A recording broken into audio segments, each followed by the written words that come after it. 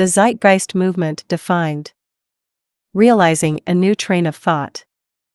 Part 3: A new train of thought. An introduction to sustainable thought. Action is the product of the qualities inherent in nature. It is only the ignorant man who, misled by personal egotism, says, "I am the doer." The Bhagavad Gita. Socioeconomic spectrum. As alluded to in prior essays, sustainable practices can only come about by a value reorientation towards sustainable thought. While the notion of sustainability is often reduced to an ecological context, the real issue under the surface is cultural. This hence becomes a process of education. It is the perspective of the Zeitgeist movement that the economic system utilized in a society is the greatest influence on the values and beliefs of its people. For instance, deeply rooted in even the seemingly separate politico-religious doctrines of our time, resides an undercurrent of values set forth by economic assumptions. The term socioeconomic, which is the social science that links the effects of economic activity to other social processes, could have its meaning more specifically extended to also include religious views, political biases, military initiatives, tribal loyalties, cultural customs, legal statutes, and other common societal phenomena. It appears that the very fabric of our lives and hence our value system is born, most dominantly, from the cultural perception of our survival, social relationships and ideas of personal/social success. Moreover, it is critical to restate that political systems, which most in the world still seem to award priority of importance when it comes to the state of affairs in society, are, at best, secondary in relevance, if not, in fact, entirely obsolete, when the true ramifications of the economic structure are factored in. In fact, as will be argued in future essays, political governance as we know it is really nothing more than an outgrowth of economic inefficiency. Very few would care much about who was in power or other such traditional notions if they clearly understood the process of economic unfolding and were able to contribute and gain without conflict. Therefore, there is no greater issue of importance than the system of economic unfolding when it comes to the conduct and stability of human beings on both the personal and social level. Ephemeralization. Generally speaking, an economic system exists to meet the needs and wants of the population. The degree by which it is able to do so depends on the state of usable resources and the technical strategy utilized to harness those resources for a given purpose. In this context, notable engineer and thinker R. Buckminster Fuller argued that true economic wealth is not money or even the material outcome of a given production. Rather, true wealth is the level of energy/production efficiency enabled, coupled with knowledge development that furthers the intelligent management of the Earth's resources. In this view, he defined and expressed a trend termed ephemeralization, which tracks humanity's technical ability to increasingly do more with less. Historically speaking, ephemeralization is, in gesture, a contradiction of the still deeply held Malthusian consideration which, in part, claims that humanity is forever out of balance with nature and there will always be a section of the population that must suffer, as the available resources simply do not add up to meet everyone's needs. As noted in prior essays, this worldview is ever apparent in the economic system we still embrace today globally, forging deep structural biases that have inevitably favored one class of people over another in survival advantage. In other words, a war game has culminated, built out of the assumption of universal, perpetually reinforced scarcity, which moves forward today on its own momentum, largely absent of its original causal reasoning. The vast majority of what we define as corruption today, more often than not, finds its psychological root in this competitive awareness both on the personal level, the corporate, business, level and on the level of government in the form of war, tyranny and self-preserving collusion. In fact, it can be well argued that the very notion of ethical in a world decidedly working to gain at the expense of others becomes a highly relative and almost arbitrary distinction. Yet, this trend of ephemeralization, having increased rapidly from the 20th century's almost sudden industrial/scientific advancements, deeply challenges this protectionist, elitist, scarcity-driven worldview, suggesting new, paradigm-shifting possibilities for human organization. These possibilities, in part, statistically reveal that we are now able to take care of the entire world's population at a standard of living unknown to the vast majority of humanity today. However, in order for this new reality of efficiency to be harnessed, the archaic barriers ingrained in our everyday way of life, specifically our perception of economics, need to be reevaluated and likely overcome entirely. As noted in prior essays, the term utopia commonly arises as a pejorative term amongst those who tend to dismiss large-scale social improvement due to either a cynicism of so-called human nature or an outright disbelief in humanity's technical capacity to now adjust greatly with new technical means. For example, an objection common to the current culture, specifically the wealthy first world nations, rests in the value of what could be termed the violence of mass acquisition. At its root, this view takes the Malthusian concept of need-oriented resource insufficiency and transposes it to assume a pressure of acquisitive irrationality. In other words, it assumes human beings empirically have infinite material wants, and even if, say, every human being could exist with what the West today would deem an upper-class lifestyle, with no one falling short, an element of our psychology would never be satisfied in the material sense, and the interest in more and more material gain would thus always create a destabilizing imbalance in society. Therefore, the existence of haves and have-nots is perceived to be a consequence of our inherent, status-driven psychology and greed, not availability of resources and means. To the extent that this is actually true is dubious at best given the extreme cultural condition we find ourselves in today, compared with the historical fact that outside of Western, aka capitalistic, influence, the concept of vain material success is far from universal for the human being. In truth, the relationship of success and property has been culturally manufactured based upon system necessity and is now a staple value of our consumer-based society. In a world now driven by economic growth to keep employment at a reasonable level, in a world which overtly praises those with great financial wealth as a measure of success, in a world that actually rewards behaviors of human indifference and ruthless competition for market share, rather than honest social contribution for overall human betterment, it is no mystery as to why the idea of a single human owning, say, a 400-room mansion on 500,000 acres of private land with 50 cars and 5 planes parked in the front yard has become part of an ideal, coveted vision of personal and social success. Yet, from the perspective of true human sustainability, this view is pure violence and exists in nearly the same category of one who hoards food and resources he or she doesn't need and refuses to allow others access for the sake of abstract principle. If we imagine a small island of 10 people where 2 people decide to extract and hoard 1,000% more than they need to be healthy, leaving 8 people to live in abject poverty and or dying, would you find this arrangement an act of personal freedom by those 2 or an act of social violence against the 8? This is brought up here to dismiss the utopian abundance fallacy reaction common to many regarding, in part, the implications of ephemeralization. Just as we as a global society are realizing the inherent physical limitations of our industrial behaviors, slowly adjusting away from ecologically destabilizing consequences, the understanding that an infinite wants-based value orientation is equally as detrimental to social balance is critical to realize. System limitation. When it comes to cultural philosophies, the human population must gain, in part, a clear understanding of its limitations and derive its expectations and values from this physical reality. The limitations imposed by our environment exist irrespective of human values, interests, wants, or even needs in abstraction. If we were to remove humanity from planet Earth and observe the Earth's natural ecological operations with the causal, scientific understandings we have today, we would witness a synergistic/symbiotic system governed by the universal dynamics of nature. Hence, no matter what we think about ourselves, our intentions, or our freedoms, once we are placed into this system of physical law, we are bound to it regardless of our beliefs or the cultural norms we have taken for granted, or which have been imposed as inevitable or immutable by our various cultures. If we choose to learn and align with the logic inherent, we find sustainability and hence stability. If we choose to ignore or fight these pre-existing rules, we will inevitably decrease stability and problems will arise, as is the near-constant state of affairs today in the early 21st century. This awareness of natural limitations, as we have come to understand them today via the scientific method, expresses perhaps the most profound shift in human loyalties in history. In short, we now understand that we either align with the natural world, or we suffer.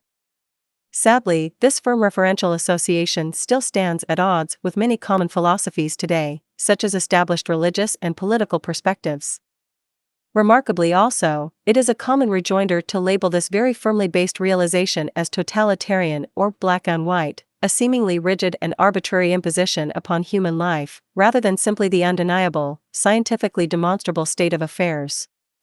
Intriguingly, the nearly paradoxical punchline of the whole consideration of natural law is that within this rational box of system limitation we define as the governing laws of nature, our range of possibility within these boundaries via the scientific method also reveals an ever-increasing technical efficiency and incredible potential to create an abundance to meet human needs, globally. Furthermore, since humanity is the only species on Earth with the mental capacity to alter/affect its ecosystem in truly profound ways, this necessity for alignment becomes critical for species sustainability, public health, and true problem-solving advancement. Nothing could be more dangerous than a world culture that, given the exponential increase in our capacity to affect ecological and social balance with technology, misunderstands its power and effects. In many ways, humanity is faced with an educational race against time with respect to its current immaturity in handling the incredible, newfound powers it has realized via science and technology.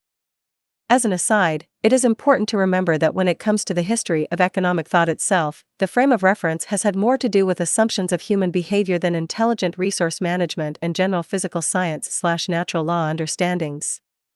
While our most innate behavioral reflexes and genetic propensities are certainly relevant to the consequences of a socioeconomic system and are very much a part of the equation, assumptions of human behavior cannot rationally be held as a structural starting point of an economic system.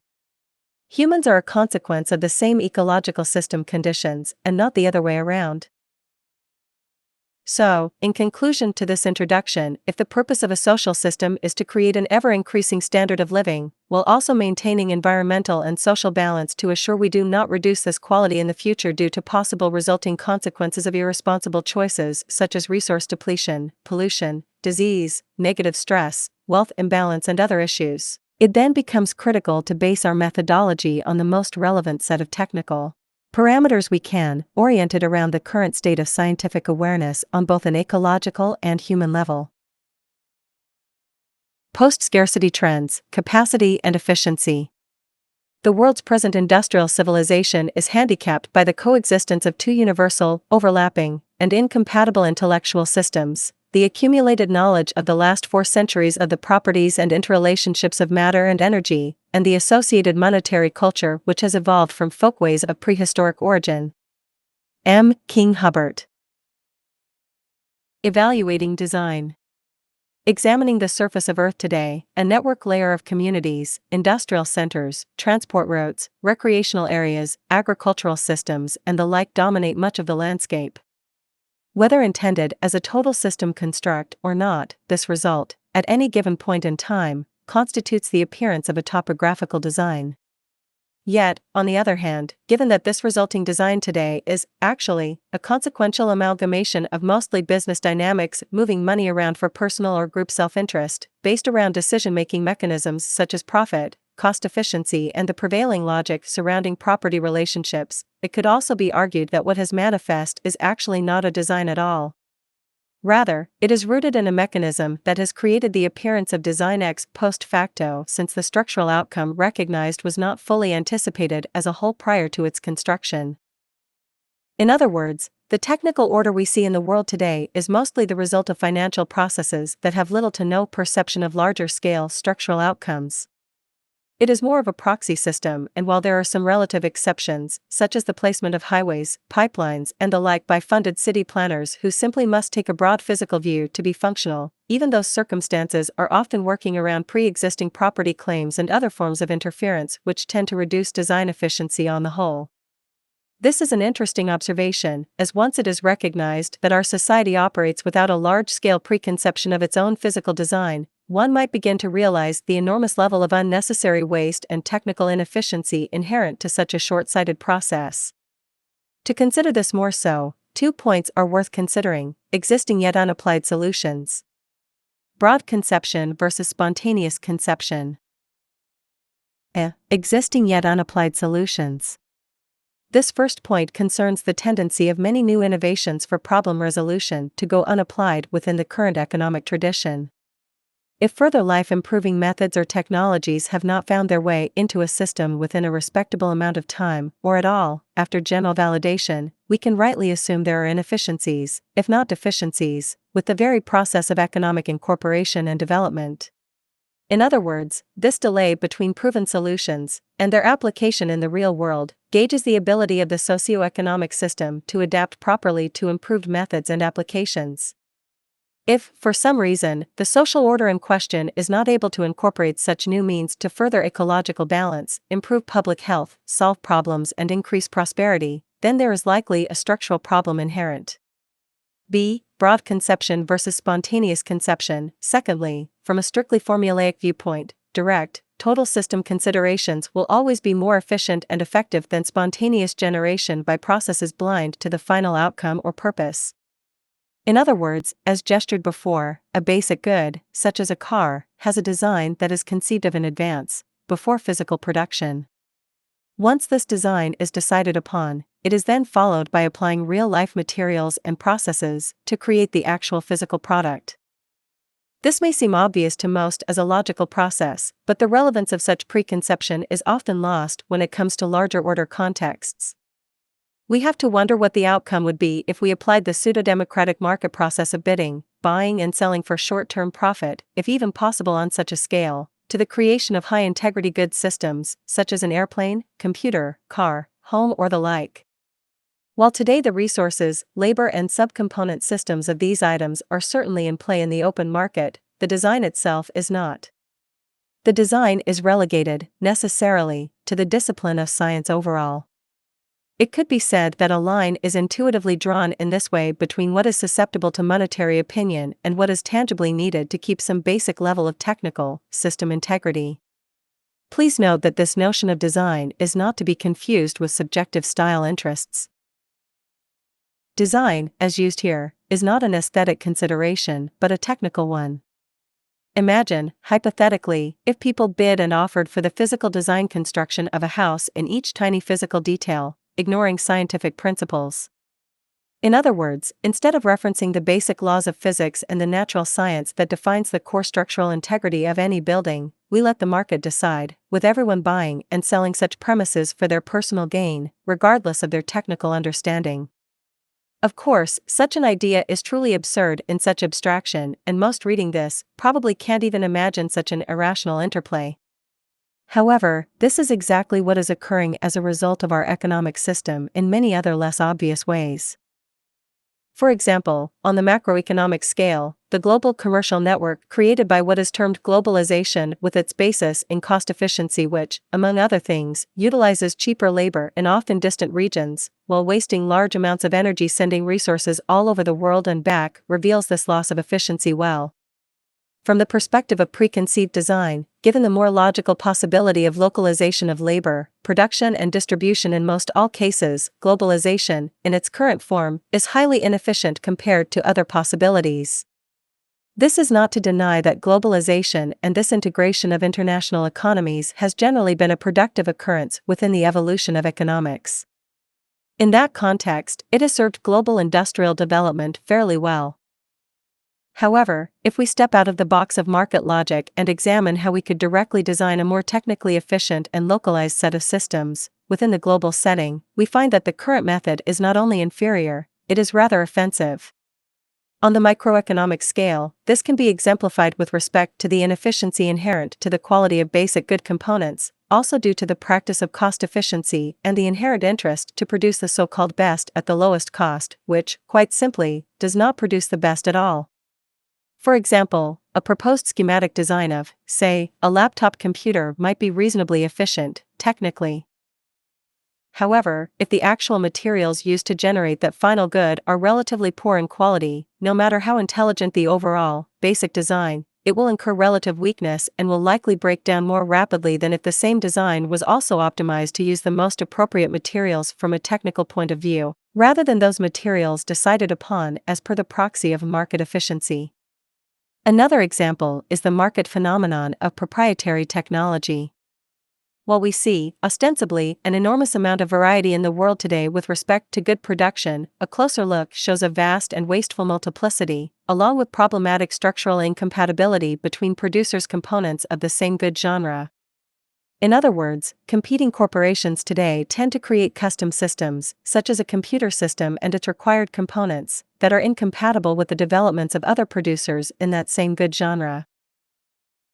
Universal compatibility, or lack thereof, is yet another example that the byproduct of this market proxy game and the larger order system inefficiency and waste is enormous. This pattern is also common to generational development of existing commercial product systems, aka models, such as when improvements are made to a given machine, unnecessarily making obsolete older components of that machine, in the interest of assuring further purchases from the consumer. It is critical to note that there is no such thing as a single product in the closed system of Earth with respect to planetary resources and their use, nor are any product designs or production methods existing in a vacuum. Each good and its process of production is merely an extension of the whole of industry. Hence, the materials utilized, along with designs, find their true context only with respect to the whole of industry and resource management on all levels. This understanding forces the constant need to view industry, and hence economics itself, as a single system process to ensure maximum technical efficiency. So with this in mind, coupled again with the first point regarding the question of why certain realities are not put into practice even though they are clearly doable at a given point in time, this essay will examine socially relevant technological trends and design capacities which, if applied properly, could radically transform the world into a post-scarcity, highly abundant condition that would alleviate the vast majority of the world's problems we see as commonplace today. Moreover, it is a conclusion of TZM that the current model not only disallows, or too slowly incorporates, new advents in efficiency due to the very nature of business and its tendency to preserve inefficiency for the sake of an establishment's profit, the very detached and segregated nature of market activity inherently ignores larger order considerations to source and solve problems or accelerate improvement. Design efficiency. If we break down the everyday complexity of our lives today, dissecting what interplay is most critical to human survival, sustainability and prosperity, we might find three basic things: science, natural law and resources. Science is the mechanism for discovery and validation, natural law is the pre-existing rule set which we are continually learning about via science and necessarily adapting, while resources exist in the context of both raw earthly materials and the power of the human mind to comprehend. With respect to the development of design, these three attributes are naturally indispensable to each other. Furthermore, the term industrial design, for the purposes of this essay, will be used to denote the process of economic-oriented industry in all its facets, from singular good creation to the total order of the global economy in form. The history of industrial design is, in many respects, the true history of economic development. As our ever-emerging scientific understandings generate logical inference with respect to how best utilize our resources and time, the global landscape, both physical and cultural, has undergone perpetual change. In this context, the core interest of industrial design is essentially efficiency, and it could be argued that there are three central efficiency contexts related: A. Labor efficiency, B. Material efficiency, and the C. System efficiency. Labor efficiency has a unique history. Since the early 20th century, there has been a relatively rapid transition from the dominant use of human and animal muscle as the source of labor power, to the use of powered machines. This phenomenon, which is termed mechanization, was able to elevate the workforce from much strenuous toil to operate in more of a position of tool utilization. However, by the end of the 20th century, this pattern continued to advance, where such machines were not only capable of moving heavy loads and performing complex physical acts, they were also merging with computerization and degrees of artificial intelligence, AI, and hence were able to make decisions as well. In short, the accelerating trend today has proven that these modern machines are now greatly surpassing, in productivity, the vast majority of the actions historically held by human beings, and there appears to be no slowing down of this trend. Overall, TZM views this trend as suggesting a powerful means by which the human species can further maximize its productive ability to meet the needs of all human beings, while generating a level of human freedom never before seen, if adapted properly. Material efficiency is how well we utilize the raw materials of the earth. Materials science also has a unique history unto itself, with each period of time discovering new patterns and possibilities. Metallurgy, a domain of materials engineering that studies the physical and chemical behavior of metallic elements and their mixtures, was a very important development historically, enabling a vast spectrum of possibility through the creation of compounds and alloys. For example, the term Bronze Age, which was the period in Europe of around 3200 to 600 BC, is characterized by the common use of copper and its alloy bronze for many purposes. However, perhaps the most important discovery in materials science understanding, and perhaps one of the most important discoveries in human history, was the set of chemical elements that comprise all matter, as we know it. Recognized by most as organized via the periodic table, 118 elements have been identified as of 2013, with about 92 known to occur naturally on Earth.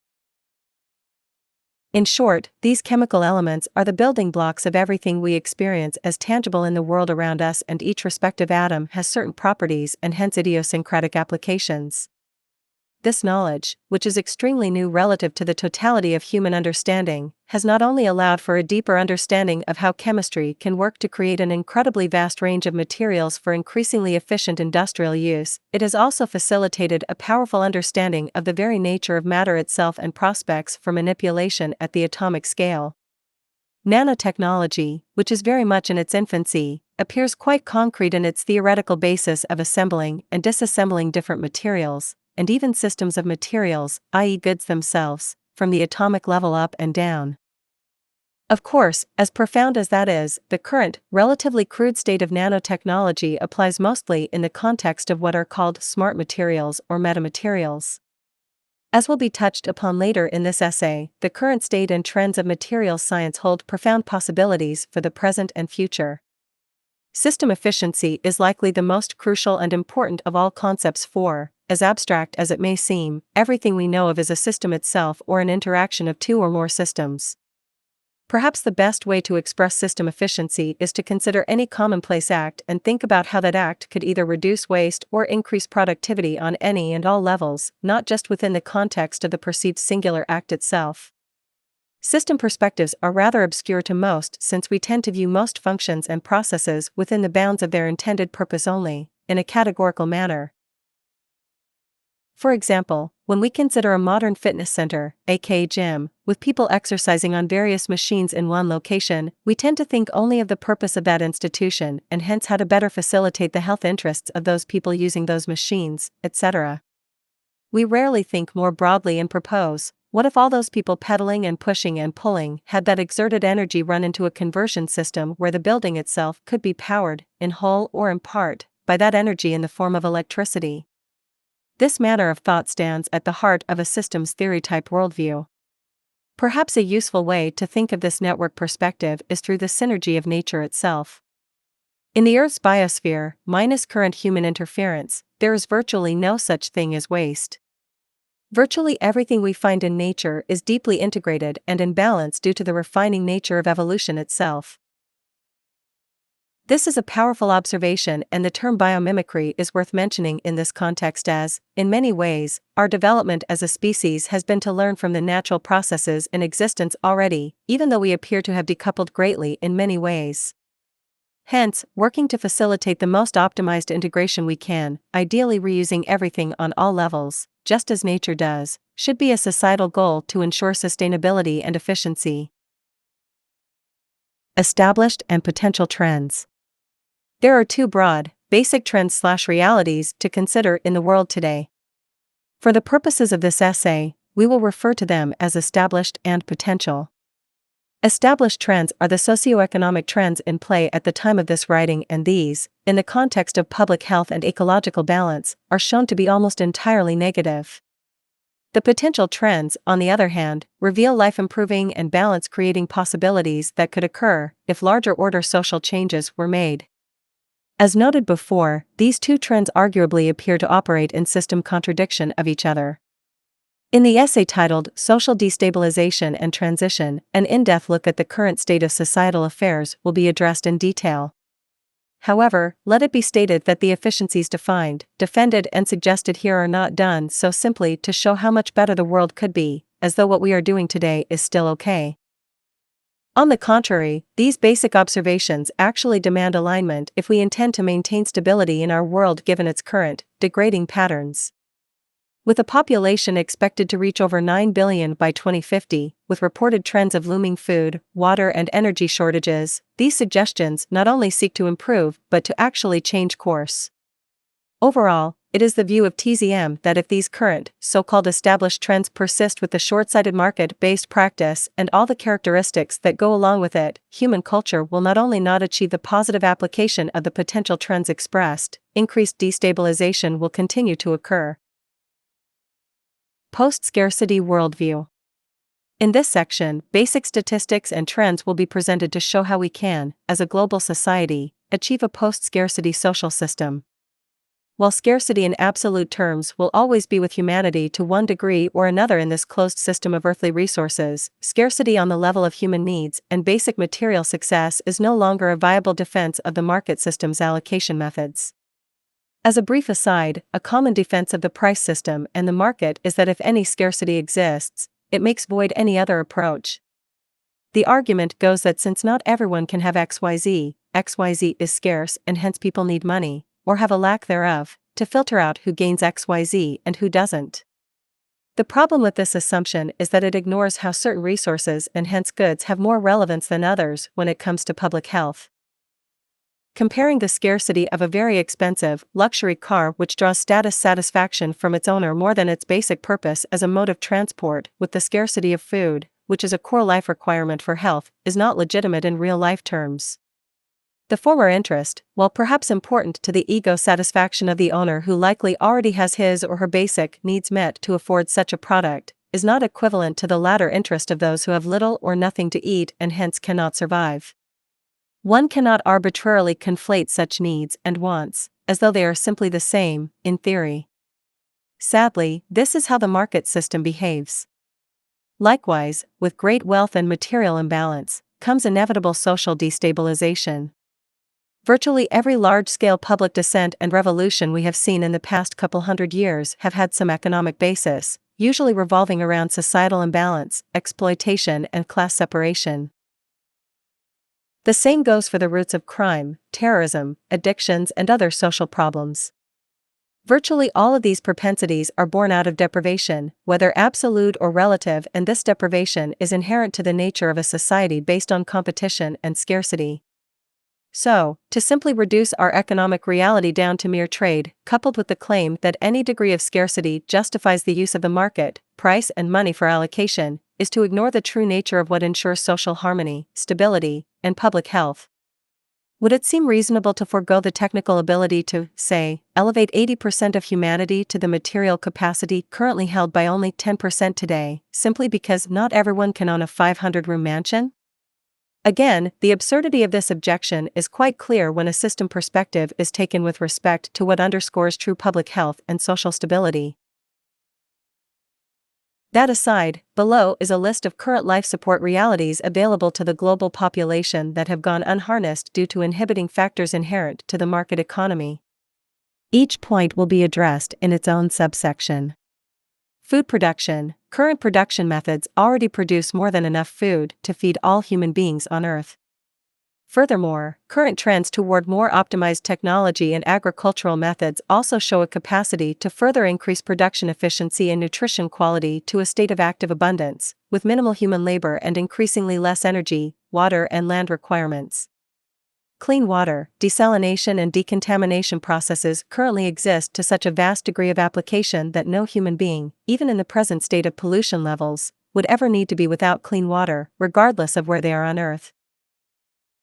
Energy, between geothermal, wind, solar, and hydro, coupled with system-based processes that can recapture expelled energy and reuse it directly, there is an absolute energy abundance which can provide for many times the current world's population. Material production/access. The spectrum of material production, from buildings to transport to common goods, has experienced a powerful merging of capital goods, consumer goods and human labor.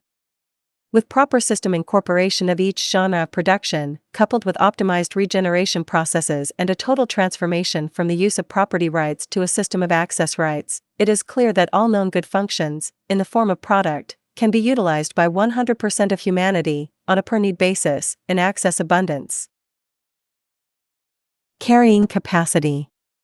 However, before these four issues are addressed in detail, an analysis of the Earth's carrying capacity is in order. Carrying capacity is defined as the maximum equilibrium number of organisms of a particular species that can be supported indefinitely in a given environment. Speculation on the Earth's carrying capacity with respect to human beings, meaning how many people the Earth and its biosphere can support, has been a controversial subject for many centuries. For example, a 2001 United Nations report said that 2/3 of the estimates they noted at that time fell in the range of 4 billion to 16 billion, with a median of about 10 billion. However, technological change, and its capacity to increase efficiency with respect to how our resources are used, presents an ongoing interference in such attempts to arrive at a tangible, empirical figure. The reality is that the number of people the Earth can support is highly variable and based, in part, on the current state of technology at a given time, and the more we progress our scientific and technical understanding, the more people we tend to be able to support, with less energy and resources applied per person. Of course, this isn't to imply that within the closed system of the Earth we have some infinite capacity to reproduce. Rather, it highlights the relevance of what it means to be strategic, intelligent, and efficient with our resource use and, by extension, the industrial/economic process itself. Today, there is no evidence that we are at or are closely approaching the Earth's carrying capacity, if we take into account the trends that reveal our vast potential to do more with less, coupled with a value system that clearly recognizes that we, as a species, occupy a closed Earth system with natural limitations overall, and that it is our personal responsibility to ourselves, each other and future generations to keep an interest in balance, efficiency, and sustainability. This educational imperative suggests that a conscious, informed global culture can stabilize its reproduction rate if need be, without external force, if this basic relationship is properly understood.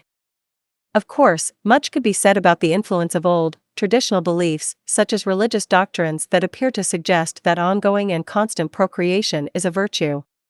These views, which originated in the absence of the knowledge we have today regarding our shared existence on a finite planet, will likely be overcome naturally, with education. Likewise, if current regions of accelerating population growth are analyzed, it is found that those existing in deprivation and poverty are reproducing faster than those who are not in poverty. While there is some controversy as to why this pattern prevails, the correlation appears to still be accurate. This evidence suggests that increasing people's standard of living can curtail their rates of reproduction, and this furthers the social imperative to create a more equitable system of resource allocation. 1. Food production. According to the United Nations Food and Agriculture Organization, 1 out of every 8 people on Earth, nearly 1 billion people, suffer from chronic undernourishment. Almost all of these people live in developing countries, representing 15% of the population of these counties. Poverty is, needless to say, clearly linked to this phenomenon. Yet, politics and business aside, world agriculture today actually produces 17% more calories per person than it did 30 years ago, despite a 70% population increase. There is enough food to provide everyone in the world with at least 2,720 kilocalories, kcal, per day, which is more than enough to maintain good health for most. Therefore, the existence of such a large number of chronically hungry people in the developing world today reveals, at a minimum, that there is something fundamentally wrong with the global industrial and economic process itself and not the Earth's carrying capacity, or humanity's ability to process enough resources. According to the Institution of Mechanical Engineers, we produce, globally, about 4 billion metric tons of food per annum. Yet due to poor practices in harvesting, storage and transportation, as well as market and consumer wastage, it is estimated that 30 to 50%, or 1.2 to 2 billion tons, of all food produced never reaches a human stomach. Furthermore, this figure does not reflect the fact that large amounts of land, energy, fertilizers and water have also been lost in the production of foodstuffs which simply end up as waste. In the words of food waste researcher Valentin Thurn, the number of calories that end up in the garbage in North America and Europe would be sufficient to feed the hungry of this world 3 times over. Economically, first world waste patterns can create price increases for the global food supply due to increased demand resulting from those very waste patterns. In other words, the First World adds to the world hunger epidemic by its waste patterns on the consumer end because the resulting demand from increased waste increases price values past what is affordable for many. While there is certainly an educational imperative for the consuming world to consider the relevance of their waste patterns in the current climate, both in terms of real food waste and its effect on global prices due to increased demand because of this waste, it appears that the most effective and practical means to overcome this global deficiency is to update the system of food production itself with modern methods. This, coupled with deliberate localization of the process itself in order to reduce the vast spectrum of waste caused by inefficiencies in the current global food supply chain, would not only reduce such problems in general, it would dramatically increase productivity, product quality, and output overall. While the active use of arable land and land-based agriculture should remain, ideally, of course, with more sustainable practices than we are using today, a great deal of pressure can be alleviated at this time with advanced soilless methods, which require less water, less fertilizer, fewer, or no, pesticides, less land, and less labor. These facilities can now be built in urban city environments or even off coastlines, at sea. Perhaps the most promising of all such arrangements is what is known today as vertical farming. Vertical farming has been put to test in a number of regions, with extremely promising results regarding efficiency. Extrapolating these statistics, coupled with parallel trend advancement, increases in efficiency of the associated mechanisms of this process, reveals that the future of abundant food production will not only, compared to the current land-based tradition, use fewer resources per unit output, cause less waste, have a reduced ecological footprint, increase food quality and the like. It will also use less of the surface of the planet and enable types of food that were once restricted to certain climates or regions to be grown virtually anywhere in enclosed, vertical systems. While approaches vary, common methods include rotating crop systems in transparent enclosures to use natural light, coupled with hydroponic, aeroponic and/or aquaponic water and nutrient servicing systems. Artificial light systems are also being used, along with other means to distribute natural light, such as the use of parabolic mirror systems that can move light without electricity. Many waste-to-energy systems approaches to these structures are increasingly common, as with advanced power systems based on regenerative processes or localized sources. Between various approaches, the capacity is dramatically increased since food can be grown almost 24 hours a day, 7 days a week. Common objections to this type of farming have mostly been concerns over its energy footprint, criticizing the use of artificial light in some arrangements as too power-intensive. However, the use of renewable energy systems, such as photovoltaics, coupled with regional placement most conducive to renewable methods, such as near-wave, tidal, or geothermal sources, presents plausible solutions for sustainable, non-hydrocarbon-based powering. However, it is best to think about this in a comparative context. In the U.S., up to 20% of the country's fossil fuel consumption goes into the food chain, according to the UN's Food and Agricultural Organization, FAO, which points out that fossil fuel use by the food systems in the developed world often rivals that of automobiles.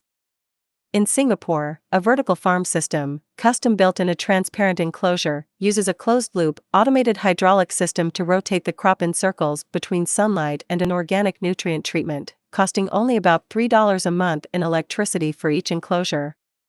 This system is also reported as 10 times more productive per square foot than conventional farming, with much less water, labor and fertilizer used, as noted above. There is also no real transport cost given all produce is distributed locally, saving more resources and energy. Overall, there is a spectrum of applications as of now and, in many cases, these pre-existing structures, not intended for such work, are being utilized. In Chicago, Illinois, USA, the world's largest certified organic vertical farm is in operation. While producing mostly greens for the local Chicago market, this 90,000 square foot facility uses an aquaponic system, with waste from tilapia fish providing nutrients for the plants. The farm reportedly saves 90% of its water, compared to conventional farming techniques, and produces no agricultural runoff. Additionally, all of its waste, such as plant roots, stems and even biodegradable packaging, is recycled in collaboration, making it a zero-waste facility. Current statistics vary with respect to the efficiency, often due to monetary-based limitations and inherent profitability concerns. As with much in the market system, promising technology finds development only if it proves competitive. Given how new these ideas are, we cannot expect to see many examples, nor can we expect to see an optimization of such methods to a high degree for measurement without market acceptance. However, we can extrapolate the realized potential of existing systems, scaling the application out as if it were incorporated in every major city, in its most relatively efficient form. The following list confirms the superiority of this approach to the current, traditional land-based model, not only showing a more sustainable practice, but a more productive practice which can, in concert with existing methods, provide the entire world's population with vegetable-based nutrition many times over. Versatile. Unlike traditional farming, vertical farms can be constructed anywhere, even on water, using upward layers to multiply output capacity. I.e., a 10-story farm will produce 1/10 of a 100-story farm. This space utilization is limited mostly to architectural possibility. Likewise, the plants grown can be on demand in many ways, since region-based restrictions have been lifted since these farms can grow virtually anything. Reduced resource use. Vertical farming uses substantially less water and pesticide, and is more conducive to non-hydrocarbon-based nutrient/fertilizer methods. Its energy use can vary based on application, but in its most efficient setting it uses dramatically less energy both to power the farm itself and with respect to the now removed need for excess hydrocarbon fertilizer and oil-fueled transport, which is a heavy burden in the current, farm-based process. More sustainable/less ecological damage. The current tradition of farming has been recognized as one of the most ecologically destructive processes of modern society.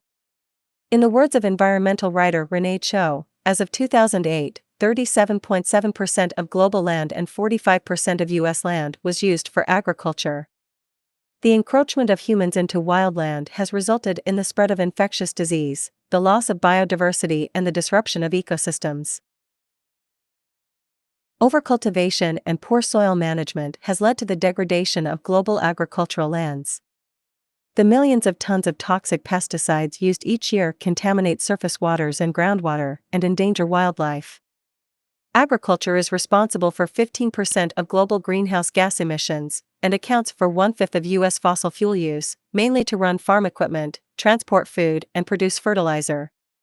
As excess fertilizer washes into rivers, streams, and oceans, it can cause eutrophication. Algae blooms proliferate. When they die, they are consumed by microbes, which use up all the oxygen in the water. The result is a dead zone that kills all aquatic life. As of 2008, there were 405 dead zones around the world. More than 2/3 of the world's fresh water is used for agriculture. Post-scarcity capacity. Students at Columbia University working on vertical farm systems determined that in order to feed 50,000 people, a 30-story building the size of a New York City block would be needed. A New York City block, loosely speaking, is about 6.4 acres. If we extrapolate this into the context of the city of Los Angeles, California, USA, with a population of about 3.9 million, with a total acreage of about 318,912, it would take roughly 78 30-story, 6.4 covering land acre structures to feed the local residents. This amounts to about 0.1% of the total land area of Los Angeles to feed the population. The Earth, being about 29% land, has roughly 36,794,240,000 acres and a human population of 7.2 billion as of late 2013. If we extrapolate the same basis of a 30-story vertical farm covering 6.4 acres to feed 50,000 people, we end up needing 144,000 vertical farms, in theory, to feed the world.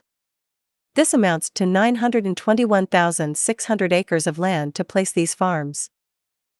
Given roughly 38% of all the Earth's land is currently being used for traditional agriculture, 13,981,811,200 acres, we find that we need only 0.006% of the Earth's existing farmland to meet production requirements. Now, these extrapolations are clearly theoretical, and obviously many other factors need to be taken into account with respect to placement of such farm systems and critical specifics.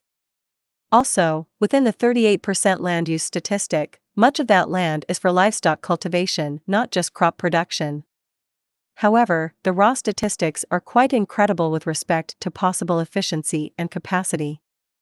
In fact, if we were to theoretically take only the crop production land alone currently being used, which is about 4,408,320,000 acres, replacing the land-based cultivation process by placing these 30-story vertical farm systems only, side by side, the food output would be enough to feed 34,440,000,000,000 people.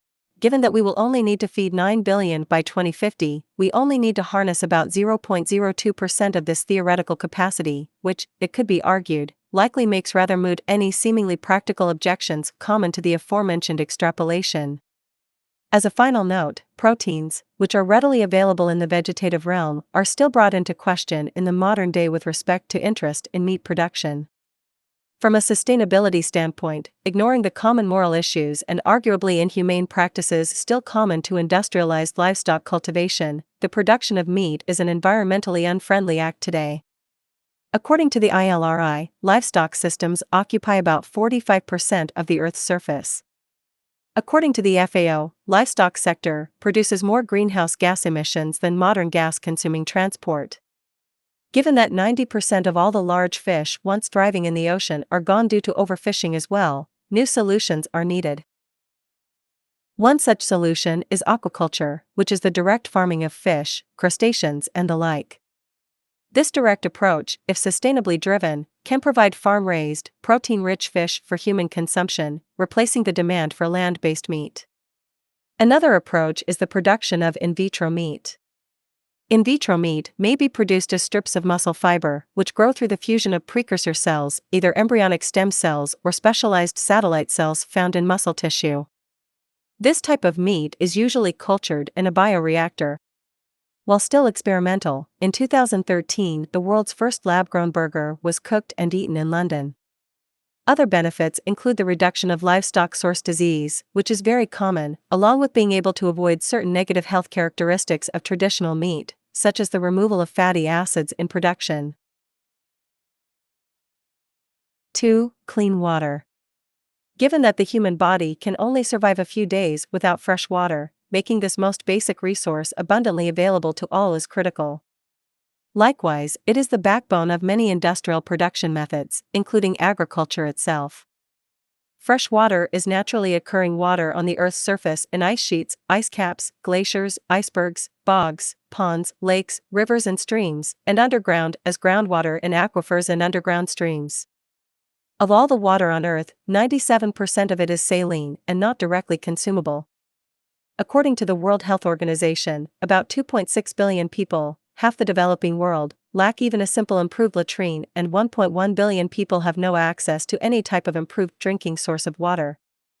As a direct consequence, 1.6 million people die every year from diarrheal diseases, including cholera, attributable to lack of access to safe drinking water and basic sanitation, and 90% of these are children under 5, mostly in developing countries. 160 million people are infected with schistosomiasis, causing tens of thousands of deaths yearly. 500 million people are at risk of trachoma, from which 146 million are threatened by blindness and 6 million are visually impaired. Intestinal helminths, ascariasis, trichuriasis and hookworm infection are plaguing the developing world due to inadequate drinking water, sanitation and hygiene, with 133 million suffering from high-intensity intestinal helminths infections. There are around 1.5 million cases of clinical hepatitis A every year.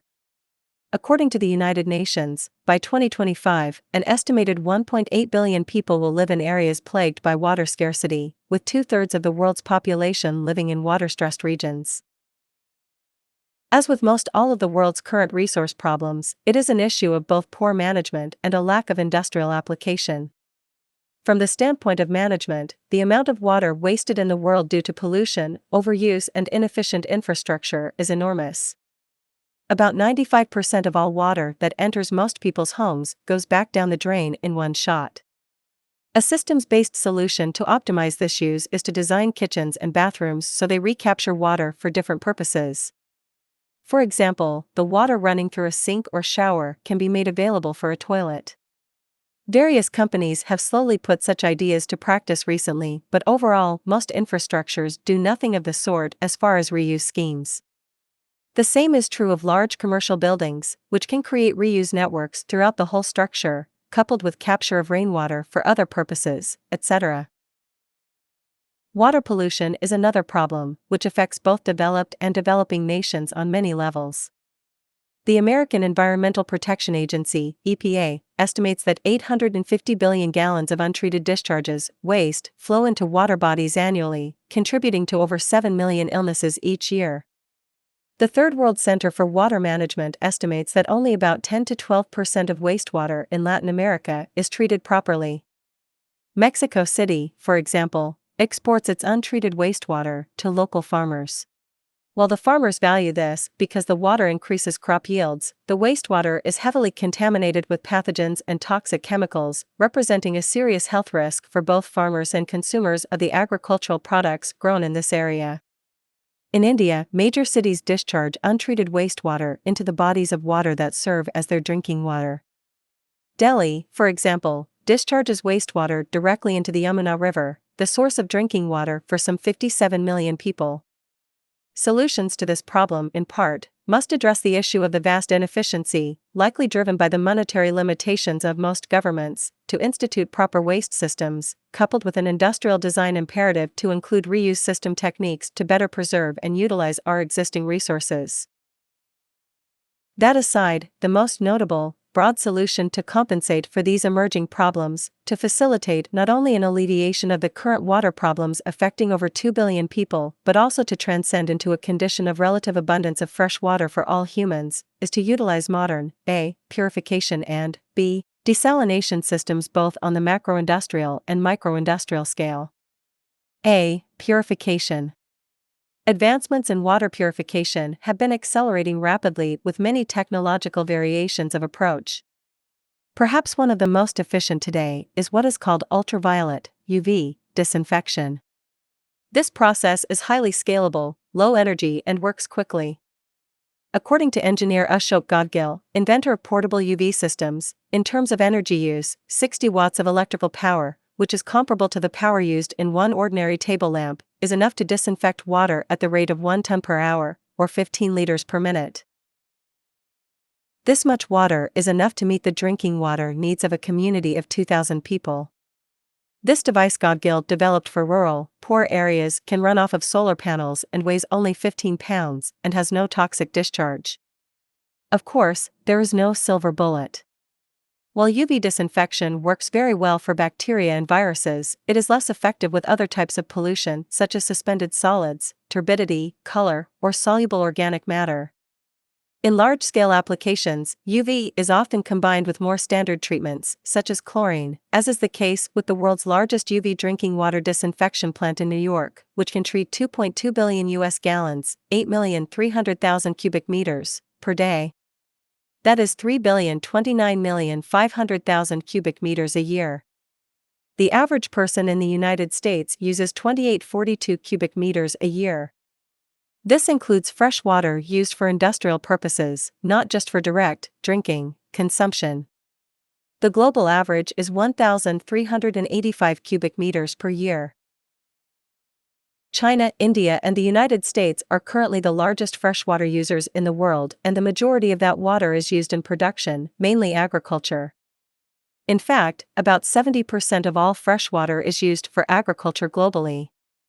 For the sake of pure statistical argument, ignoring the highly needed revisions towards strategic water use, reuse systems and conservation possibilities through more advanced and efficient industrial applications, let us assess the simple question of what it would require to disinfect, assuming it was needed, all the fresh water currently being used in the world on average by the population, in all contexts.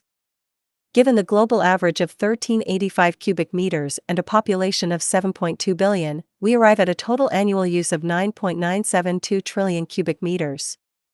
Using the New York UV plant's output capacity of roughly 3 billion cubic meters a year as a base per installation of such a plant, we find that 3,327 plants would be needed globally. The New York plant is about 3.7 acres, 160,000 square foot. This means about 12,309 acres of land is needed, in theory, to facilitate a purification process of all the fresh water currently used globally by the population. Of course, needless to say, there are many other footprint factors that come into play, such as power needs, coupled with the critical importance of location. However, let's put this into a larger, more thoughtful comparison. The United States military alone, with its roughly 845,441 military buildings and bases, occupies about 30 million acres of land globally.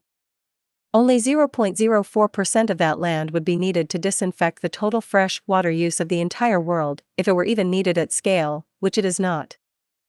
B. Desalination.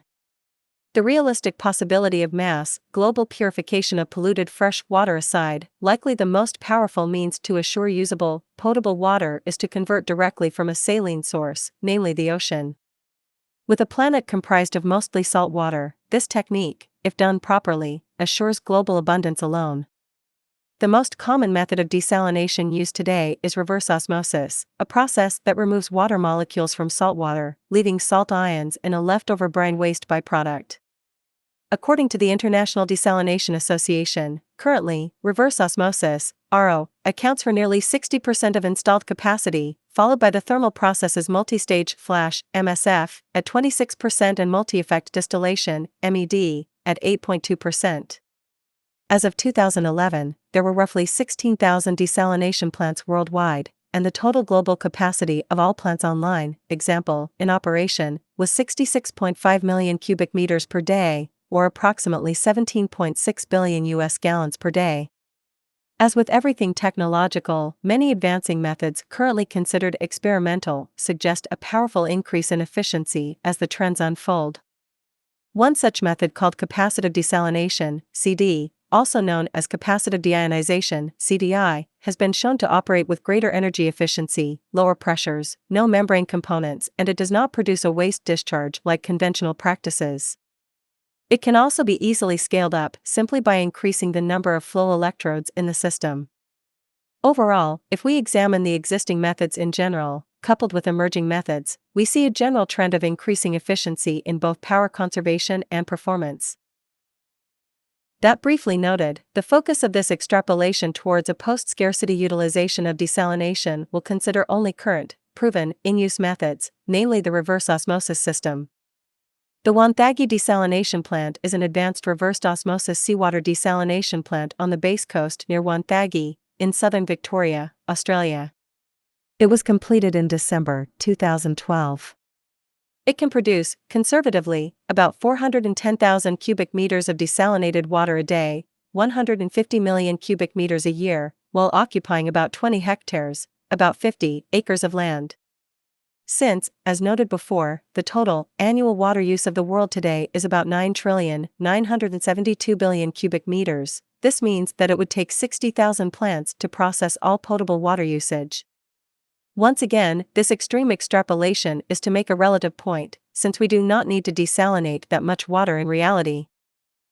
However, assuming that we did need to desalinate seawater constantly to match current global use, 3 million acres of land would be needed total.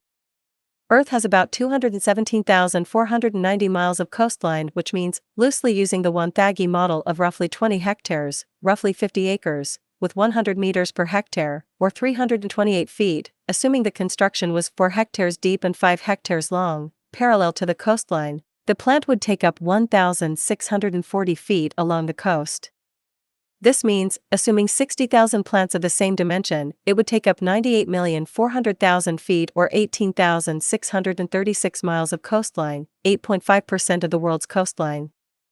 Of course, that is a great deal of coastline, and naturally many other factors come into play when choosing an appropriate location for such a plant. Again, it is not the purpose of this extrapolation to suggest these statistics are of any other use than to gauge a broad sense of what such capacity means, in light of the water scarcity/stress issues occurring today. Yet, the fact is, it is clearly within the range of such application to meet the needs of people suffering from water scarcity via desalination alone, coupled with an infrastructure and distribution system to move water inland. As a final example, let's reduce this abstract extrapolation more so and apply it to a real-life circumstance. On the continent of Africa, for example, which has about 1 billion people as of 2013, roughly 345 million people lack sufficient access to potable water. If we apply the noted global average consumption rate of 1385 cubic meters a year, seeking to provide each of those 345 million people that amount, we would need 477,825,000,000 cubic meters produced annually. Using the 1,000 annual capacity of 150 million cubic meters produced as the base figure, Africa would need 3,185 50-acre plants along its coastline to meet such demand, taking up about 25,158 miles of coastline in Africa, 5,223,400 feet or 989 miles. This takes up only 3.9% of Africa's coastline. However, if we divided this number in half and used UV purification systems for one section and desalination for the other, the desalination process would need about 1.9%, or 494 miles of coastline for desalination facilities and only about 296 acres of land for purification facilities, which is a minuscule fraction of Africa's total landmass, of about 7 billion acres. This is highly doable and obviously, in this case and in all cases, we would strategically maximize purification processes since it is more efficient, while using desalination for the remaining demand. Such crude statistics reveal that between UV and traditional decontamination, coupled with traditional desalination processes, as they currently exist, even ignoring the rapid advancements occurring in both fields which will likely have an exponentially advanced level of efficiency in the coming decades, the idea of enduring water scarcity on planet Earth is absurd. Both of these isolated extrapolations have assumed only one or the other was applied, in only large-scale form, assuming there are no other existing sources of potable water. In reality, given the existing level of freshwater still available, coupled with a simple, intelligent reordering of use-reuse water network schemes to further preserve the existing capacity, coupled with both large and small-scale desalination and decontamination processes as regions require, many of which can be powered by rapidly advancing renewable energy processes as well, we have the technical capacity to bring potable water availability to absolute global abundance. 3. Energy. Renewable energy sources are sources that are continually replenished. Such sources include energy from water, wind, solar, and geothermal. In contrast, fuels such as coal, oil, and natural gas are non-renewable as they are based on Earth stores, which show no near-term regeneration. As of the early 21st century, the recognition of clean, renewable energy possibilities has been substantial. The spectrum of application, scalability and degree of efficiency, coupled with advancing methods for energy storage and transfer, have arguably made our current, mostly hydrocarbon-based energy methods appear outdated, especially given the ongoing negative consequences of their use. Nuclear energy, while effective and considered a renewable form by some, works at very high risk given the unstable materials involved and the large-scale accidents on record have brought the safety of this form of production into question as well. In the world today, the 5 most commonly used renewable sources are hydropower, via dams, solar, wind, geothermal and biofuels. Renewable energy sources currently represent about 15% of global energy use, with hydropower accounting for 97% of this figure. Given that over 1.2 billion people are without access to electricity worldwide, coupled with the ongoing pollution and periodic crises associated with traditional, non-renewable methods, the purpose of this subsection is to show how the dangerous realities associated with fossil fuels and nuclear energy are no longer needed. We can now power the world many times over with clean, renewable, relatively low-impact methods, largely localized as per the needs of a single structure, city or industrial application. However, it is important to point out up front that there is no single solution at this time. Given that different areas of the Earth have different propensities for renewable energy harnessing and use, application must be seen as a system or network development of a combination of mediums. That noted, narrowing down the most relevant of these abundance-producing possibilities, it is perhaps best to think of renewable energy extraction/harnessing and use in 2 categories. A. Large-scale/baseload and B. Small-scale and total mixed-use systems. A. Large-scale/baseload. Large-scale generation, such as 4 baseload needs required to power a city or high-energy industrial center, includes 4 main mediums. A1. Geothermal plants, A2. Wind farms, A3. Solar fields, and 4. Water, ocean/hydropower. A1. Geothermal. Geothermal power is energy harnessed essentially from the natural heat of the Earth's molten core, with plants usually placed around areas where the distance to large heat centers is fairly shallow. A 2006 MIT report on geothermal energy, promoting an advanced extraction system called EGS, found that 13,000 zettajoules of power are currently available in the Earth, with the possibility of 2,000 zettajoules being harvestable with improved technology. The total energy consumption of all the countries on the planet is about half a zettajoule, 0.55, a year, and this means thousands of years of planetary power could be harnessed in this medium alone. The MIT report also estimated that there was enough energy in hard rocks 10 kilometers below the US alone to supply all the world's current needs for 30,000 years. Even with an expected 56% increase of consumption by 2040, geothermal's capacity is enormous if properly tapped. Likewise, the extraction of heat taking place from within the Earth appears quite minor in comparison to its store, making the source virtually limitless in proportion to actual human consumption. Also, since the energy is produced constantly, there are no intermittency problems, and this type of energy can be produced constantly without the need for storage. The environmental impact of geothermal is relatively very low. Iceland has been using it almost exclusively for some time, and their plants produce extremely low emissions, no carbon, when compared to hydrocarbon-based methods. Apart from some sulfur produced, small earthquakes can occur as a result of drilling techniques. This problem has been acknowledged as human-induced, and improvement in the engineering process is the solution, coupled with clear understanding of the nature of the location for drilling. As far as location, it is theoretically possible to place geothermal energy extraction plants anywhere, if the capacity to drill deep enough was there, coupled with other advancements in technology. However, today most plants need to exist near where tectonic plates meet on Earth.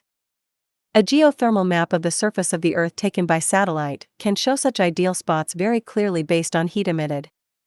These maps show possibilities near most coastlines around the world, and while most studies are ambiguous with respect to exactly how many locations could be made available, the potential recognized, in general, is enormous.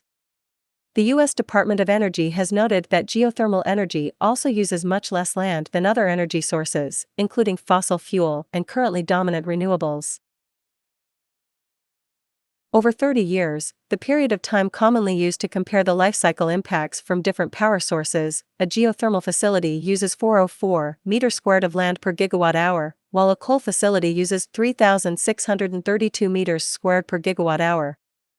If we were to do a basic comparison of geothermal to coal, given this ratio of meters squared to gigawatt hour, we find that we could fit about 9 geothermal plants in the space of one coal plant.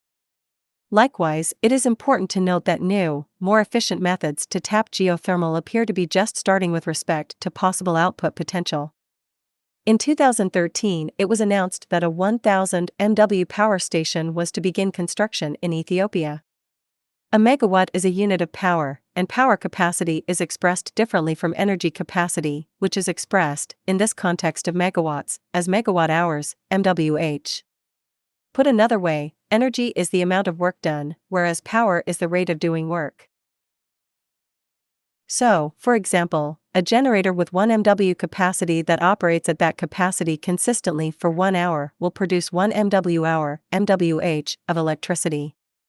This means if a 1,000 megawatts geothermal power station operated at full capacity 24 hours a day, 7 days a year, 365 days, it would produce 8,760,000 megawatt hours per year.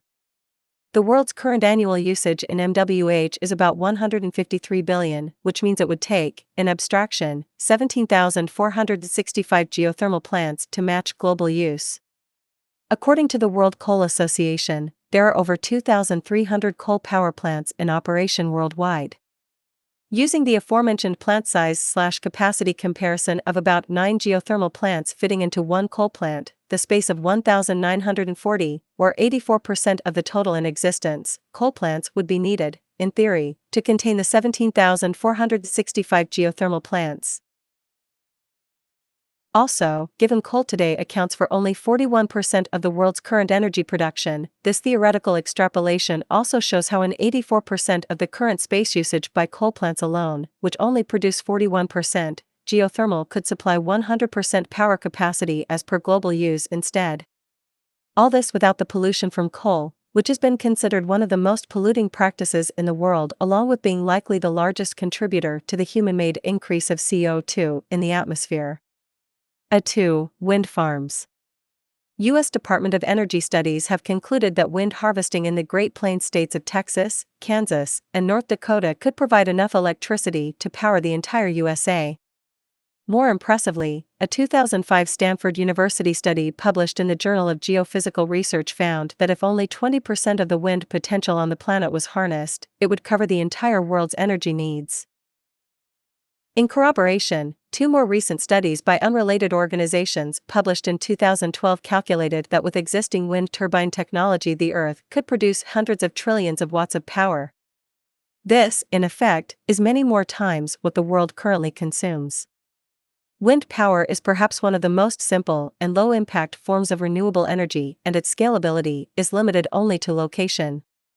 Using the 9,000-acre Alta Wind Energy Center California as a basis, which has an active capacity of 1,320 megawatts of power, a theoretical annual output of 11,563,200 megawatt-hours is possible. This means 13,231 9,000-acre wind farms would be needed to meet the current output figure of 153 billion megawatt-hours. This means 119,079,000 acres of wind-sufficient land would be required. This amounts to 0.3% of the Earth's surface that would be needed to power the world, in abstraction. Once again, this is not to suggest such a thing is ideal given what land is feasible for wind farms, along with other important factors. This is simply to give a general perspective of possibility. However, one unique reality of wind power generation is the potential of offshore harnessing. Compared to land-based wind power, offshore wind power has, on average, a much larger yield, as wind speeds tend to be higher. This reality also alleviates land-based pressures, given land scarcity and regional restrictions. According to the Assessment of Offshore Wind Energy Resources for the United States, 4,150 gigawatts, 4,150,000 megawatts of potential wind turbine capacity from offshore wind resources are available in the United States. Assuming this power capacity was consistent for a year, we end up with an energy conversion of 36,354,000,000 megawatt-hours per year. Given the United States, in 2010, used 25,776 TWh of energy, 25.78 billion megawatt-hours, we find that offshore wind harvesting alone exceeds national use by about 10.6 billion MWHs, or 41%. Intuitively, extrapolating this national level of capacity to the rest of the world's coastlines, also taking into account the aforementioned land-based only statistic research that found we can power the world many times over onshore as well, the possibilities of wind-based energy abundance is exceptionally impressive. 3. Solar fields. The upper atmosphere of Earth receives about 1.5 by 1021 watt-hours of solar radiation annually. This vast amount of energy is more than 23,000 times that used by the human population of the planet. If humanity could capture 0.1% of the solar energy striking the Earth, we would have access to 6 times as much energy as we consume in all forms today, with almost no greenhouse gas emissions. The ability to harness this power depends on the technology and how high the percentage of radiation absorption is.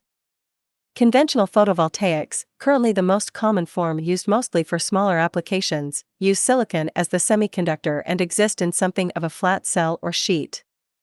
Concentrated photovoltaics, CPV, are generally more efficient than non-concentrated on average, however they tend to require more direct exposure to focus the light properly. Concentrated solar power, CPS, is a large-scale approach that uses mirrors or lenses to concentrate a large area of sunlight, or solar thermal energy, onto a small area. Electrical power is produced when the concentrated light is converted to heat, which drives a heat engine, such as a steam turbine, connected to an electrical power generator or the like. Unlike photovoltaics, which convert directly to electricity, this technology converts to heat. Recently, large-scale storage methods have also been used to prolong access at night. A variation of CPS is STE, or solar thermal energy. The Ivampa Solar Electric Generating System in California, USA is a 3,500-acre field with a stated annual generation of 1,079,232 megawatt-hours. While Ivampa does not use any form of storage, it serves about 140,000 homes in the region. If we were to extrapolate using Ivampa as a basis, it would take 141,767 fields, or 496,184,500 acres, to theoretically meet current global energy use based on output. This is 1.43% of total land on Earth. Once again, this is not to suggest such a thing is practical, nor is it to ignore the radiation yield differences found on different areas of the Earth. However, deserts, which tend to be highly conducive for solar fields while often less conducive to life support for people, are roughly 1/3 of all the landmass in the world, or about 12 billion acres.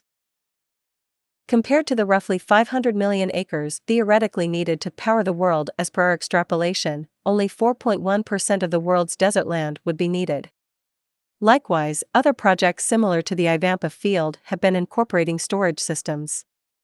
The Solana 280 megawatt solar power plant in Arizona combines parabolic trough mirror technology with molten salt thermal storage and is able to continue outputting up to 6 hours after the sky goes dark. In general, the rate of advancement of photovoltaic, solar thermal, storage methods and other existing and emerging technologies continue to rapidly advance, revealing that many installations seen as highly efficient today will be grossly inefficient in a decade or two. As will be addressed more so with respect to smaller-scale renewable energy solutions, the use of solar power localized in the very construction of buildings and domiciles is likely to be where true future efficiency will take place. The issue is making the technology compact and efficient enough for localized, per-case use. However, solar field power stations, just like geothermal and wind, have an enormous global potential in and of themselves, and there is little doubt that given proper resources and attention, these fields alone could theoretically establish an infrastructure and efficiency level to power the world alone. F4. Water/hydro energy. Water-based renewable energy extraction could generally be said to have two broad sources: the ocean itself and river-type water flows which use the gravitational force of falling or flowing water, usually in an inland watercourse.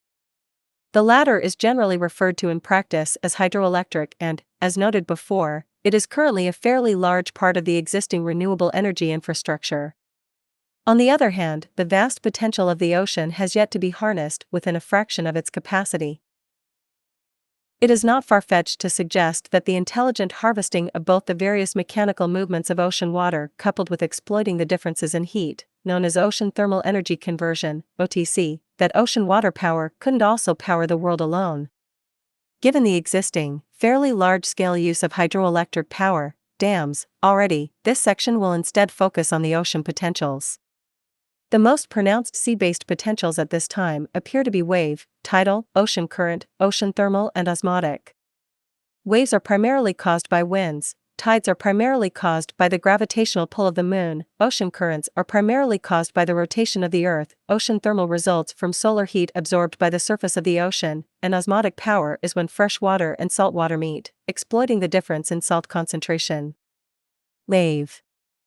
It has been found that wave power's usable global potential is about 3 TW or about 26,280 TWh/year assuming constant harnessing. This is almost 20% of current global use. This amount of power has been ascertained essentially by analyzing deep water regions off continent coastlines.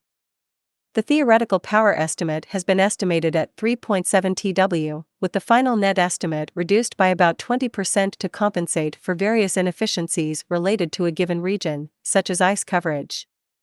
Energy output is basically determined by wave height, wave speed, wavelength, and water density. Wave farms, or the construction of wave harnessing plants off a coastline, have seen limited large-scale application at this time, with only about 6 countries sparsely applying the technology. Locations with the most potential include the western seaboard of Europe, the northern coast of the UK, and the Pacific coastlines of North and South America, Southern Africa, Australia, and New Zealand. Tidal. Tidal has two subforms, range and stream. Tidal range is essentially the rise and fall of areas of the ocean. Tidal streams are currents created by periodic horizontal movement of the tides, often magnified by the shape of the seabed. Different locations of Earth have large differences in range. In the United Kingdom, an area with high levels of tidal activity, dozens of sites are currently noted as available, forecasting that 34% of all the UK's energy could come from tidal power alone. Globally, older studies have put tidal capacity at 1800 TWh/year. More recent studies have put the theoretical capacity, both range and stream, at 3 TW, assuming only a portion would be extractable.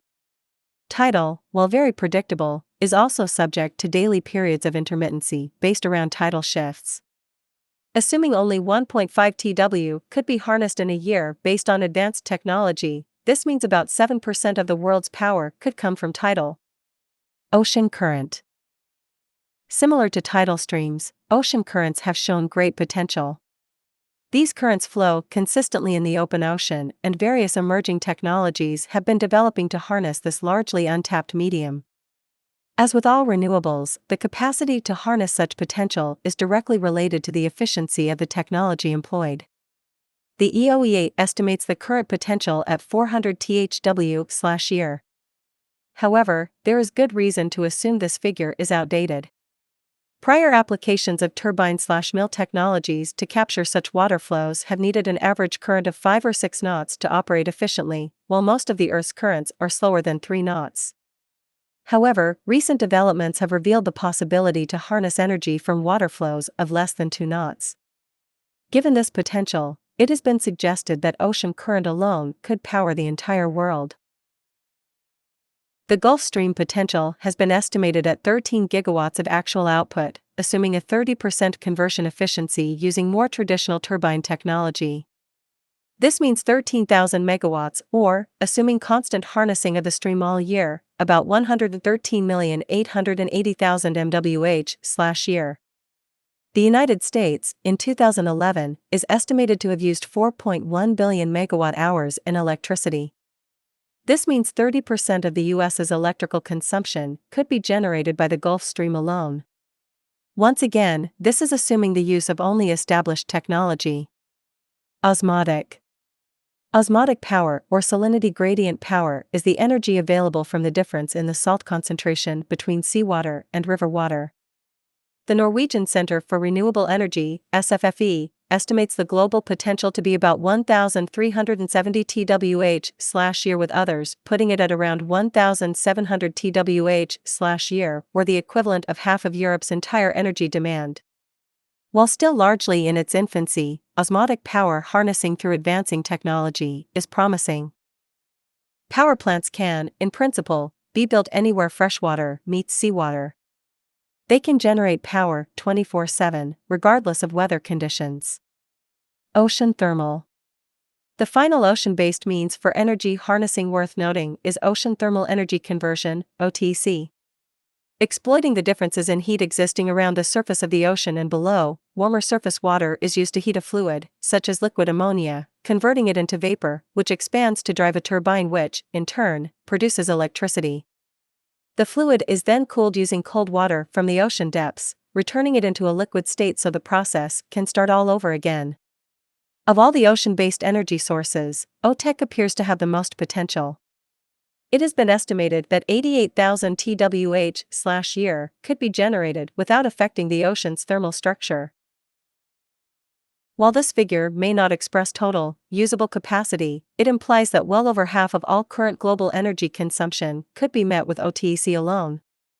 As of 2013, most of the existing OTEC plants are experimental or very small scale. However, a few major industrial capacity projects have been set in motion, including a 10 megawatts plant off the coast of China and a 100 megawatts near Hawaii. One 100 megawatts offshore plant can theoretically power Hawaii's entire Big Island alone, meaning 186,000 people as of a 2011 census. Now, in conclusion to this subsection of ocean energy harnessing, keeping consistent with the prior categorical estimations set forward for solar, wind and geothermal, it is worthwhile to consider the total, combined, largely conservative, potential of each noted medium.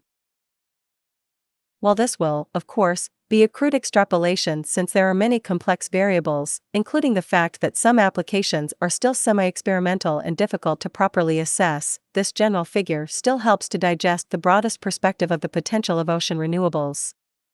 Here is a list of the noted global potentials. Wave, 27,280 TWh/year. Tidal, 13,140 TWh/year, 1.5 TWx 8,760 hours. Ocean current, 400 TWh/year, old estimate with old tech. Osmotic, 500 TWh/year. Average of noted statistics. Ocean thermal, 88,000 TWh/year. Added together, we arrive at 130,320 TWh/year, or 0.46 ZJ a year.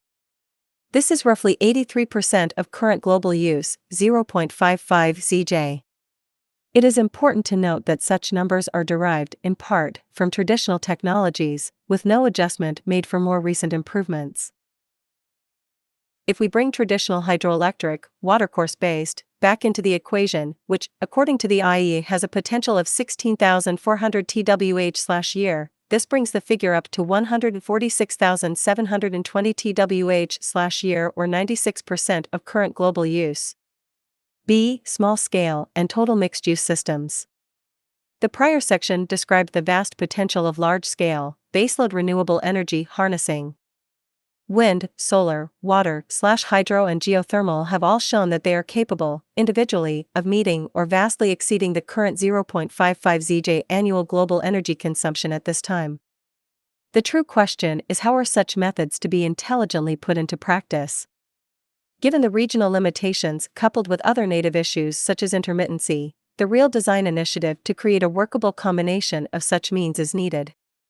Such a systems approach is the real solution, harmonizing an optimized fraction of each of those renewables to achieve global, total use abundance. For example, it is not inconceivable to imagine a series of man-made floating islands off select coastlines which are designed to possibly harness, at once, wind, solar, thermal difference, wave, tidal and ocean currents, all at the same time and in the same general area.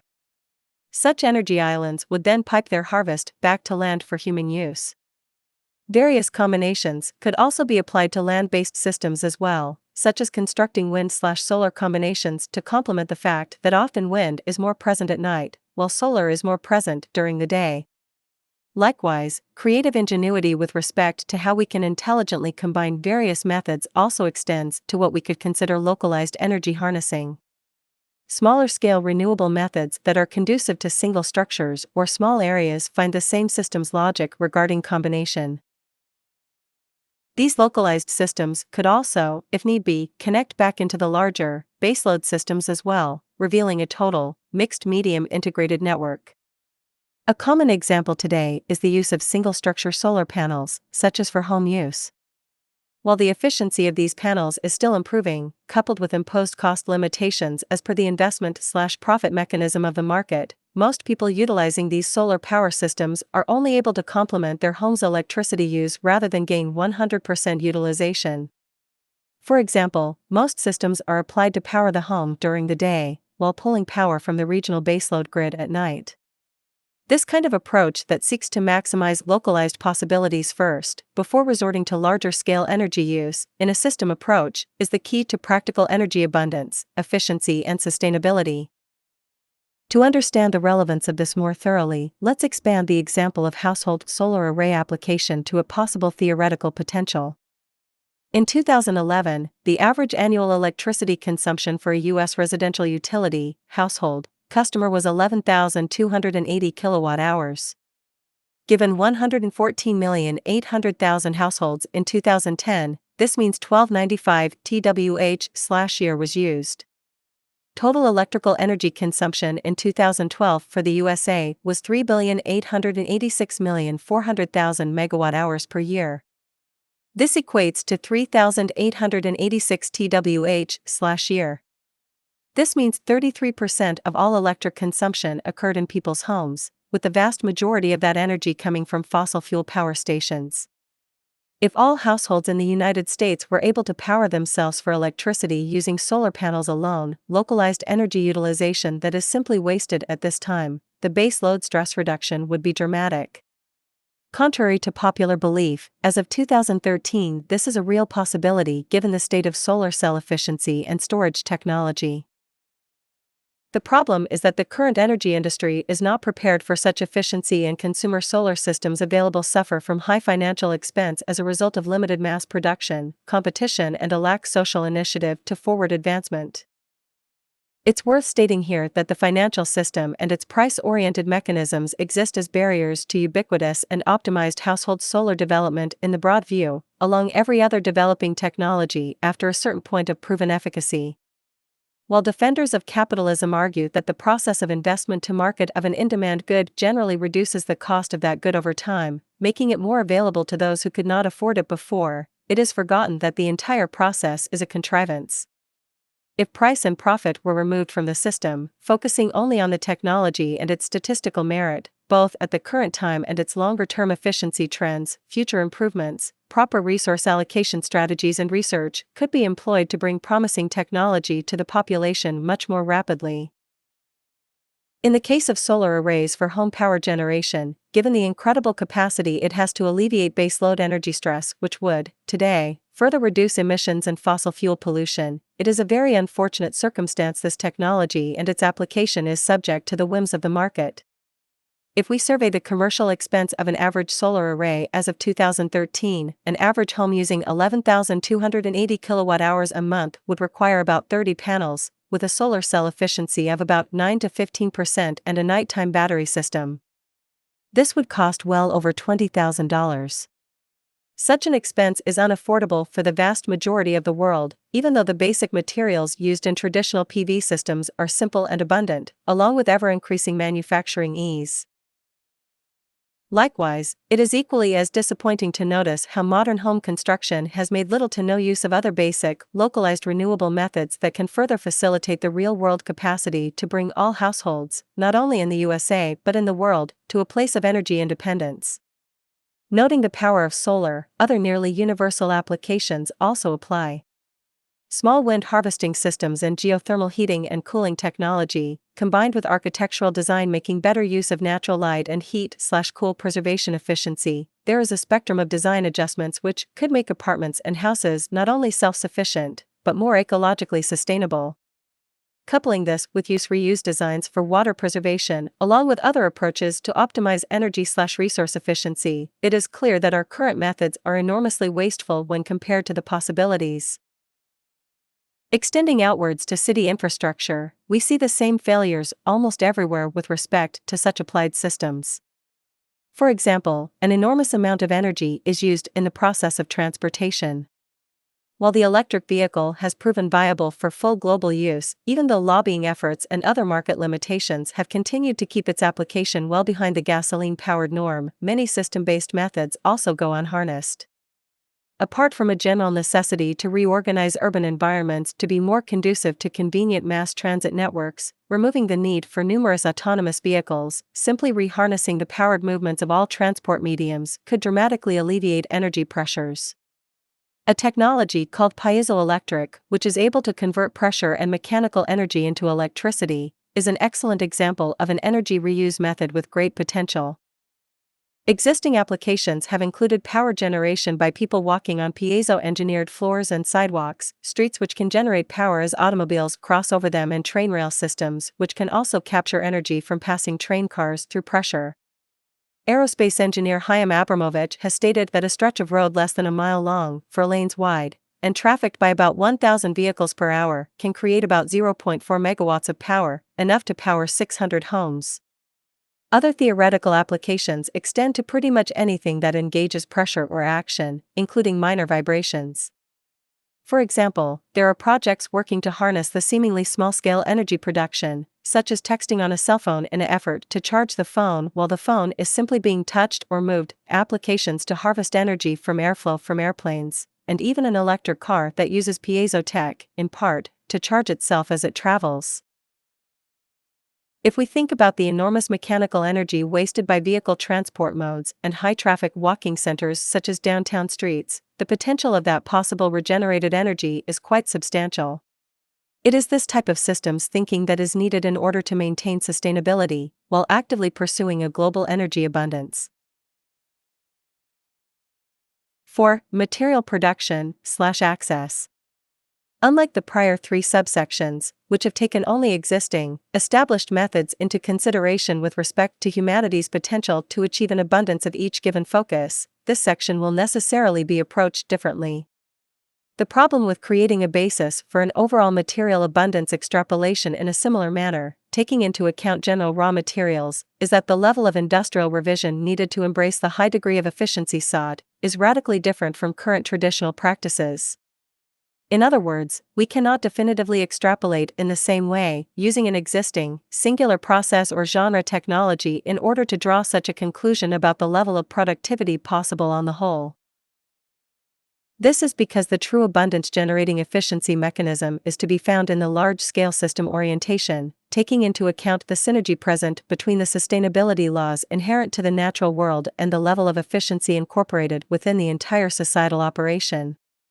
For example, today there are over 1 billion automobiles in the world.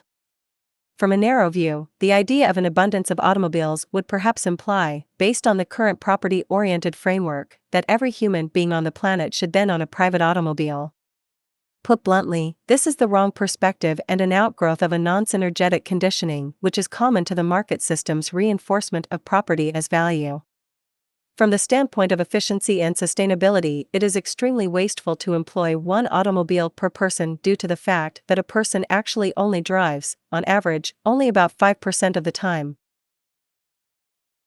Otherwise, the automobile sits in parking lots, driveways, and the like. In the city of Los Angeles, California, about 1,977,803 automobiles are reported as in use as of 2009. In abstraction, based on this use time average of 5%, only 98,890 automobiles would actually be needed to meet the transport time needs of the current use demand, assuming a sharing system. In other words, in principle, only 98,890 automobiles would be needed to meet the transport needs of 1,977,803 people. Furthermore, for the sake of argument, with all other modes of public transport ignored and with the entire population of Los Angeles, 3.9 million people, needing to be mobile for 5% a month, only 195,000 automobiles would be needed, in abstraction, to meet the average use time of 3.9 million people. Likewise, in the United States in 2008, it was recorded that 236.4 million consumer vehicles were being used. With a U.S. population of 313 million, using the 5% use statistic once again, it would take 15.6 million automobiles to meet use demand. That is an 83% decrease in automobile output to meet the needs of all Americans, a 32.4% increase in use or access based on total population, in theory. Of course, please note that it is well acknowledged here that such an extrapolation is merely for speculation, as obviously many other complicating factors come into play in real life that would adjust this equation greatly. The point here is to give the reader a sense of synergy. What should be pointed out is the noted increase in efficiency, where substantially fewer automobiles are needed to meet the transport needs of substantially more people, due to a system-based, synergetic reorientation, in this case, a car-sharing system. Again, this is not to dismiss the need for improved urban or public transport, nor does it address the importance of an automobile's design. At the root of this issue is really the subject of transportation itself, the reasons why people need such mobility, and how the environment is designed to cater for, or bypass, such needs. This is an enormous, dynamic subject to consider. Also, let it be stated up front that no matter what real or assumed efficiencies may exist in real life, the goal of seeking post-scarcity, as both a means to relieve human suffering and as a method to adapt to truly efficient and hence sustainable practices, is without debate as a critical point of focus for an expanding society. It could be well argued that only a perverse society would willfully choose to persevere with a system that knowingly preserves scarcity for profit and establishment preservation when it is intellectually clear that such a condition is no longer needed, and hence any such related human suffering resulting is also no longer needed. As argued prior, the market economy is not just a response to a scarcity-based worldview, it is also a preserver of it. The market structurally requires a high degree of scarcity, as an abundance-focused society would eventually mean less labor for income, less turnover and less profit on the whole. If society woke up tomorrow to a world where 50% of the human job market was automated and where all food, energy, and basic goods could be made available without a price tag due to increased efficiency, needless to say the job market and monetary economy as we know it would collapse. Value shift. In order to think properly about the state of our productive capacity to produce life-supporting and standard of living improving goods today, we need to first rationally separate human needs from human wants, with the priority of meeting needs first. While this distinction may appear like a controversial opinion to many, in a world where now 46% of the total wealth is owned by 1% of the population, in a world where roughly 1 billion do not get basic nutrition, in a world where 1.1 billion people live without clean drinking water and 2.6 billion people lack adequate sanitation, in a world where 100 million people do not have shelter, in a world where 3 billion live on less than $2.50 a day, and in a world where 1.2 billion do not even have electricity, perhaps our priorities as a global civilization need to be addressed with respect to the true maintenance of what we might questionably term civilization. The truth is, this priority is not a mere poetic gesture, it is a public health requirement. The process of our physical and psychological evolution has created human needs. Not meeting these virtually empirical needs results in a destabilizing spectrum of physical, mental, and social disorders. Human wants, on the other hand, are cultural manifestations that have undergone enormous, subjective change over time, revealing something of an arbitrary nature, in truth. Now, this isn't to say neurotic attachments can't manifest into wants, so much so that they start to take the role of needs, emotionally. However, that is still mostly a cultural condition. Sadly, again, the market does not separate needs from wants in its basic psychology, which is why scarcity arguments can be extended infinitely in defense of its existence and hence the proposed need to have a competitive, trade-based society, no matter the degree of abundance that can be achieved. This has arguably created a type of neurosis, in fact, where people assume having infinite wants and more is a virtue or even a driver of human progress itself. Of course, infinite possibilities are certainly a reality in many ways, as society cannot predict what technology will materialize many years down the line as influences change and preferences change. However, infinite possibility is about vulnerability and creativity, while still being strategic and intelligent about resource management and use. This is not the same as infinite wants, which sees the human being as insatiable and indiscriminate. Therefore, part of this value shift will be undoing the sociological damage done by the psychology inherent to market-based living. A relatively high standard of living can be made available for all human beings assuming, in part, a basic, responsible value shift away from our troubling patterns of wasteful, frivolous acquisition. It is important to restate that the materialism we endure as a society today is a direct response to the economic need to keep money circulating as much as possible.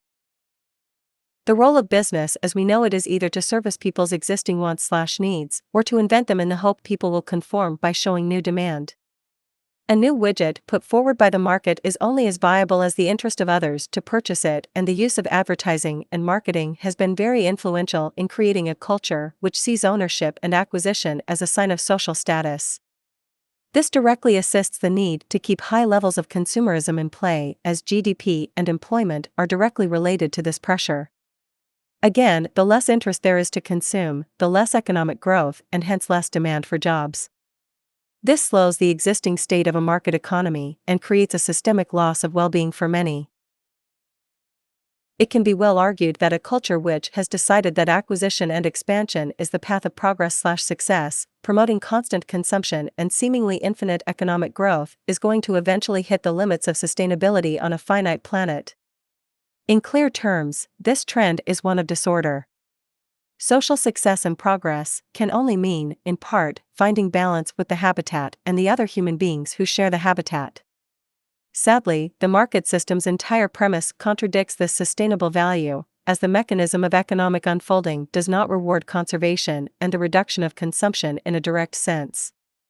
Put another way, the market is a scarcity-based structural approach that paradoxically seeks increased levels of consumption to operate efficiently.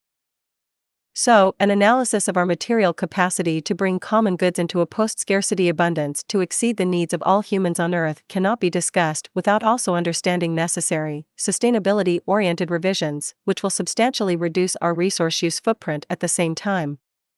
In short, the new industrial design approach is to deliberately increase the performance, per unit, of how we use our resources, seeking to always move along the route of doing more with less. Within this logic, as noted, a series of pressure alleviations toward increased sustainability and production simplification/efficiency would occur. Efficiency amplifiers. We will call these efficiency amplifiers, and the following list presents examples of needed structural economic and social changes which assist this optimized efficiency. The pressure for employment for income or earning a living is removed. In the market model, everyone is structurally coerced to engage some form of trade for survival, whether it is trading labor for a wage or creating a product to distribute for profit. This overall pressure, while often touted as an incentive mechanism for social progress, actually reduces overall efficiency greatly, as it does creativity and innovation as well. This creates a spectrum of resource and time waste, since the interest in income generation and the pressure to produce is often absent existing demand. The intent and need to do something to gain income for survival persists, regardless of our modern reality that society may not need everyone to participate in the economic process. In an NLRBE, the idea of everyone being required to produce or sell something is viewed as counterproductive given the trends of ephemeralization and the necessity of now orienting society towards sustainability. 2. Production targeting social classes is removed. Social stratification, which is a natural consequence of market capitalism, creates the need to produce a spectrum of qualities for a given good genre. This spectrum is not based on utility or having variation of a good as per the personal needs/interests of individuals. Rather, each quality standard is intended to be purchased by, or made affordable to, a given income class. This creates poor quality goods to meet affordability requirements of lower income consumers and hence generates unnecessary waste. In this new strategically sustainable model, no good is created to be cheap by relative standards simply because it fits lower class demographic buying patterns. In an NLRBE, there is no lower class demographic. 3. Inefficiency inherent to the competitive practice is removed. Competition between businesses produces 4 basic forms of unnecessary inefficiency and hence resulting waste: proprietary incompatibility of related goods components, lack of standardization, wasteful multiplicity of goods by competing businesses of the same genre, incentivized good weakness to encourage turnover, planned obsolescence, inherent good weakness due to seeking cost efficiency, intrinsic obsolescence. With respect to A, in a sustainable economy, there would exist a universal standardization of all related genre components, wherever possible. In 1801, a man named Eli Whitney was perhaps the first to apply standardization in an impacting way. He produced muskets, and during his time, there was no way to interchange the parts of different muskets, even though they were the same overall design. If a musket part broke, the whole gun was useless.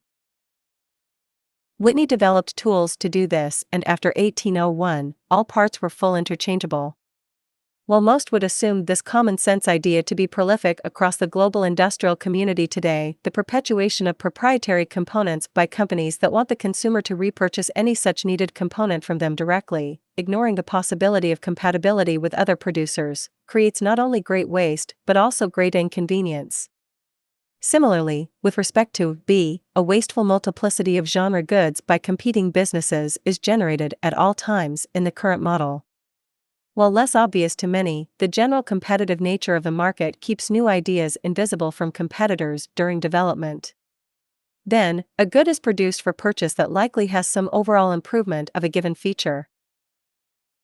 Once that feature is on the market, it is then acknowledged and assessed by competing businesses, and the race to continue improvement moves forward, back and forth.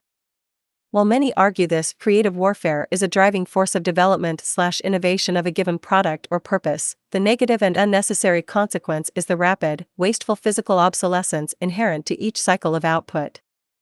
In other words, if a notable cell phone feature improvement is obtained by one company, on the heels of a major release by another company that has already started mass production of their phone version without this upgrade, an immediate state of obsolescence is produced, resulting in less optimized products, which could have been avoided if the producers had been working together, as an industrial whole, rather than hiding progress and competing. While it may be argued also that it is only through price and the patterns of consumer interest that the knowing of what is in demand or not can be obtained, the truth of the matter is that communication could be made more readily between the design mechanism and the consuming public as well. This bypasses the price-demand acceptance/rejection technique that is also wasteful as well, since it requires production to occur, in many cases, before the actual demand is fully understood.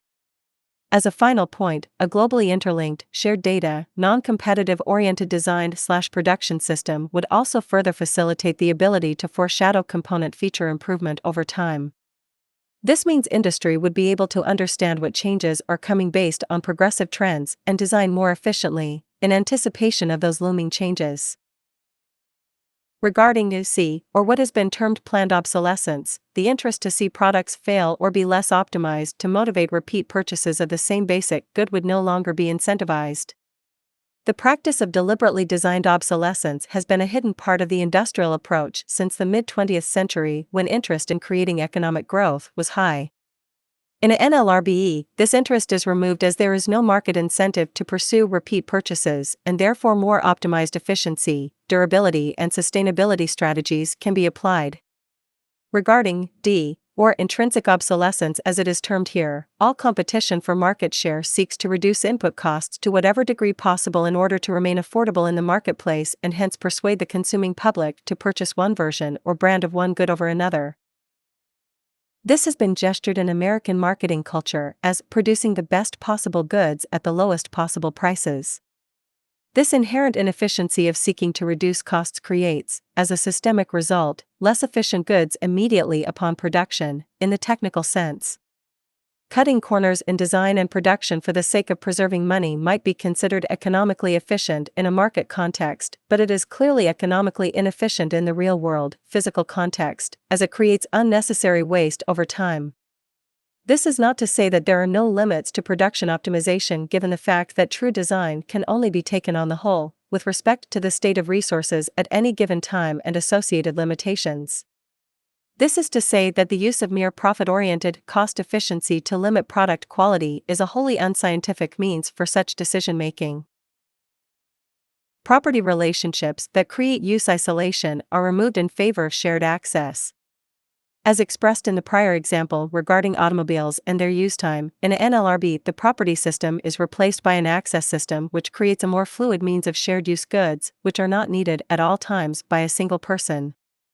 Common examples would be vacation domicile use, transport, seasonal equipment, tools, production equipment, and the like. As an aside, apart from a general overall reduction of production per use time per person, this can assist larger forms of efficiency as far as convenience as well. We can imagine airport or train travel, for example, being redesigned to assist access to various goods locally, so much so that the idea of packing a suitcase was no longer needed. This seemingly minor change alone would positively impact queuing, as well as storage in transit, luggage processing machinery, etc. The chain of alleviation is actually quite extensive when given detailed thought. Clothes, communication tools, recreational items and the like could all be made available at the destination airport or similar facility upon arrival. While this is foreign to many as an idea, especially given the personalized-oriented nature of our culture, the strife reduced in no longer having to carry large bags and the like could persuade those modern values, given the increased ease. Either way, it comes down to personal choice. In abstraction, a person could literally live without needing to move property around at all, moving around the world at will, without property-oriented inconvenience. Again, facilitating a means of access, where things can be shared, will allow many more to gain use of goods they otherwise would not in the current model, along with less being produced in proportion. A NLRB seeks to create access abundance, not a property abundance. It is also important to note that property is not an empirical concept, only access is. Property is a protectionist contrivance. Access is the reality of the human/social condition. In order for one to truly own, say, a computer, one would have had to personally come up with technological ideas that made it work, along with the ideas that comprise the tools of its production. This is literally impossible. There is no such thing as empirical property in reality. There is only access and sharing, no matter what social system is employed. Design-based recycling is mandated and incentivized, maximizing resource reuse. Contrary to our intuition, there is no such thing as waste in the natural world. Humanity has given very little consideration to the role of material regeneration and how all of our design practices must account for this. As an aside, the highest state of this recycling will eventually come in the form of nanotechnology. Nanotechnology will eventually facilitate the ability to create goods from the atomic level up and disassemble goods back into raw atoms. Of course, while this approach appears to be on pace for the future, it is not suggested that such nanotechnology is even needed at this time for us to be successfully regenerative or abundant. Today, industrial recycling is more of an afterthought than a focus. Companies continue to do things such as blindly coat materials with certain chemicals that actually distort the properties of that material, making the material less salvageable by current recycling methods. Overall, strategic recycling is a core seed of maintaining abundance. Every landfill on Earth is just a waste of potential. The law of conservation of mass states that for any system closed to all transfers of matter and energy, the mass of the system must remain constant over time, as system mass cannot change quantity if it is not added or removed. The quantity of mass is conserved over time. This natural law implies that mass can neither be created nor destroyed. Human society's use of resources is perhaps best thought of as a process of intelligent rearrangement, rather than of using and discarding. Material use per a given production output is strategically calculated to assure using the most conducive and abundant materials known. As will be expressed more so in the essay The Industrial Government, a new model of evaluation is created which orients materials based on certain efficiency parameters. Two critical ones are material conduciveness and a material's overall state of abundance. Conduciveness relates to how appropriate the proposed use is, based on the material's properties. Abundance refers to how much of it is available and hence its state of scarcity. Put together, you weigh the value of conduciveness against the value of how accessible and low impact the material is, as compared to other materials that may be more or less conducive and more or less abundant. In other words, it is a synergistic efficiency comparison that makes sure the materials used are optimized for the purpose. Probably the best example of this is home or domicile construction. The common use of wood, brick, screws, and the vast array of parts typical of a common house is comparatively inefficient to more modern, simplified, abundant prefabrication or moldable materials. A traditional 2,000 square foot home is reported to require about 40 to 50 trees. Compare that with houses that can now be created in prefabrication processes, like mold extrusion, with simple, earth-friendly polymers, concrete and other easily formable and movable methods. Such new approaches have a very small footprint, as compared to our destruction of global forests for wood. Home construction today is one of the most resource-intensive and wasteful industrial mediums in the world today, and it doesn't need to be that way. 7. Design conduciveness for labor automation. The more we conform to the current state of rapid, efficient production processes, the more abundance we can create. Most manufacturing approaches typically divide labor into three categories: human assembly, mechanization, and automation. Human assembly means handmade. Mechanization means using machines to assist the human worker. Automation means no human interaction in the process. Imagine if you needed a chair and there were three designs. The first is elaborate and complex and could only be done by hand at that time. The second is more streamlined, where its parts could be made mostly by machines, but would need to be assembled by hand in the end. The third is a chair that is produced by one machine process, fully automated.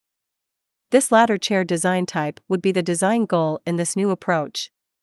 What this would do is reduce the variety of automation machine configurations needed. Imagine, if you will, a robotic-based processing plant that can not only produce cars, it can produce virtually any kind of industrial machine/good comprised of the same basic set of raw materials. This would increase output substantially. An easy way to understand this trend of simplification is to consider the power of digital software and how one piece of hardware, i.e., computer, can now serve an enormous number of programmable roles. This dematerialization, as it could be termed, is best exemplified by the modern cell phone. Due to the vast program applications now available for such smartphones, from medical measurements to full musical synthesizers, the functionality of these small, handheld computers can now take on almost countless roles. Such roles long ago, before the digital age, would have usually required one hardware configuration for each task. Today, any basic operating system can run a dramatically large number of programmed functions, all contained in a small device. This logic applies to the nature of physical machine production as well as it is simply a matter of time before the act of producing a vast array of goods can be accomplished by small, modular mechanical systems, just like a digital operating system can conduct almost countless programmed functions. Serviceable problems resulting from the prior, inefficient economic process are reduced if not eliminated. This idea is often difficult to fully comprehend, as the chain of causality resulting from one general inefficiency can be vast and complex. For example, the resolution of water scarcity alone has enormous preventative potential for disease. The amount of labor and resources once used for treating those then resolved diseases can find other roles. Energy abundance has the same reality since energy is the driver of all human activity. A clean, reliable, renewable state of absolute energy abundance would have enormous effects on the production and abundance capacity of this future society. Likewise, the pursuit of meeting human needs and the removal of labor for income occupations, which often have no real technical function, would set in motion a new educational possibility, reinforced by an incentive to pursue personal interests and hence the freedom not to feel pressured away from fields of interest since survival and well-being are already taken care of by the social model itself. It is hard to imagine the explosion of creativity possible when this pressure is removed and society is set free to think clearly. 9. Invigorating the group mind, meaning human connection and the sharing of ideas, will bring ever-accelerating progress. Similar to the prior point, the Internet has become a powerful tool for research and idea expansion. While open-source research and development gets a fair amount of attention today, the ability to harness the communicative power of the Internet to create a global dialogue about any given technology or idea will facilitate a type of interactive development never before seen, once focused. The game changers. The discussion of advanced technologies which can dramatically transform the unfolding of the future and assist the pursuit of post-scarcity have not been a focus of this essay as it becomes too easy to simply assume the reality of the speculations. A great number of futurists have done just this with mixed results and oftentimes it leaves the audience with looming, premature expectations, waiting around for this or that new technology to finally progress. However, to dismiss these potentials is equally as hasty. The truth of the matter is that our capacity to accelerate such change comes down to our focus. Just as the Manhattan Project was able to bring countless scientists together for a single output goal, as violent as it may have been to build the atom bomb, the idea of global network projects to rapidly accelerate new technical possibilities is merely a matter of choice. We can only imagine the progress of any given project if enough minds came together to pursue it at once, in an organized way. This open-source world approach alone will likely have limitless possibilities. Likewise, there is no shortage of transformational or disruptive technologies on the horizon that could radically alter the industrial landscape. Artificial intelligence, robotics, biotechnology, 3D printing, infinite computing, and nanotechnology are just a few. Each of these developing mediums has vast implications for efficiency increases. It is very difficult to know exactly how they will unfold or, more importantly, how they will find synergy, but we do know the trends of development are increasing exponentially in most cases. For example, a fusion of 3D printing, nanotechnology, AI, and robotics will forever alter the state of manufacturing, so much so that a person could perhaps have a garage-sized manufacturing system in their home to produce virtually anything they may need. Again, while such futuristic and seemingly science fiction speculations are unneeded to justify our modern, tangible capacity to create abundance, these new and emerging mediums should not be overlooked as they are said to have a great impact if embraced properly. In the 19th century, aluminum was more valuable than gold, even though it is technically one of the most abundant elements in the world. However, before the discovery of electrolysis, it was extremely difficult to extract. Once this technical process was discovered, almost overnight the scarcity of the material plummeted. Today, we tend to use aluminum with a throwaway mindset. Such dramatic historical changes are important to keep in mind, as the same kind of advancement is occurring across many disciplines, often hidden from most people's comprehension and far beyond their expectations. Likewise, the aforementioned technologies are on pace to dramatically change the world. Raw resource assessment. As noted, assessing the state of natural resources to gauge the degree of total/maximum use capacity as per the human population cannot be done by simply extrapolating around current methods. We need to get both a general sense of current inventory levels of all relevant earthly resources and then digest them with respect to the aforementioned efficiency amplifiers, which, in effect, radically change the way industrial practice and consumption unfolds. It is also worth noting that modern science has brought a great deal of synthesis into play, and the use of polymers, metamaterials, and other rapid advancements in chemistry, physics, and engineering are accelerating. The end result is that many resources considered problematic, such as rare earth metals, are finding replacements via highly abundant means. It is important to point out that most perspectives on current resource use trends are quite negative by those thinking within the context of the current model. There is no shortage of negative reports, and rightly so. We have been abusing and misusing our resources to a vast degree, locked into a life-blind paradigm which has little structural comprehension of its consequences. However, again, this is actually a mismanagement problem, not a quantitative or empirical one. It is also important to note that it is not how much or how little there is of any one thing in absolute terms. Rather, the qualifier has to do with how we are to achieve the purpose sought. For instance, the available amount of oil in the earth, as would be needed for its non-energy uses today, since in this model it isn't needed for energy, as noted, is only as relevant as our incapacity/capacity to find other ways to achieve the same goals oil has achieved, but without it. Another example is lumber. If home construction completely transcended the use of wood frame houses globally, using earth-friendly concrete and polymer processes instead, coming from ubiquitous and abundant raw materials, suddenly a once potentially scarce resource becomes exceptionally abundant, relatively speaking. Moving on, natural resources are best organized initially by dividing them into A. Biotic and B. Abiotic. Biotic resources are derived from the biosphere and are often called living resources. Examples of biotic resources are forests, plants, animals, etc. By some definitions, it also includes resources originating from life in the distant past, such as fossil fuels. Abiotic resources are often considered non-living resources and include water, soil, minerals, and the like.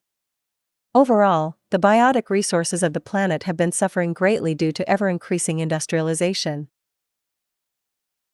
Forest depletion, the loss of biodiversity, loss of fish populations, and other issues have brought the sustainability of many such resources into question.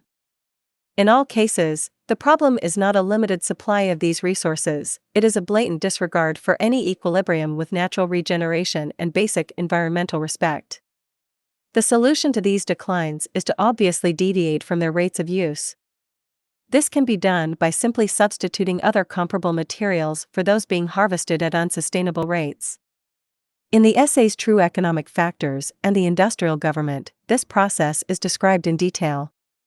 In short, there is no biotic resource being used today which cannot have its rate of consumption subsided by conscious, strategic adjustment.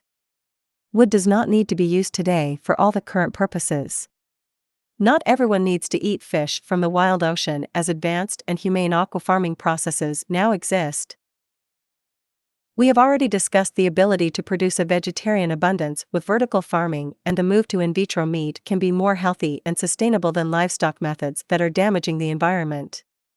With such alleviations, we would see a vast improvement in overall resources, biodiversity, the preservation of life-saving medicine derived from the rainforests, and so forth. The other, largely untapped renewables mentioned prior, can also rapidly displace fossil fuels for energy use today. So, the issue is really a matter of intelligent choice. Abiotic resources have a different, yet similar management reality.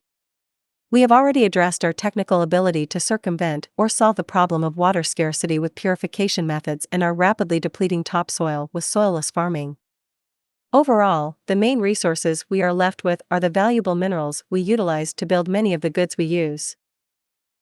These minerals are mostly compounds of earthly elements and are extracted from rocks, from the Earth's crust. Much progress in use versatility has also been achieved by industry by extracting elements and forming metal alloys.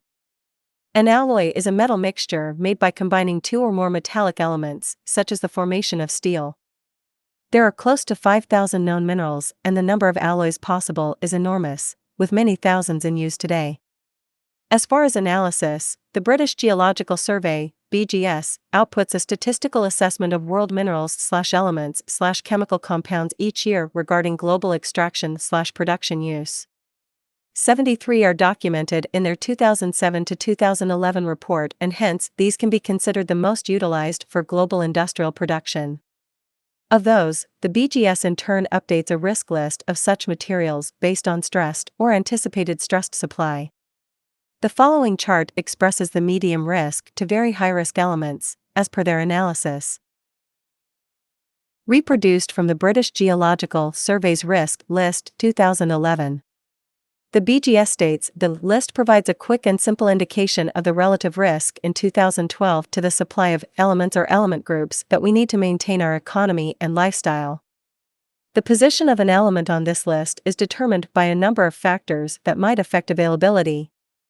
These include the natural abundance of elements in the Earth's crust, the location of current production and reserves, and the political stability of those locations. Recycling rates and substitutability of the elements has been considered in the analysis. The qualifier of political stability/governance is actually not relevant, empirically. This is a cultural problem. It should be stated upfront that a NLRB is achieved by global cooperation and the common war patterns, the resource curse and disruptions in the supply chain by such contrived, self-preserving pressures common of world powers would no longer be a problem. Overall, the BGS rightfully concludes that substitutability and recycling are the solutions, and the scarcest resources essentially suffer from a lack of recycling and a lack of adequate substitutions being made. Rather than address each material noted, the first one listed, rare earth metals, will be used as the example by which problem resolution can be considered with all the others. There are 17 rare earth metals that are considered the most scarce of all elements. Recycling. The first great failure is that only 1% of all rare earth minerals are recycled today, according to some estimates. Given their common use in electronics, electronic waste recycling has also been dismal. Based on EPA statistics in the US, in 2009 only 25% of consumer electronics were collected for recycling. Likewise, the goods created that hold most of these valuable materials are also not even intended to be recycled for the most part.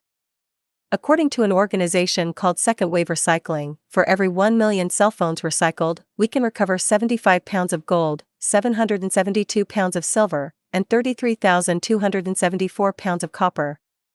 If the United States recycled the 13 million cell phones that are thrown away annually, we could save enough energy to power more than 24,000 homes for a year.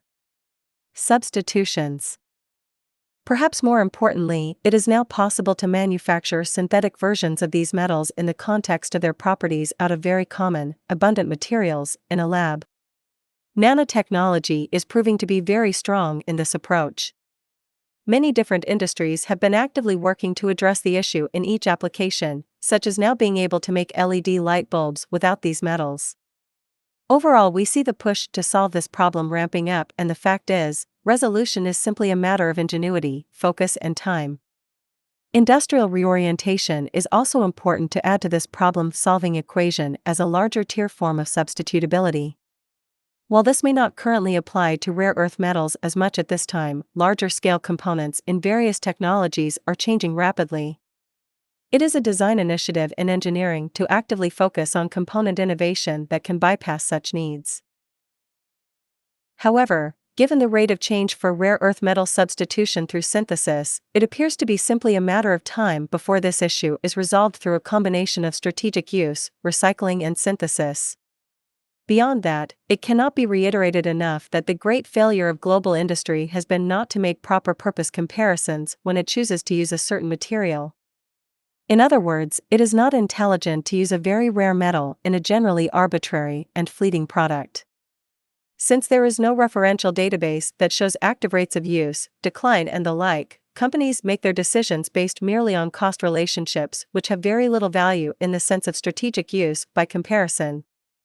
While it is true that price can reflect scarcity and difficulty of acquiring a certain mineral or element, such a dire reality arises only as the problem acutely materializes.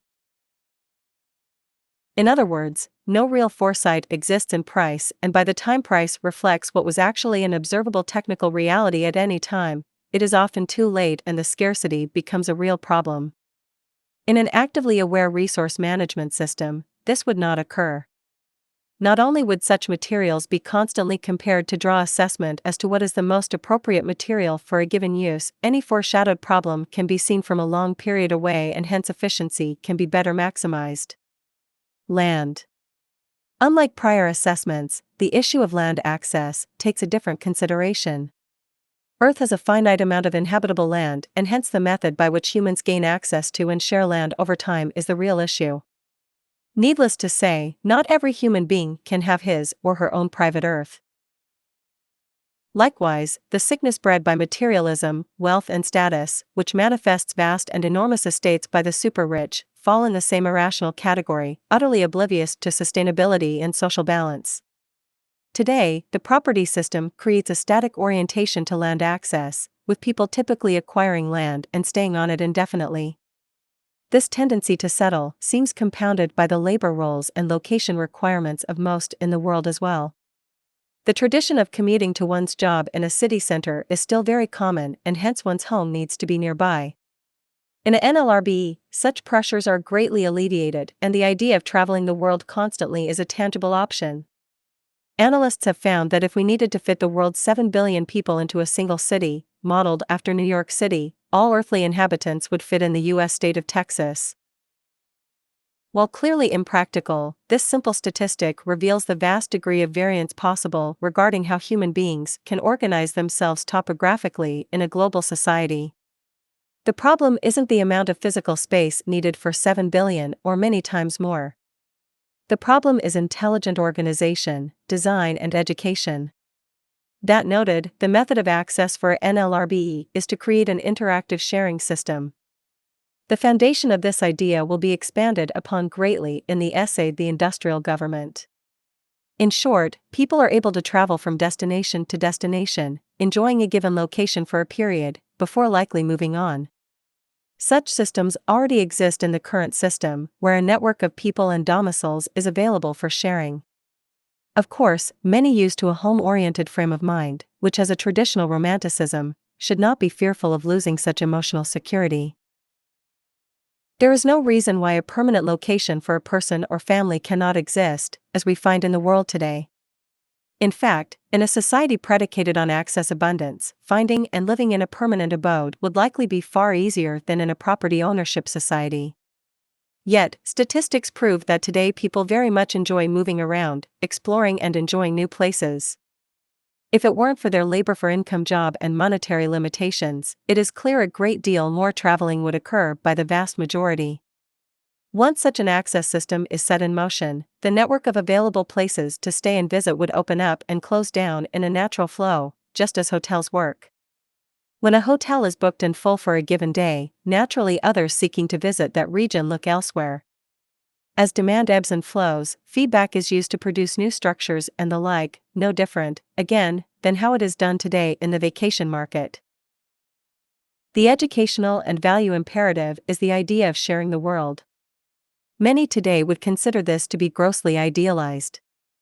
The idea of freely moving about the planet, staying virtually anywhere, with no obligation to feel the need to return to any central place, seems like a fantasy. Yet, it is very possible.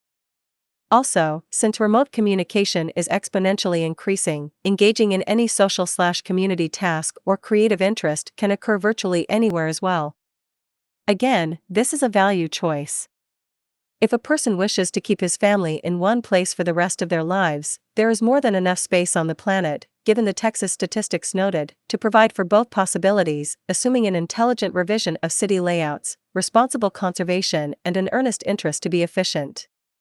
Either way, the same access system can be employed to find and settle a certain location, whether it is temporary or permanent. Oil.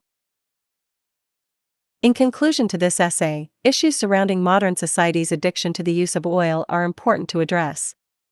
Oil is likely the most industrial resource utilized on the planet today, used most notably for transport. As described prior, between battery technology, improved design, and the vast renewable mediums we have today, there is no legitimate technical reason we need gasoline to power automobiles anymore. The handful of currently available electric cars today is also a clear testament to this fact. Airplanes and other extremely large powered machines might still need such oil force currently, but the trends show it is simply a matter of time and focus before planes are able to use solar energy coupled with advanced storage means for large-scale, heavyweight commercial needs. Yet, we should always try to think outside of the box when it comes to efficiency and sustainability. In the context of this large-scale, high-energy transport, the question arises, is there a replacement for plane travel which bypasses such high-concentration energy needs? The answer is yes. Maglev technology is many times faster and uses a fraction of the energy. So, even if some oil was used for power purposes here and there, such new approaches could reduce its use footprint exponentially, if pursued correctly. In America alone, 70% of the oil used in total goes towards transport in the form of gasoline, diesel, and jet fuel. Likewise, if a new condition of peace can be negotiated on planet Earth, with a concentrated pressure to reduce armaments and preparations for war, an extensive oil savings would also occur. The United States Department of Defense is one of the largest single consumers of energy in the world, responsible for 93% of all U.S. government fuel consumption in 2007. The U.S. military uses more energy than most countries. The military is also one of the greatest polluters in the world. So, working to shut down all military establishments would facilitate a vast increase in this resource's abundance. Yet, as noted, oil is still polluting in multiple ways, so using it as we have for combustion is not environmentally intelligent. The real solution is social revision. While the edifice of human society today has a vast dependence on oil and gas in general, generating all sorts of products from plastics and fertilizers, creative engineers have been slowly challenging this core chemical foundation need for many years. Plastics, which are ubiquitous in the world today, have been almost exclusively in the territory of petroleum for some time. However, recently Dutch scientists have invented means to replace oil-based plastics by using plant matter. Likewise, an organization called Evocative has been able to use mushrooms to generate fully sustainable materials, which can also serve to replace many petroleum uses for insulation and the like. Overall, a great deal of scientific work is going into substitutes for petroleum, and most are plant oils and fats, because they have essentially the same base chemical structure as petroleum. So, the real issue again is focus. Today, commercially available, non-petroleum-based plastic bottles, bioplastic, are becoming much more common, so it is clear that the real solution to evolving out of our material petroleum dependence is an issue of intention by the scientific community. Agriculture is another concern. Fertilizers and pesticides require oil and natural gas, and it is well argued that modern civilization, given its rate of food consumption and growth, based on current methods, would not be able to function without these base means. This is likely true. However, that is partly why the prior vertical farming section is so important. Rather than seek to replace these mediums, within the context of traditional agricultural, the solution is to bypass the problem with the new methods. Overall, if you think of anything oil and hydrocarbons do today, you can either find an establishment preserving replacement for it, i.e. the plant oil-based plastics which work in most existing industrial contexts, or a completely new approach based on revised methods which bypass the problem altogether, i.e. vertical farming and its little need for such fertilizer. Not to mention, if we remove oil and gas simply from the main combustion purposes, you then free up so much of it that, apart from environmental concerns, the resource becomes that much more abundant, giving even more time to find further solutions to eliminate any and all environmentally unsustainable realities. Techno-capitalist apologetic. At the root of the increased capacity for abundance, as noted prior, is ephemeralization or doing more with less. Moore's law, which is the phenomenon that computer power or chip performance essentially doubles every 18 months, has been found in the modern day to also include any kind of information-based technology. For example, the application of labor automation, which is a combination of robotics and programming, both of which are defined by information in origin, reveals how the means of production itself is becoming an information technology and hence subject to exponential growth as well. In financial terms, the result of this pattern has been cheaper price values as the efficiency inherent reduces costs to whatever degree allowed. This can be seen in the sharp rise in inexpensive and now ubiquitous technologies, such as cell phones. In absolute abstraction, with all things being equal, assuming society maintained only its current spectrum of use goods, many production trends have the capacity to approach near zero value. Given this, the question arises, at what state of such exchange value reduction, price, does value itself become so minuscule as to become moot in and of itself, as an economic factor? Can we expect that potential to occur to such an anticipated high degree in the market system? The answer is no. The market will never create such large-scale, dramatic, post-scarcity implying reductions overall due to its central need for scarcity to keep monetary turnover and hence keep people employed. It is worth noting that many in the modern technology movements still justify the existence of market capitalism as a means towards abundance by observing this general cost reduction phenomenon. As the argument goes, the unfolding of a given production and its increased demand facilitates better production methods and hence more savings by the company means more savings by the consumer. This then makes some goods available, over time, to those who would not have been able to afford them prior. If taken at face value, this observation suggests all goods will approach zero in value over time, as a given market increases in demand. The first problem, however, is that this argument simply ignores the vast array of general technical inefficiency which can also, if addressed and solved, create those same reduced costs. In other words, it conflates, erroneously, market efficiency and technical efficiency. Globalization is a common example.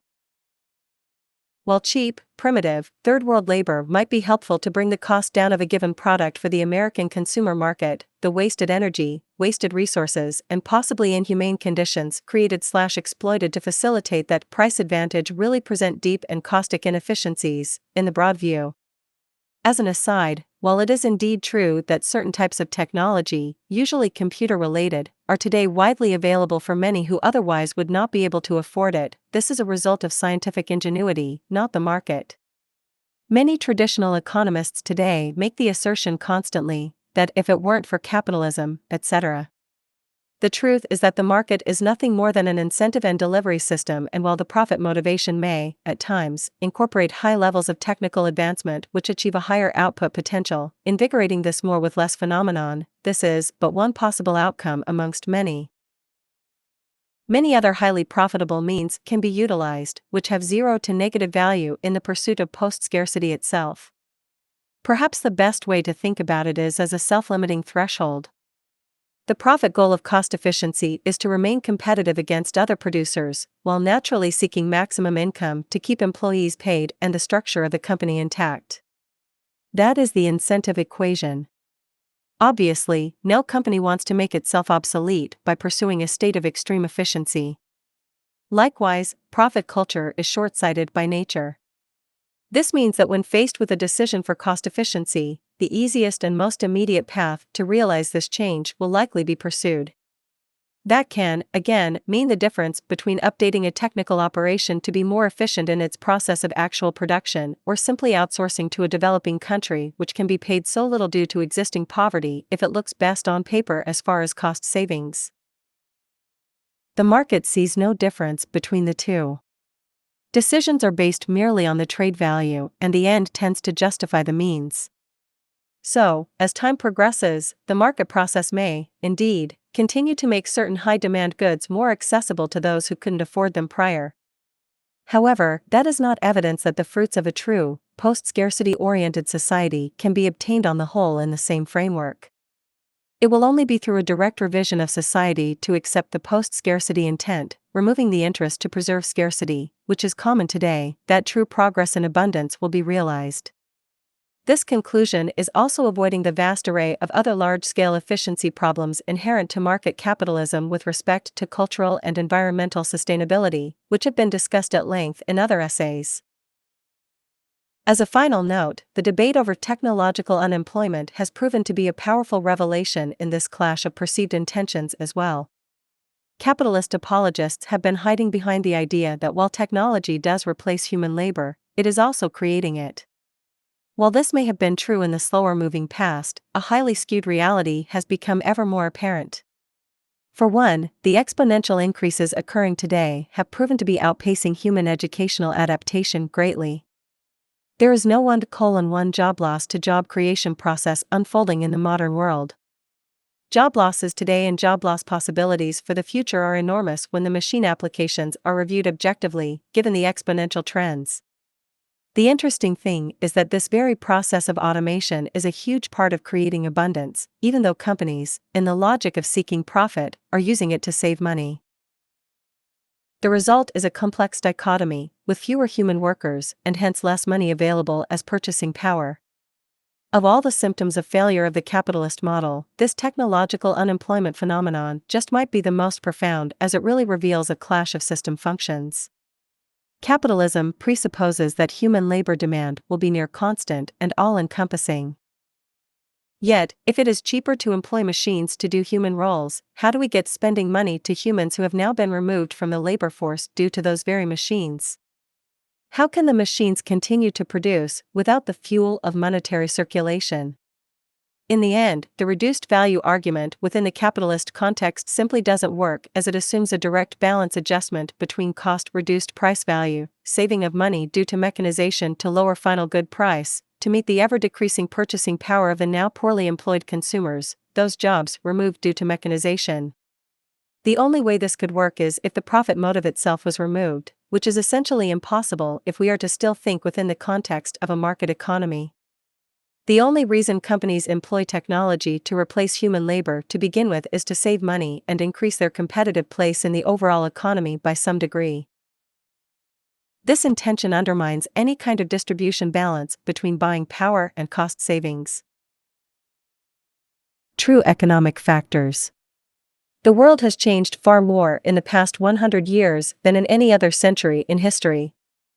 The reason is not political or economic but technological, technologies that flowed directly from advances in basic science. Stephen Hawking. Overview. In Greek, economy means the management of a household. The defining qualitative attribute of an economy is its level of efficiency. As opposed to the practice of market efficiency common today, this form of efficiency relates to physical systems, not the interworkings of money, the market, and other arguably cultural contrivances. In this process of physical evaluation, we inevitably end up with a set of interrelated components appropriately called economic factors. Again, these components, unlike the vast financial theories in play in the modern world today, have nothing to do with the act of commerce or the like.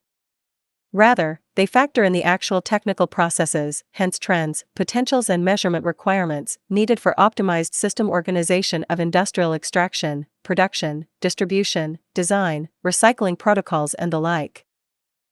However, for the sake of comprehension, even though this manner of economic thought is a vast departure from the traditional monetary-based economic theories we endure today, this essay will still frame these resource-based economic components in the context of traditional microeconomic and macroeconomic categorical distinctions, as would be found in common textbooks, with respect to monetary economics.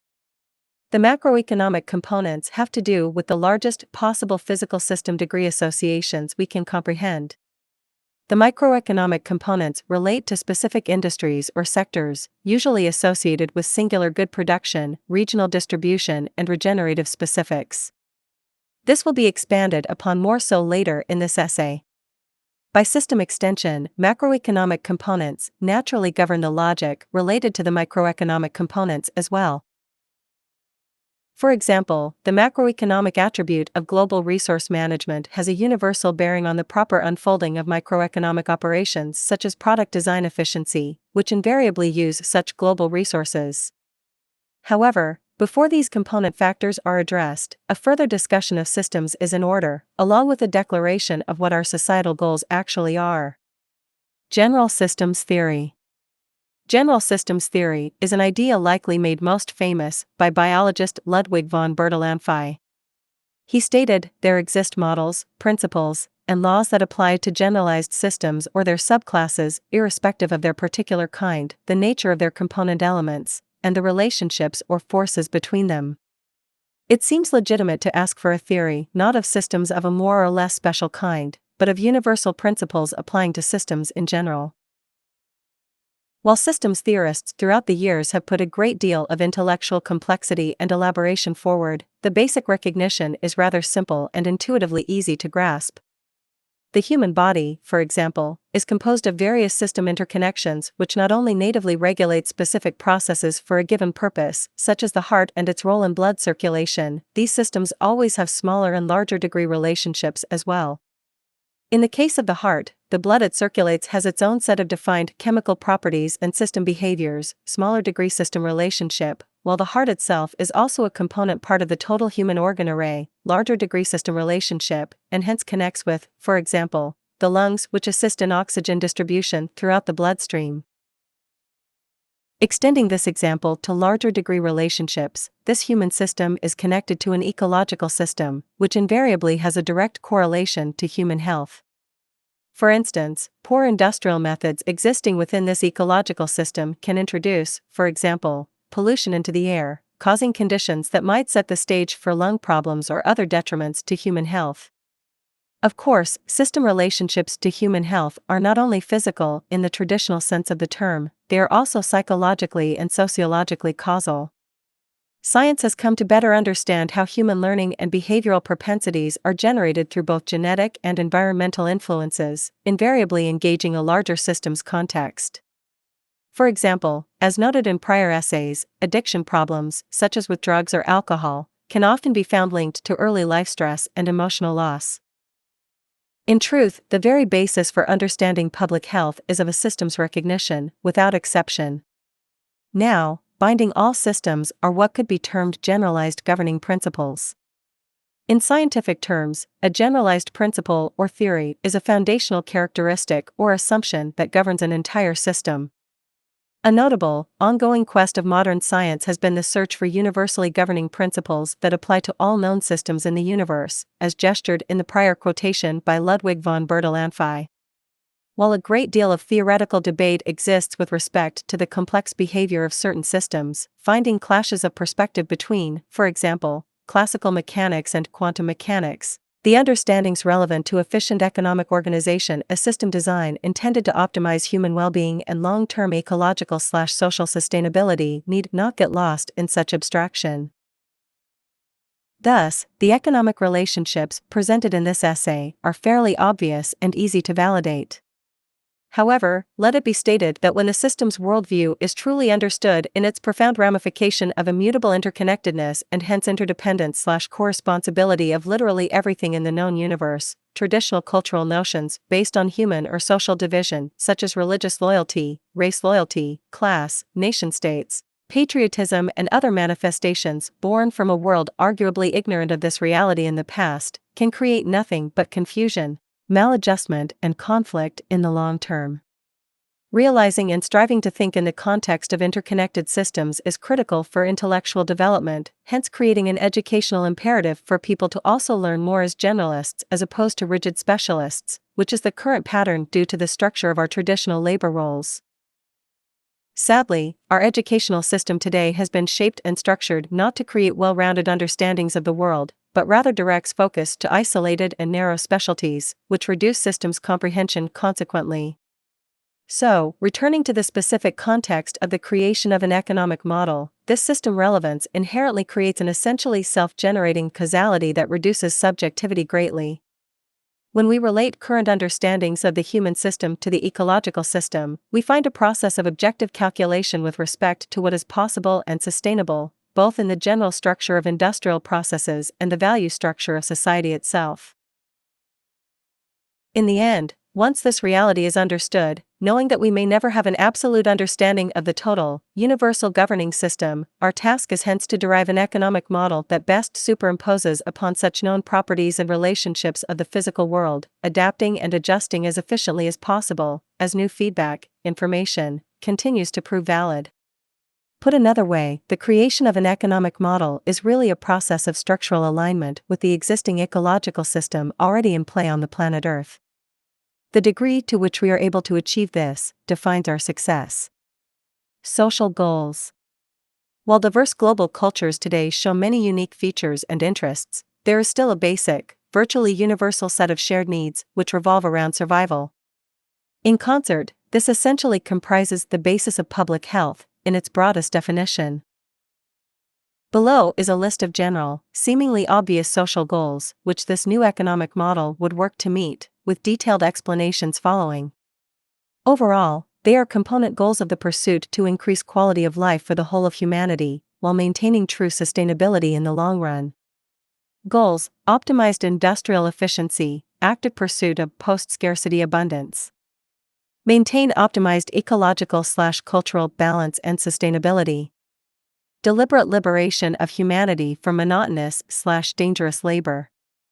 Facilitate active system adaptation to emerging variables. Optimized industrial efficiency, active pursuit of post-scarcity abundance. Unlike the current structural economic mandate to preserve inefficiency for the sake of monetary circulation, economic growth and power preservation, this goal seeks to optimize, both technically and structurally, all industrial processes to work towards and create what could be gesturally termed a post-scarcity abundance. In short, a post-scarcity abundance is an idealized state that eliminates scarcity of a given resource or process, usually by means of optimized efficiency regarding production design and strategic use.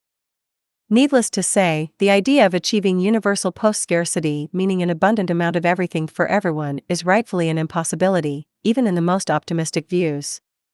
Therefore, this term, as used here, really highlights a point of focus. Common examples of current post-scarcity realities, which will be addressed at length in a later essay, include the statistically proven ability to generate an abundance of nutrition for the world's population, an abundance of energy for responsible human use, an abundance of domiciles to shelter, at a high level of quality, every family on Earth, along with an abundance of goods, both needs-based, i.e. tools, and reasonable want-based, luxury/specialty items, to facilitate an ever-easing and improving quality of life unknown by likely 99% of humanity today. These and many other possibilities have been proven as statistical realities for the Earth's current population and beyond, accomplished through what our Buckminster Fuller gesturally called the design science revolution, or the redesign of our social infrastructure to enable this new and profound efficiency. Needless to say, this societal redesign suggests a radical departure from current social norms and established traditions, including the very nature of our socioeconomic/governmental structure itself. The complex subject of transition will be discussed in a later essay. 2. Maintain optimized ecological balance and sustainability. Maintaining environmental sustainability is of obvious importance given the human species has no independence from its habitat and is strictly supported by it. In fact, evolution itself reveals that we are actually generated from the habitat, further expressing the deeply symbiotic/synergistic connection. Any negative disturbance of these interconnected ecological systems will likely result in proportional negative disturbances of our well-being over time. Therefore, making sure the economic system in practice has a structural, built-in respect for these natural orders is critical to public health and sustainability in the long term. This aspect itself is, in fact, a gauge of an economic system's own practical validity as a life support structure. It is worth reiterating that the current market model of economics maintains literally no structural acknowledgement of these natural order laws. The market simply assumes such balance will be maintained through what are rightly deemed metaphysical mechanisms related to monetary market dynamics alone, a false assumption. Deliberate liberation of humanity from monotonous, dangerous and irreverent labor. As will be described in technical detail in a later essay with respect to the powerful, ephemeralization-oriented trend of what is termed mechanization, meaning the application of machines, displacing labor roles commonly held by humans, the need for human toil and suffering in monotonous, irrelevant or dangerous occupations has become increasingly less needed. This new technical reality has also created trends which were once unimaginable, such as the fact that the application of automation has proven to now be more efficient than human labor, making the persistent tradition of earning a living an increasingly irresponsible social convention, given that we can now do more with less people in virtually every sector today. Likewise, it is also important to consider the pattern of human employment over generational time, recognizing that the current social detriment of unemployment is entirely manifest from the application of technology to labor. The great myth of the 20th century, propagated by market economists, is that technology creates jobs in the same proportion as jobs are taken away by it. This is now proven as statistically incorrect as the exponential increase in information technology and its translation into ever-advancing machine efficiency proves the fallacy of this once seemingly true observation. Today, the 21st century labor crisis shows no sign of subsiding and will only find resolution through a restructuring of industrial labor methods, altering the work for a living tradition dramatically. 4. Facilitate active system adaptation to emerging variables. While this goal might seem more abstract than prior goals, acknowledging the emergent reality of intellectual and industrial evolution is critical. We must structurally allow for adaptation. The aggregate intellectual culmination of human knowledge is and, as the trends currently show, will always be incomplete. Many practices that might be deemed sustainable or in accord with public health today might very well be found to be detrimental in a relative or absolute sense in the future. An example would be the decades past of oil combustion. While little negative retroactions were found during its early use, today there is a strong push to move away from hydrocarbon energy use due to the growing consequences resulting from its employment as the primary energy source for society, especially given the current state of more clean and more abundant alternatives. Therefore, the industrial/economic system must be dynamically updatable, enabling rapid error correction and improvement as progress unfolds. Again, this type of flexibility is currently missing in the market economy today, since any such changes often have a destabilizing effect on the profitability of related industries. Change in general is extremely slow in the modern period in this regard due to the paralysis that originates from the preservation of market share and group power. It can be well argued that progress is often detrimental to existing profit schemes. Macroeconomic factors. In traditional, market-based economic theory, macroeconomics deals with the broadest influences and policies that affect, in part, the dynamics and probable outcomes of the microeconomic condition. This usually relates to growth measures, employment levels, interest rates, national debts, currencies, and the like. In the context of a NLRBE, we can also establish economic components which could be categorically thought about in the same way, only this time it has to do with the largest order governing pressures of the physical world directly, along with how these physical principles relate to the more microeconomic actions of good production, design, distribution, and the like. In other words, it is an overarching rule structure, supported by essentially physical science, to ensure true economic efficiency is maintained and optimized. At the core of the macroeconomic, and, by extension, microeconomic, approach rests the method of thought and analysis itself. This is the scientific method. It is often said that nothing in science can be proven, only disproven. This is the beauty of the method, as its inherent skepticism of its own conclusions, if uninhibited by human bias, can assure continual progress and adjustment. Science gives a vehicle to arrive at conclusions, not make them, and it is this system-based logic where all economic decisions are to be oriented regarding both possibilities and restrictions.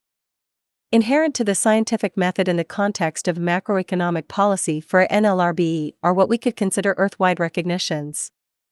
These components have to do essentially with the following: global resource management, global demand assessment, global production and distribution protocols. These three factors are considered macroeconomic since they embody core, near-universal infrastructure considerations, regardless of what a given production specifically entails or where it is on the planet. It should also be immediately recognized that the concept of a national economy is no longer viable in this perspective, nor was it ever, in truth, technically speaking. 1. Global resource management. Global resource management is the process of tracking resource use and hence working to predict and avoid shortages and other problems. In effect, it is no different than the logic underlying most common inventory systems we might find in the commercial arena today. However, this system has to do primarily with tracking the rate of natural generation to maintain dynamic equilibrium. All known natural resources, whether lumber, copper ore, water, oil, etc., have their own rates of natural regeneration, if any. In certain cases, such as the state of certain metals or minerals, regeneration rates are so large-scale that it would be more appropriate to simply assume a finite supply outright. Overall, this process would begin with a total Earth survey to whatever degree technically possible, tracked in real time to whatever degree technically possible. The catalog of tracked resource components would include all forms, from biotic resources such as trees, to abiotic resources such as iron ores and the like. Pollution and other ecological disturbances of resource integrity would also be accounted for. While such a total systems approach to this Earth-wide resource accounting and tracking system might seem like a difficult task, it is actually very feasible in the modern day, with such technology already being employed by respective industries in the corporate setting. 2. Global demand assessment. Global demand assessment is the process of realizing the demands of the human population. In short, this process would be broken up into a series of regional surveys, coupled with the release of publications that inform the public as to new designs possible in consumer or industrial production.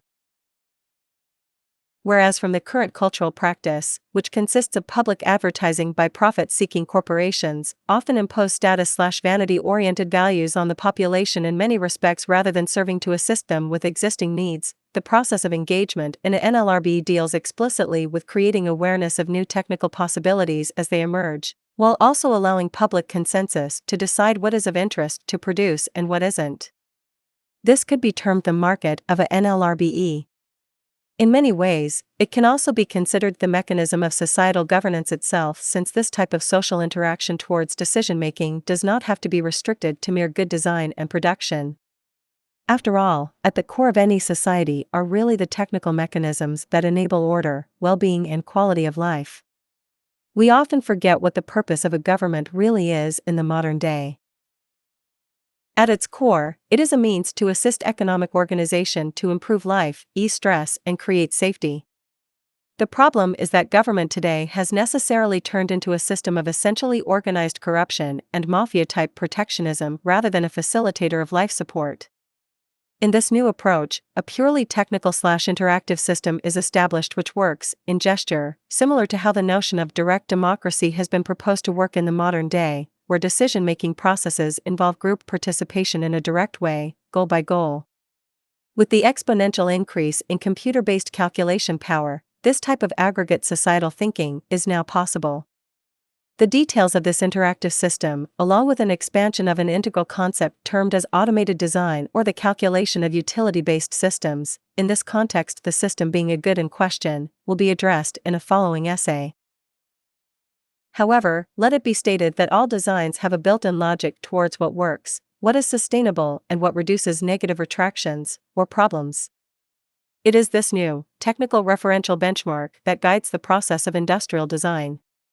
Now, a final note worth mentioning in passing is that in the current market economy, the demand assessment process is orchestrated in a deeply haphazard manner via what is traditionally termed the price mechanism. Many in traditional economic schools have even argued that the dynamic variability of human interests makes it technically impossible to calculate such demand without the price mechanism. While this may have been somewhat true in the early 20th century when these claims were made, the age of advanced computer calculation, coupled with modern sensing and tracking technology, has removed this barrier of complexity. 3. A. Global production and B. Distribution protocols. Global production and distribution protocols address the reasoning by which the overall industrial system is to be laid out in the context of Earth's surface infrastructure. This simple notion has to do with where these facilities are located and why. A basic economic factor to consider here is what we will call the proximity strategy. In the current system, the property orientation forces facilities for production and distribution to be scattered and rather random in placement.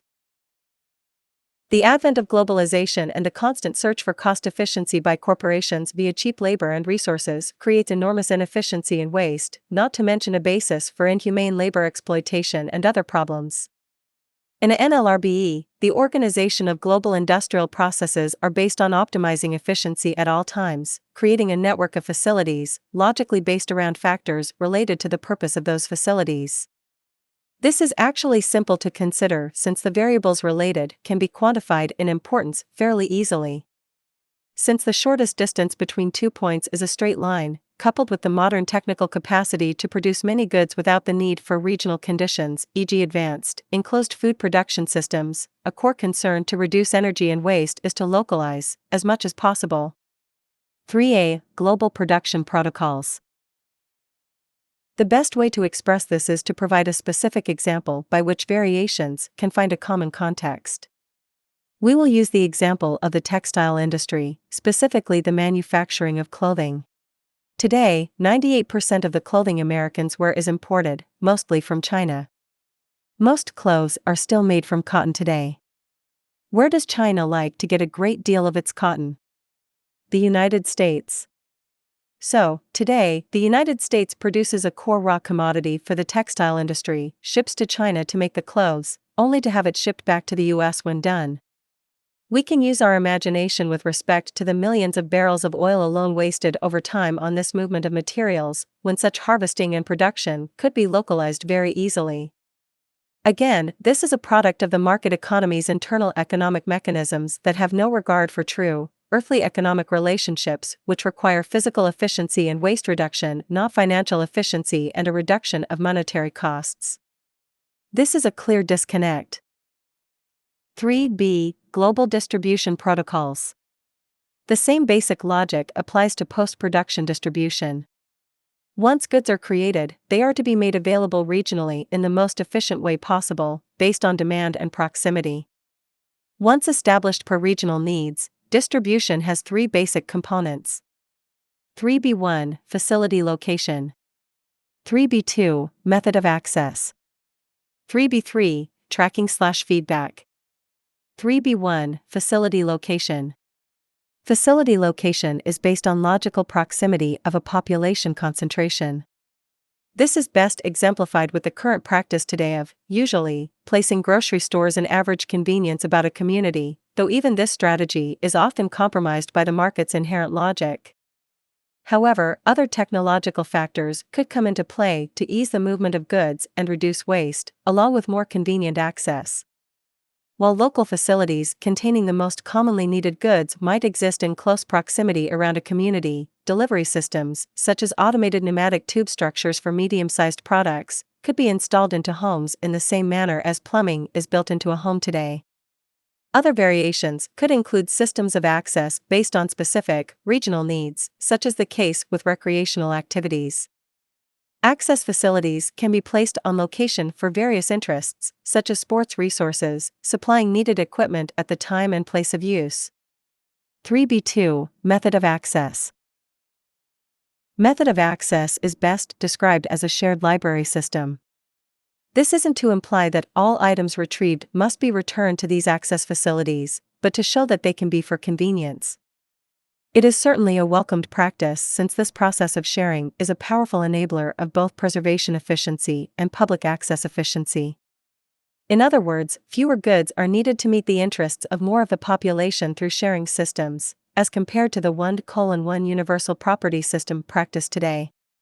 A common example would be specialized tool needs that are used relatively sparsely in the population. Production equipment for a specific project and recreation equipment that might be used only a few times a year are simple examples. On the other side of the spectrum, everyday needs, such as personal communication technology and the like, are made available in the same way, with an expectation of return likely only when the item fails, so it can be recycled or repaired. This concept of moving from a property-oriented to an access-oriented society is a powerful notion. Today, certain rental industries have already seen the fruits of this concept in the form of convenience, even in a market system. Again, comparing to the current model, these facilities exist like stores do today, with regional demand dynamically calculated to ensure supply abundance and avoid shortages and overruns. The difference is that nothing is sold and the ethos is of a strategically efficient, interactive system of sharing, with, again, returns occurring also when product life expires or when the good is no longer needed. As an aside, there is a common reaction to this idea that problems such as hoarding or some kind of abuse would ensue. This assumption is basically superimposing current monetary market consequences on the new model, erroneously. People in the scarcity-driven world today hoard and protect impulsively when they have something to fear or wish to exploit goods for their market value. In the NLRB, there is no resale value in the system, since there is no money. Therefore, the idea of hoarding anything would be an inconvenience rather than an advantage. 3b3, Tracking/feedback. Tracking and feedback, as implied above, is an integral part of keeping the system, both regional and global, as fluid as possible, when it comes to not only the meeting of regional demand through adequate supply, but also keeping pace with changes in extraction, production, distribution technology and new demands. Naturally, these factors are highly synergistic. Sensor systems, programs and other resource tracking technology have been rapidly developing for various industrial uses. Modern commercial inventory systems are already quite advanced in the proper context when it comes to demand and distribution. The issue is merely its scalability in certain contexts to account for all necessary attributes. In conclusion to this section on macroeconomic factors, the overarching consideration is efficiency on all levels, and this has its own causal logic as noted before, when considered in the larger ecological and physical system interconnectivity inherent to the natural world. This efficiency has to do with waste reduction and meeting human needs, always oriented in its possibilities by the current state of technology via the scientific method. Microeconomic factors. Given these so-called macroeconomic concepts, it is important to restate that the underlying principles regarding optimum efficiency, productivity and sustainability are the same throughout the whole model, from top to bottom. This is, again, the train of thought coming from the scientific method, calculated within the near-empirical framework of natural law logic itself.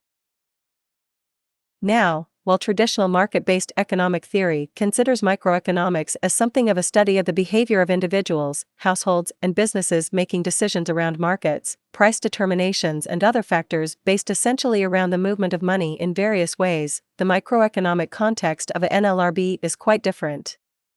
Microeconomic considerations in this new model revolve around the actual methods of good design and production itself.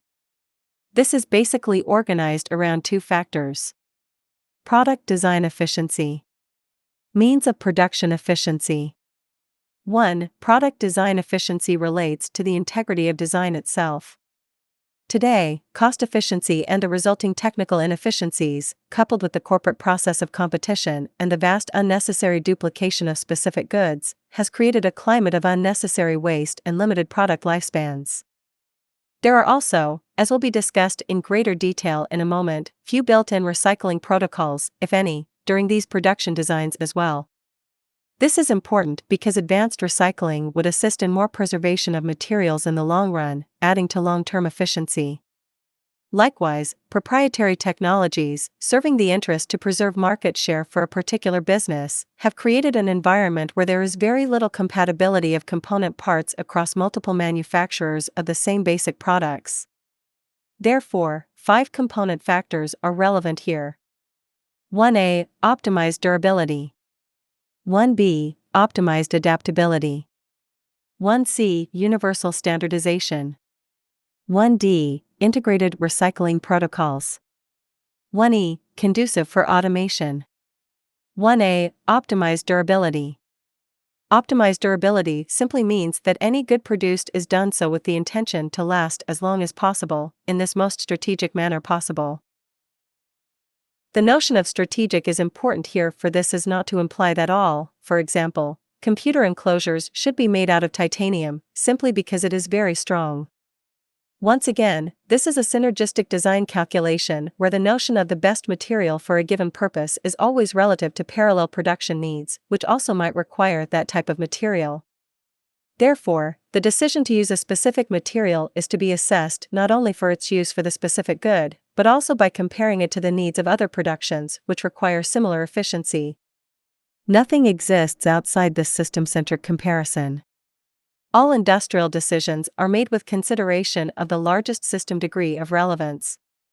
This interest to create the strategically best is critical to human sustainability, especially when it has been reported that we are using our natural resources today faster than the planet is generating them, due to such inefficiencies.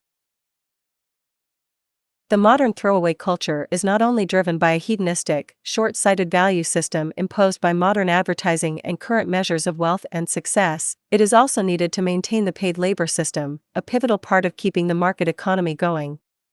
1b. Optimized adaptability. Optimized adaptability is really a subcomponent of optimized efficiency in the context of design engineering. Today, from automobiles to cell phones, efficiency-increasing technological advancements continue rapidly. Yet, even with this rapid rate of change, other larger-order attributes remain the same for relatively longer periods of time, as per historical trends. In other words, different production components have different rates of change, and this means a system of adaptability and active updating can be foreshadowed through trend analysis, with the resulting expectations built into an existing design to the best degree possible. An example would be the rate of change of a computer system's chip processor, CPU. The advancement of chip power has been accelerating rapidly due to Moore's law. As a result, many software applications, as they improve to embrace these new speeds enabled, will not work on computer system with older chips. This typically forces the user to buy a new computer system, even though the only true issue is the CPU, not the whole system. While other factors can come into play such as system compatibility with the new chip, seldom do people update these chips alone, even though it is feasible. This kind of adaptability is critical today on all levels, which alludes to the next economic component, universal standardization. 1c. Universal standardization. Universal standardization is a set of optimized protocols, generated from mass industrial feedback in a collaborative way that works to create uniform, universal compatibility of all components associated to a given good genre. Today, this lack of standardization is a source of not only great waste, but great instability in the functioning of common goods, since the competitive ethos and proprietary intent restricts efficiency in a powerful way. This practice has been justified under the guise of progress in design with the premise that competing corporations, incentivized by financial gain, will outdo each other and hence be more productive with advancement. While there might be some truth to this, the retardation, waste and instability caused does not justify the practice. Furthermore, it has, and will always be, the sharing of information in the long run that has led to advancement, both personal and societal. Creating a research database of known component parts by industry, actively shared across the world as a point of design reference and feedback in the creation of common parts and goods, is not a difficult task and certainly would not inhibit technological advancement or ingenuity. If anything, it would present more diverse information and perspectives, and hence better decisions could be made faster. 1d. Integrated recycling protocols. This simply means that the current state of component and material reuse is optimized directly and strategically considered in the very design of the product itself. Again, this does not happen in the modern day, in any efficient way. A survey of landfills in the world finds many useful component parts that have been discarded in association with larger systems, goods. Since a normal corporation who makes such items rarely encourages them to be returned for direct reprocessing, this is the inevitable outcome. Furthermore, while traditional plastic, glass, paper and other recycling systems are in place with moderate efficiency, this process is really crude and ineffective in comparison to direct, industry-connected regeneration. In a NLRBE, optimized recycling considerations to reuse materials, preformed or not, would be standard. In the end, landfills would not exist in this approach, as there is a way to reuse virtually everything we produce, if we had the interest to do so. 1e. Conducive for automation. This means that a given good design accounts for the state of labor automation, seeking to remove human involvement whenever possible by more efficient, often less complex design. In other words, part of the efficiency equation is to make the production easy to produce by automated means, taking into account the current state of automation techniques. We seek to simplify the way materials and production means are used so that the maximum number of goods can be produced with the least variation of materials and production equipment. More on this in the next section. 2. Means of production efficiency. Means of production efficiency as an economic component refer to the actual tools and methods used in industrial production itself.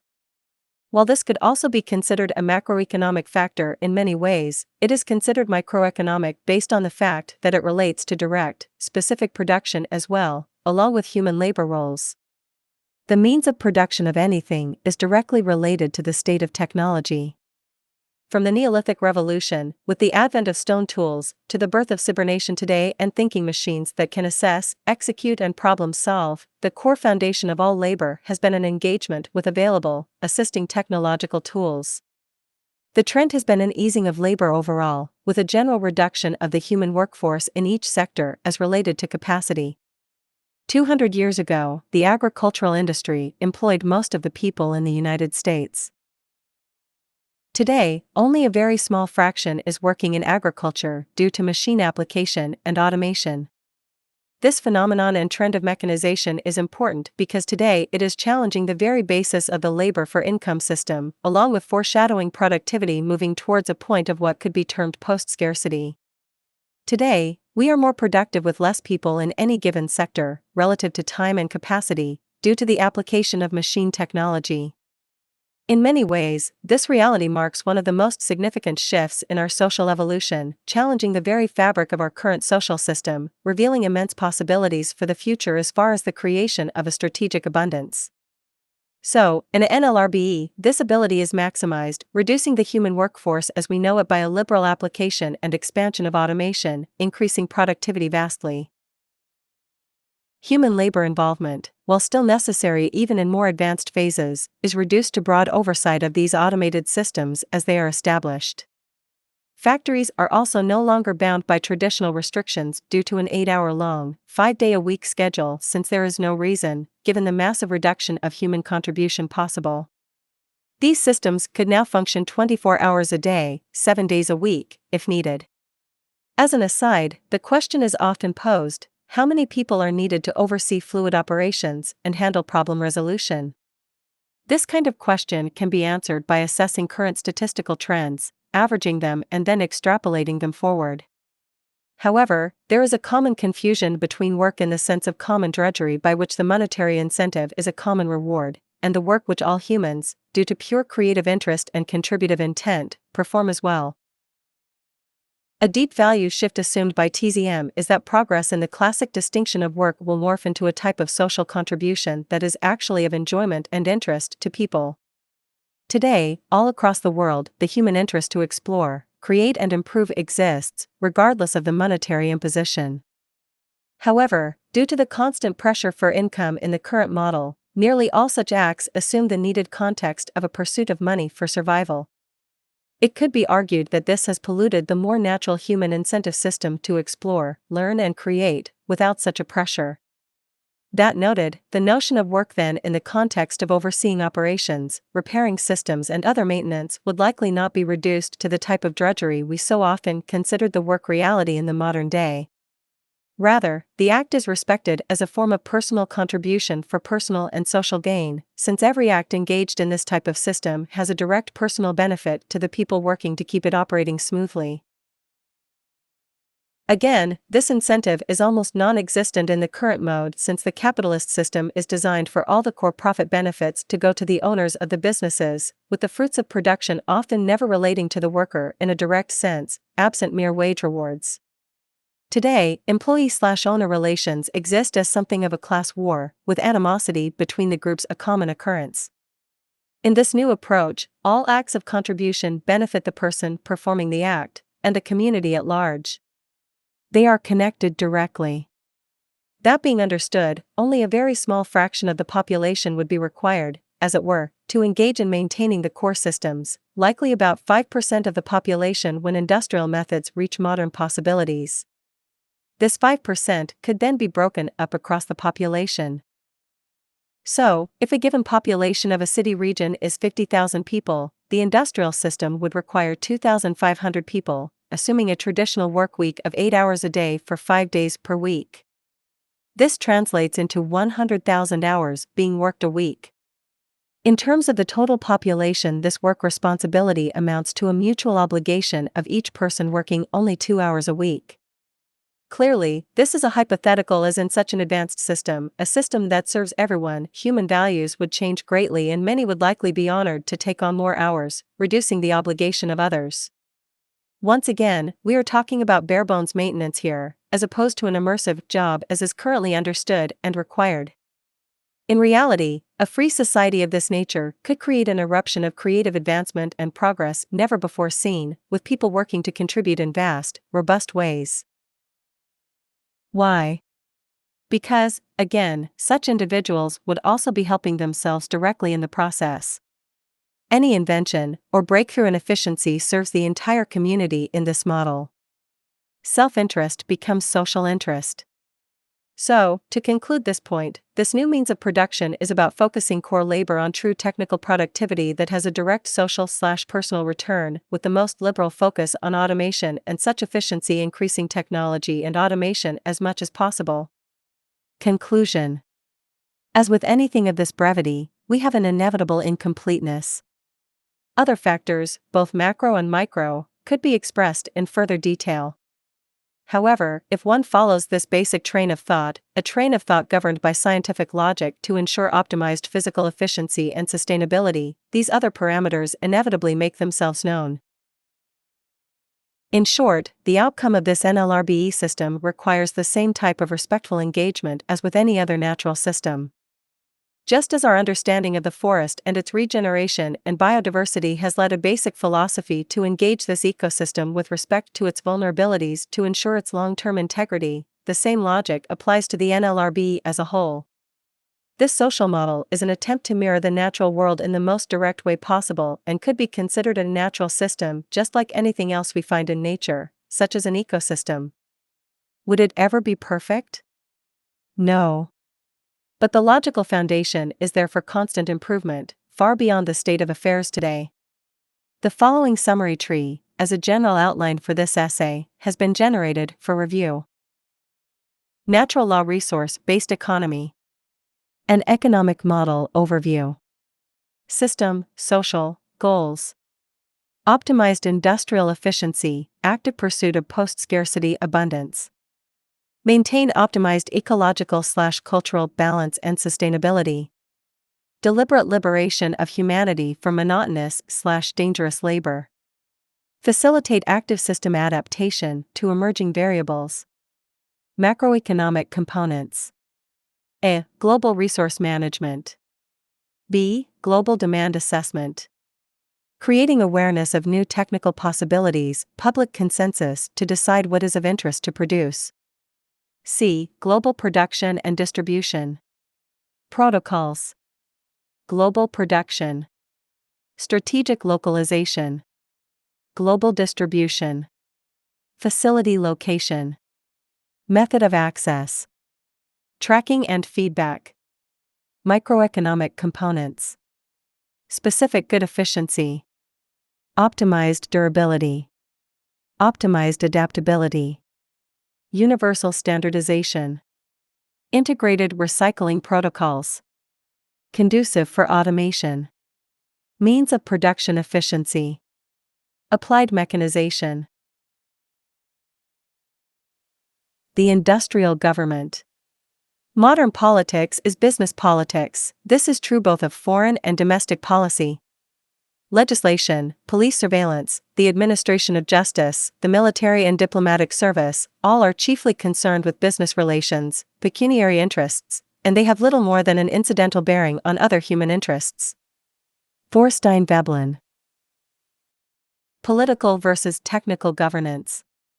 The nature and unfolding of the politically driven model of representative democracy, legislation creation, and the sanctioned enforcement of law, are all born out of natural tendencies inherent to the act of commerce and trade, operating within a scarcity-driven social order. The development of this commercial regulation and the rationale behind the very existence of state governance is quite easy to trace historically. After the Neolithic Revolution, humanity's once nomadic patterns shifted toward a new propensity to farm, settle, and create towns. Specialization flourished and trade was hence inevitable. However, given the possibility for imbalance and dispute, as regional populations grew and regional resources often became more scarce, a security and regulatory practice manifested to protect a community's land, property, trade integrity, and the like. The use of an army, which is sanctioned to protect by public decree, became standardized, along with an adjacent legal or regulatory authority complex, sanctioned to essentially give power to a set group of officials which facilitate such policy creation, enforcement, trials, punishment practices, and the like. This is mentioned here as there are many schools of economic thought in the early 21st century that talk about reducing or even removing the state apparatus entirely, falsely assuming the state itself is a separate entity and the starting point of blame for current societal woes or economic inefficiencies. Yet, on the other side of the debate spectrum is a general cry for increased state regulation of the market to ensure more limits on business manipulation and hence work to avoid what has been often perceived as crony capitalism. The truth of the matter is that this polarizing, false duality between the state and the market is blind to the true root cause of what is actually causing problems, not realizing that the dyad of state and market synergy is, in reality, a single power system in play, at once. Irrespective of the merit of any specific argument as to the favoring of the free market versus the favoring of state regulation, all business dealings have historically required some level of legal mediation. This is because all transactions are a form of competition, and all competition invites the possibility of fraud or abuse, given the natural pressure of external circumstances and the nature of survival itself, within the bounds of the scarcity-based market. The fact is, any form of commerce that exists in this scarcity-reinforced worldview will manifest so-called corrupt or dishonest behavior constantly. It is firmly incentivized. The degree of corruption itself even becomes a matter of opinion, in fact. The line between accepted business acumen and blatant dishonest persuasion is not an easy distinction to make today in the broad view. Therefore, some type of overriding decision-making power has always been granted to some group body to mediate conflicts, and this is the seat of governmental power, as we know it. Yet, the punchline of the whole circumstance is that in a world where everything is powered by money, in a world where, in truth, everything is for sale, the rapid corruption of any such regulation or power establishment is also essentially guaranteed over time, to one degree or another. Put another way, there will always be a need for legal regulation of transactions in the market by some publicly sanctioned institution, and the market ethic will always corrupt such regulation to some extent with the influence of money because money and business are actually what make the world move. This is simply what is to be expected when the entire psychological foundation of existence is based on survival through acts of competitive self-interest, oriented by the universal assumption of empirical scarcity, with no real structural safeguards given to members of society for some reassurance in survival. To think any regulatory agency would not be susceptible to such corruption, to think state policy and hence coercion could not be purchased like any other commodity is to deny the basic philosophical foundation inherent to the market's notion of freedom itself. Therefore, complaining about state regulation or lack thereof is ultimately a moot issue in the broad scheme of long-term societal change. True social change will not come about by the elusive preference of one of these over the other. It will only come about by installing a completely different system which eliminates both the market and the state as we know it, elevating the entire framework out of the narrow, competitive focus of managing scarcity in the current earn a living or suffer system, to a focus on facilitating a sustainable abundance and the meeting of human needs directly. So, the following economic and management information presents a vast departure from the current, day-to-day unfolding of life as we know it when it comes to commerce and social management. What this model does is literally remove the edifice of representative government and replace it with a kind of participatory democracy. This participation is mediated through digital communication methods that can bring the interests of the whole community into calculation, whether dealing with interests of the so-called public sector or the private sector. In actuality, there is no difference in the process of participation, and hence, there would no longer be a public or private sector. The importance of this kind of management resides in several areas. For one, it assures that human social operation is in accord with basic sustainability principles needed to operate with generational longevity, whilst also maintaining a vigilant focus on producing the most strategically necessary goods at the peak technical capacity known at the time of production. Such management is also about removing the vast incentive and requirement for corruption and corrupt behaviors, abuse and business/government collusion which has plagued civilization since antiquity. The active pursuit of abundance through these sustainable means ensures not only survival and efficiency, but stability, ease, and a higher state of public health on a vast scale. Economic model defined. An economic model is a theoretical construct representing component processes by a set of variables or functions, describing the logical relationships between them. If one has studied traditional or market-based economic modeling, a great deal of time is often spent on things such as price trends, behavioral patterns, inflation, the labor market, currency fluctuations, and so forth. Rarely, if ever, is anything said about public or ecological health. Why? Because the market is life-blind and decoupled from the actual science of life support and sustainability. It is a proxy system that is based only around the act of exchange and exchange preferences. Therefore, the best way to think about a NLRB is not in the traditional terms of any form of market-oriented economic model common today. Rather, this model can best be thought about as an advanced production, distribution and management system, which is democratically engaged by the public through a kind of participatory economics. This type of approach facilitates input processes, such as design proposals and demand assessment, while also filtering all actions through what we could call sustainability and efficiency protocols. These protocols are the basic rules of industrial action set by natural law, not human opinion. As noted, neither of these two interests is structurally inherent in the capitalist model. Goals, myths, and overview. All economic systems have structural goals, and oftentimes these goals are not exactly apparent in the theories set forward in principle. The market system and a NLRB have very different structural goals. Market capitalism's structural goal is growth and maintaining rates of consumption high enough to keep enough people employed at any given time. Likewise, employment itself requires a culture of real or perceived inefficiency, and that often means the preservation of scarcity in one form or another.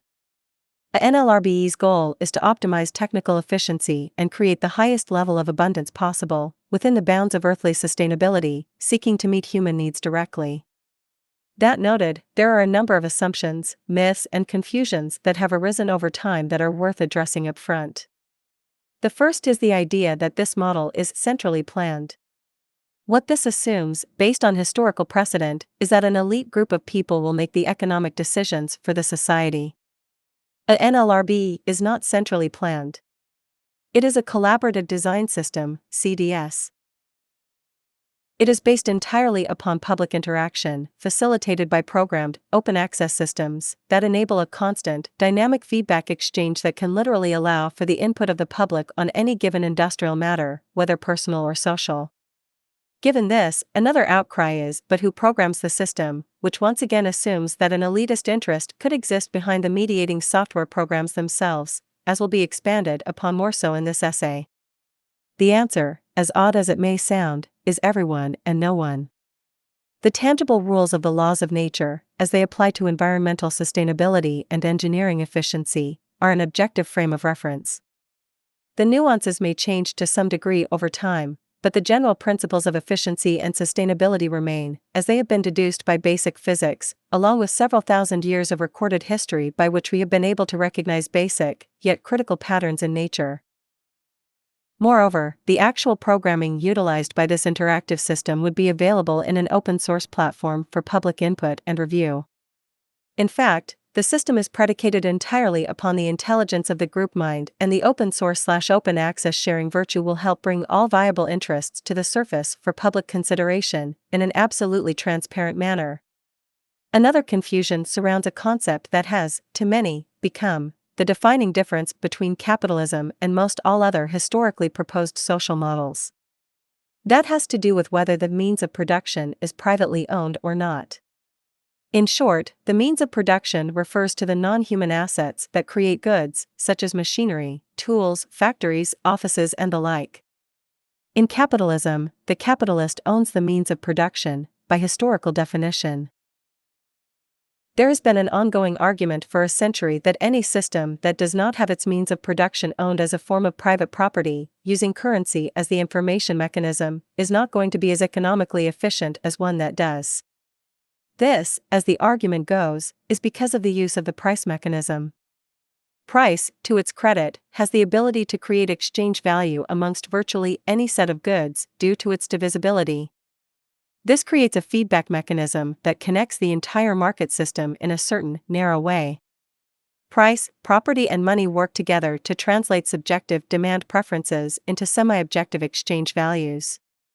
The notion of semi is employed here because it is a culturally relative measure only, absent almost every factor that gives true technical quality to a given material, good, or process. Arguably, the only tangible technical data price that embodies, crudely, relates to a resource's scarcity and the labor energy/complexity put into the creation of a given good. Keep this in mind, as these two value variables will also be addressed again later in this essay with respect to non-price-oriented calculation.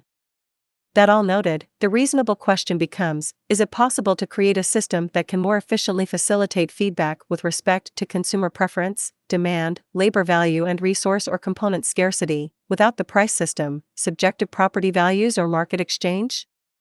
The answer is yes. The modern solution is to completely eliminate exchange and create a direct control and feedback link between the consumer and the means of production itself. The consumer actually becomes part of the means of production, and the industrial complex as a whole becomes a tool that is accessed by the public, at will, to generate goods. To illustrate this, most today likely own a simple paper printer connected to a home computer. When a file is sent to print from the computer, the user is in control of a miniature version of a means of production. Likewise, in some cities today, there are now 3D printing labs, where people in the community can send their 3D design and use these machines to print what they need in physical form. The model being presented here is a similar idea. The next step in this scaling process is the creation of a strategically automated industrial complex, localized as much as possible, which is designed to produce, through automated means, the average of everything any given region has found demand for. As will be described, this is very feasible given the current state of technology and the ephemeralization trends at hand. Imagine, for example, a clothing store except that is not organized like a store as is currently understood. It is a multi-purpose textile printing house. You find the design you are interested in online, along with the materials you prefer and other customizations, and you print that article of clothing on demand at that facility. Consider for a moment how much storage space, transport energy, and overrun waste is eliminated by this approach if virtually everything could be created on demand, done by automated systems which can continually produce a greater variety of goods, from increasingly smaller manufacturing configurations. In truth, the real fallacy of this private ownership of the means of production objection is its culture lag. Today, industry is witnessing a merger of capital goods, consumer goods, and labor power. Machines are taking over human labor power, becoming capital goods, while also ever reducing in size to become consumer goods. The result is an increasingly smaller and more optimized industrial complex that can do more and more with less and less. It is also worth mentioning that labor automation is now making the historically notable labor theory of value increasingly moot as well. Today, the labor energy that goes into a given good, while still a factor for process recognition, does not have much of a quantifiable correlation anymore. Today, machines now make and design machines. While the initial creation of a machine might require a good deal of human planning and initial construction at this time, once set in motion, there is a constant decrease in that labor value transference over time. Structure and processes. As will be described in detail by section, Figure 1 shows the linear schematic of the industrial process, moving from design to production to distribution and recycling. Figure 2 shows how an optimization of such efficiency can be considered from a mathematical point of view, as a minimization or maximization of some functional. Because we are talking about efficiency, we can consider the problem as a maximization of the production function Fp. Figure 3 is a table of symbols and descriptions, as will be used in the following explanations. It is important to note that not all attributes will be covered in this text. The purpose of this essay and the formula suggested are done so to give a starting point for calculation, highlighting the most relevant, overarching attributes for consideration. A full algorithmic calculation of this nature, taking into account all related sub-processes in real-life terms, would require an enormous text/programming treatment and will likely occur in a future edition of this text's appendix, as an ongoing project development. Collaborative Design Interface. The starting point for interaction in a NLRB is the CDI, or Collaborative Design Interface. The CDI could abstractly be considered the new market or the market of ideas or designs. Design is the first step in any production interest, and this interface can be engaged by a single person, it can be engaged by a team, it can be engaged by everyone. It is open source and open access, and it would come in the form of an online web interface. The notion of market is expressed here not to conflate the notion of trade, but rather the notion of sharing and group decision-making. As with the traditional sales market, there is a swarm type of behavior which makes decisions over time as a group whole with respect to what goods will develop, demand, and what goods will perish, lack of demand. In a certain sense, this democratic process is embraced in a NLRBE, but by different means. Moreover, all submitted designs, in creation or deemed complete, are stored in an open access, searchable database. This database makes all designs available for others to use or build upon. In this way, it is similar to a traditional goods catalog commonly found today, except it contains digital designs that can be sent into production at any time, on demand. This design creation and proposal system is how demand itself is assessed. Instead of traditional advertising and the unidirectional consumer good proposal system, where companies work to persuade the consumer as to what they should buy, with the public mostly going with the flow, favoring or not favoring a company's pitched good, component or feature by purchase or not, this system works in an opposite, more involved and democratic manner. In this new, open-source type design approach, the entire global community has the option of presenting ideas for everyone to see, weighing in on and building upon designs, harnessing the power of collective experience and global knowledge. The mechanism of the CDI would come in the form of an interactive interface, such as we see commonly today with computer-aided design, CAD, or computer-aided engineering, CAE, software. In short, these programs are able to digitally create and represent any given product design, containing all information as to how it should be made in final, physical manufacturing. Above, CAD interface design example. As an aside, many considering the educational requirements to engage such an interface might be concerned about use complexity. Naturally, the more dedicated designer will develop the skills needed to whatever degree interested, while, for the more casual user, different degrees of interface complexity and skill orientation can be utilized. This more user-friendly interfacing can develop in a similar fashion to how personal computers transitioned from complex proprietary coding interfaces with manually input instructions, to the now ubiquitous, simple graphic interface icon system, which allows users to operate more intuitively. Future CAD/CE type programs will likely evolve in the same way, making the interactive process more accessible. In many cases, as the database is always populated with current, already existing designs, the practice will be to build upon others' work. For example, if an engineer is interested in the optimization of a cell phone, they have the option of building upon any existing phone product design in the database, rather than starting from scratch. The benefit of this cannot be emphasized enough as a collaborative platform. Rather than limit the design input to, say, a boardroom of engineers and marketers, as is common practice today, literally millions of minds can be brought together to accelerate any given idea in this approach. This new incentive system also ensures everyone interested in the good will receive exactly what everyone else is likely to receive in its advanced optimization states, where personal interest becomes directly tied to societal interest. Also, given the patterns today, likely not everyone would want or need to be a designer. Many people would be satisfied enough by what had been set in motion already by others, with perhaps minor customization along the way. Today, a very small percentage of the population actually create and engineer the dominant technology and goods we use, and this specialization may naturally continue in the future to some degree, even though it is to the advantage of everyone if more minds came together. If the educational system is orientated away from rote learning and its antiquated basis that originated in the 19th century social order, we could see an explosion of input and creativity. All that understood, an incredibly important component of these design and engineering programs today is how they can now incorporate advanced physics and other real-world, natural law properties with the proposed design for testing. In other words, the good isn't just viewable in a static visual model with noted properties, it can actually be tested right there, virtually, to a relevant degree. For instance, all new automobile designs today, long before they are physically built, are run through complex digital testing processes that assist in design integrity greatly. Over time, there is no reason to believe that we will not be able to digitally represent and set in motion for testing most all known laws of nature, applying them in different contexts, virtually. Optimized efficiency standards. Efficiency standards are standards by which a given design must conform. This evaluation will be calculated automatically, or algorithmically, by the CDS's programming. This can also be thought of as a filtering process. In short, any proposed design will be digitally filtered through a series of sustainability and efficiency protocols which relate not only to the state of existing resources, but also to the current performance of the total industrial system.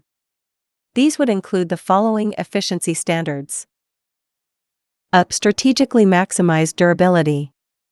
B. Strategically maximized adaptability. C. Strategic standardization of genre components. D. Strategically integrated recycling conduciveness.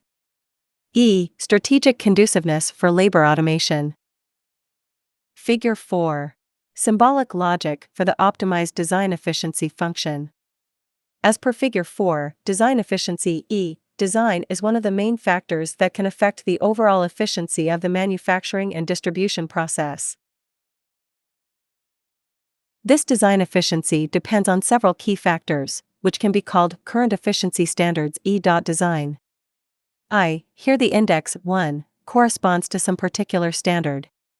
Each standard will be generally explored as follows, expanding in certain cases with respect to the symbolic logic associated, for the sake of clarity. Strategically maximized durability means to make the good as strong and lasting as relevant. The materials utilized, comparatively assuming possible substitutions due to levels of scarcity or other factors, would be dynamically calculated, likely automatically by the design system, to be most conducive to an optimized durability standard. Durability TD maximization. This durability TD, D1, D2. DI maximization can be considered as a local optimization issue. It can be analyzed by introducing the factors D which affect it where D10, D20, DIO are some optimal values of the factors. B. Strategically maximized adaptability odd A sign means the highest state of flexibility for replacing component parts is made. In the event a component part of a good becomes defective or out of date, the design facilitates that such components are easily replaced to maximize full product lifespan, always avoiding the interest to replace the good as a whole. C. Strategic standardization of genre components G1C, GC2, GI, GCNC means all new designs either conform to or replace existing components which are either already in existence or outdated due to a lack of comparative efficiency. This logic should not only apply to a given product, it should apply to the entire good genre, however possible. The aim is to minimize the total number of genre components NC. In other words, the standardization of the process will enable the possibility of lowering the number NC to a possible minimum. D. Recycling conduciveness CR means every design must conform to the current state of regenerative possibility. The breakdown of any good must be anticipated in the initial design and allowed for in the most optimized way.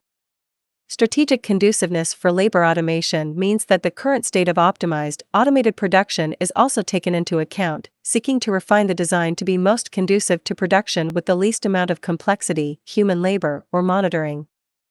Again, we seek to simplify the way materials and production means are used so that the maximum number of goods can be produced with the least variation of materials and production equipment. This is denoted by human labor HL and automated labor AL. The aim is to minimize the human interaction with the production process. This can be written as Using this equation, we could also write a simpler condition, where Li are factors that influence human and automatic labor. So, returning to figure 4, this optimized design efficiency function can be described by a function fdesign where Td is durability, ADSign is adaptability, Cr is recycling conduciveness, Nc is the minimum number of genre components, and Hl is a human labor. The industrial network. The industrial network refers to the basic network of physical facilities that are directly connected to the design and database system just described. The system connects servers, production facilities, distribution facilities, and recycling facilities.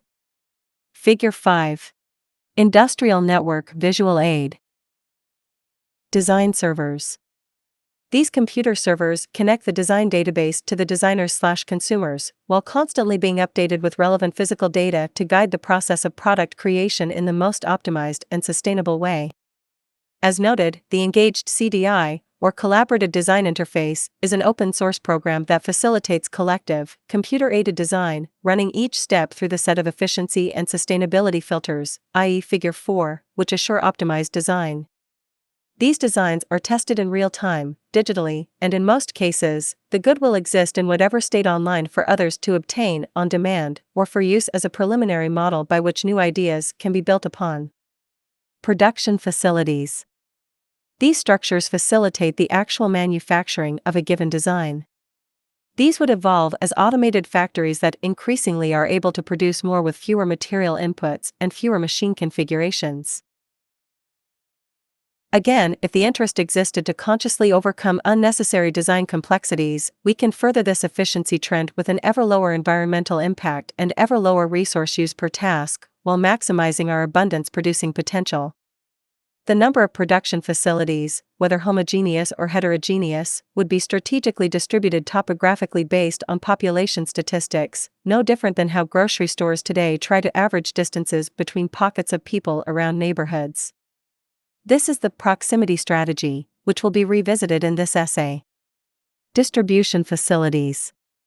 Distribution can either occur directly from the production facility, usually in the case of an on-demand, one-off production for custom use, or sent to a distribution library for public access en masse, based on regional demand interest. Some goods will be conducive to low demand, custom production, and some will not. Food is the easiest example of a mass production necessity, while a personally tailored piece of furniture would come directly from the manufacturing facility once created. It is worth reiterating that regardless of whether the good is classified to go to a library or directly to a user, this is still an access system. In other words, at any time, the user of the custom or mass-produced good can return the item for reprocessing or restocking. Recycling facilities. Recycling facilities would likely exist as part of the production facility, allowing access to returned parts for updating and reprocessing. As noted in the design protocol, all goods have been pre-optimized for conducive recycling. The goal here is a zero-waste economy. Whether it is a phone, a couch, a computer, a jacket, or a book, everything goes back to a recycling facility, likely the point of origin, which will directly reprocess any item as best it can. Of course, an item may be returned elsewhere if needed. The integrated and standardized production and recycling centers, having been conceived of as a complete, compatible, and holistic system, would be able to handle returned goods optimally, as is not the case today. Global resource and system management. These 4 facilities are also connected, to one degree or another, to a global resource management (GRM) network, which is a sensor and measurement system that provides feedback and information about the current state of raw materials and the environment. Resource management, feedback, and value. As noted, this computer-aided design and engineering process does not exist in a vacuum. It does not process designs with no input as to the current state of the planet and its resources. Connected to the design process, literally built into the noted optimized design efficiency function, is dynamic feedback from an Earth-wide accounting system that gives data about all relevant resources that pertain to all productions. To whatever degree technically possible, all raw materials and related resources are tracked and monitored, in as close to real time as possible. This is mainly because maintaining equilibrium with the Earth's regenerative processes, while also working strategically to maximize the use of the most abundant materials, while minimizing anything with emerging scarcity, is a critical efficiency calculation. Again, this is, in part, the purpose of the global resource management system mentioned prior. As far as value calculation, perhaps the two most important measures, which will undergo constant dynamic recalculation through feedback as industry unfolds, is the level of a. Scarcity and the degree of b. Labor complexity. Scarcity value can be assigned a numerical value, from 1 to 100. 1 would denote the most severe scarcity with respect to the current rate of use and 100 the least severe. 50 would be the steady-state dividing line. The scarcity value of any given resource would exist at some value along this line, dynamically updated by the Global Resource Management Network. Figure 6. Scarcity rank visual aid. For example, if the use of wood passes the steady-state level of 50, which would mean consumption is currently surpassing the Earth's natural regeneration rate, this would trigger a counter move of some kind, such as the process of material substitution or finding a replacement for wood in any future productions. As far as a comparative evaluation, in a market system the price mechanism is used to decide which material is more cost-efficient, assuming a given price will have already accounted for relevant technical information or, in this case, the issue of scarcity. This new approach, rather than use price to compare or assess value, accounts for a given technical quality directly by a comparative quantification. In the case of scarcity concerns, it is best to organize genres or groups of similar use materials and quantify, to the highest degree possible, their related properties and degrees of efficiency for any given purpose. Then, a general numerical value spectrum is applied to those relationships. For example, there is a spectrum of metals that have different efficiencies for electrical conductivity. These efficiencies can be physically quantified and then compared by value. So, if copper, a conductive metal, goes below the 50 value of equilibrium regarding its scarcity, calculations are triggered by the management program to compare the state of other conducive materials, their scarcity level and their efficiency level, preparing for substitution. This is just one example, and naturally this type of reasoning would get extremely complicated depending on the material and purpose problems posed. However, that is exactly why it is calculated by machine, not people. The human mind, either singly or organized into large groups, simply cannot process such data effectively. Also, it is worth pointing out that this type of direct value calculation, based around purpose, conduciveness and sustainability, dramatically eclipses the price mechanism when it comes to true resource awareness and intelligent resource management in calculation. Likewise, labor complexity and its assessment simply means estimating the complexity of a given production and drawing a numerical value based on the degree of process complexity. Complexity, in the context of an automation-oriented industry, can be quantified by defining and comparing the number of process stages. Any given good production can be foreshadowed as to how many stages of production processing it will take. It can then be compared to other good productions, ideally in the same purpose genre, for a quantifiable assessment. In other words, the units of measurement are these stages. For example, a chair that can be molded in 3 minutes, from simple polymers in one process, will have a lower labor complexity value than a chair which requires automated assembly down a more tedious production chain, with mixed materials. In the event a given process value is too complex or hence comparatively inefficient in terms of what is currently possible, by comparison to an already existing design of a similar nature, the design would be flagged and would hence need to be reevaluated. Such adjustments and flagging would come in the form of feedback from the design interface during the design stage. There is also no reason not to assume that with ongoing advancement in AI, the system could actually feed back with actual suggestions or even direct solutions to a given efficiency or sustainability problem in real time. Design calculation. Those generalizations noted, a walkthrough of this overall, linear process is expressed below. There will be some repetition here, for the sake of clarity. If we were to look at good design in the broadest possible way with respect to industrial unfolding, we end up with about 4 functions or processes, each relating to the 4 dominant, linear stages, including design, production, distribution and recycling. Again, each of these processes is directly tied to the global resource management system that provides value feedback that assists in the regulatory apparatus to ensure efficiency and sustainability. The following propositions apply. Figure 1. All product designs must adapt to 1. Optimized design efficiency. 2. Optimized production efficiency. 3. Optimized distribution efficiency. 4. Optimized recycling efficiency. Figure 1. Repeated. 1. Optimized design efficiency. A product design must meet or adapt to criteria set by current efficiency standards et as. Current efficiency standards have 5 evaluative subprocesses, as expressed before: durability equals TD, adaptability equals AD sign, standardization equals NC, recycling conduciveness equals CR, automation conduciveness equals HL. Please note that further breakdown of each of these subprocesses and logical associations can be figuratively made as well to ever-reducing minutiae. However, as noted, this expression is the top tier by which all other subprocesses are oriented. It is, again, not the scope of this text to provide all attributes of a working algorithm. It is also not implied here that the parameters expressed are total or absolutely complete. 2. Optimized production efficiency. This filter's parameters can change based on the nature of the facilities and how much machine variation in production, fixed automation versus flexible automation, is required at a given time. For the purpose of expression, 2 facility types will be distinguished, one for high demand or mass production and one for low demand or short run, custom goods. Figure 7. Dividing by low and high. Application of the class determination process. Very simply, a class determination is made which splits the destination facilities based upon the nature of production requirements. The high demand target assumes fixed automation AI, meaning unvaried production methods ideal for high demand/mass production. The low demand target uses flexible automation DC, AI, which can do a variety of things but usually in shorter runs.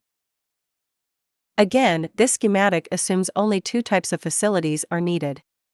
There could be more facility types based upon production factors, generating more splitting conditions.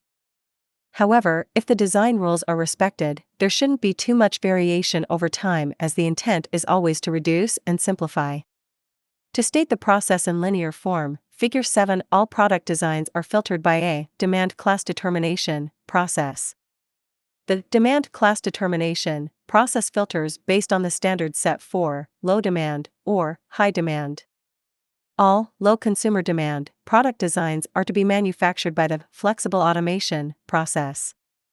All high consumer demand product designs are to be manufactured by the fixed automation process.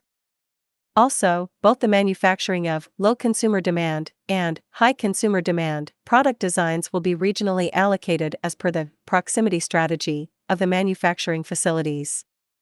3. Optimized distribution efficiency. Once process 2 is finished, the product design becomes a product and moves to the optimized distribution efficiency filter. In short, all products are allocated based on its prior demand class determination. Low consumer demand products follow the direct distribution process. High consumer demand productions follow the mass distribution process, which would likely be the libraries mentioned prior.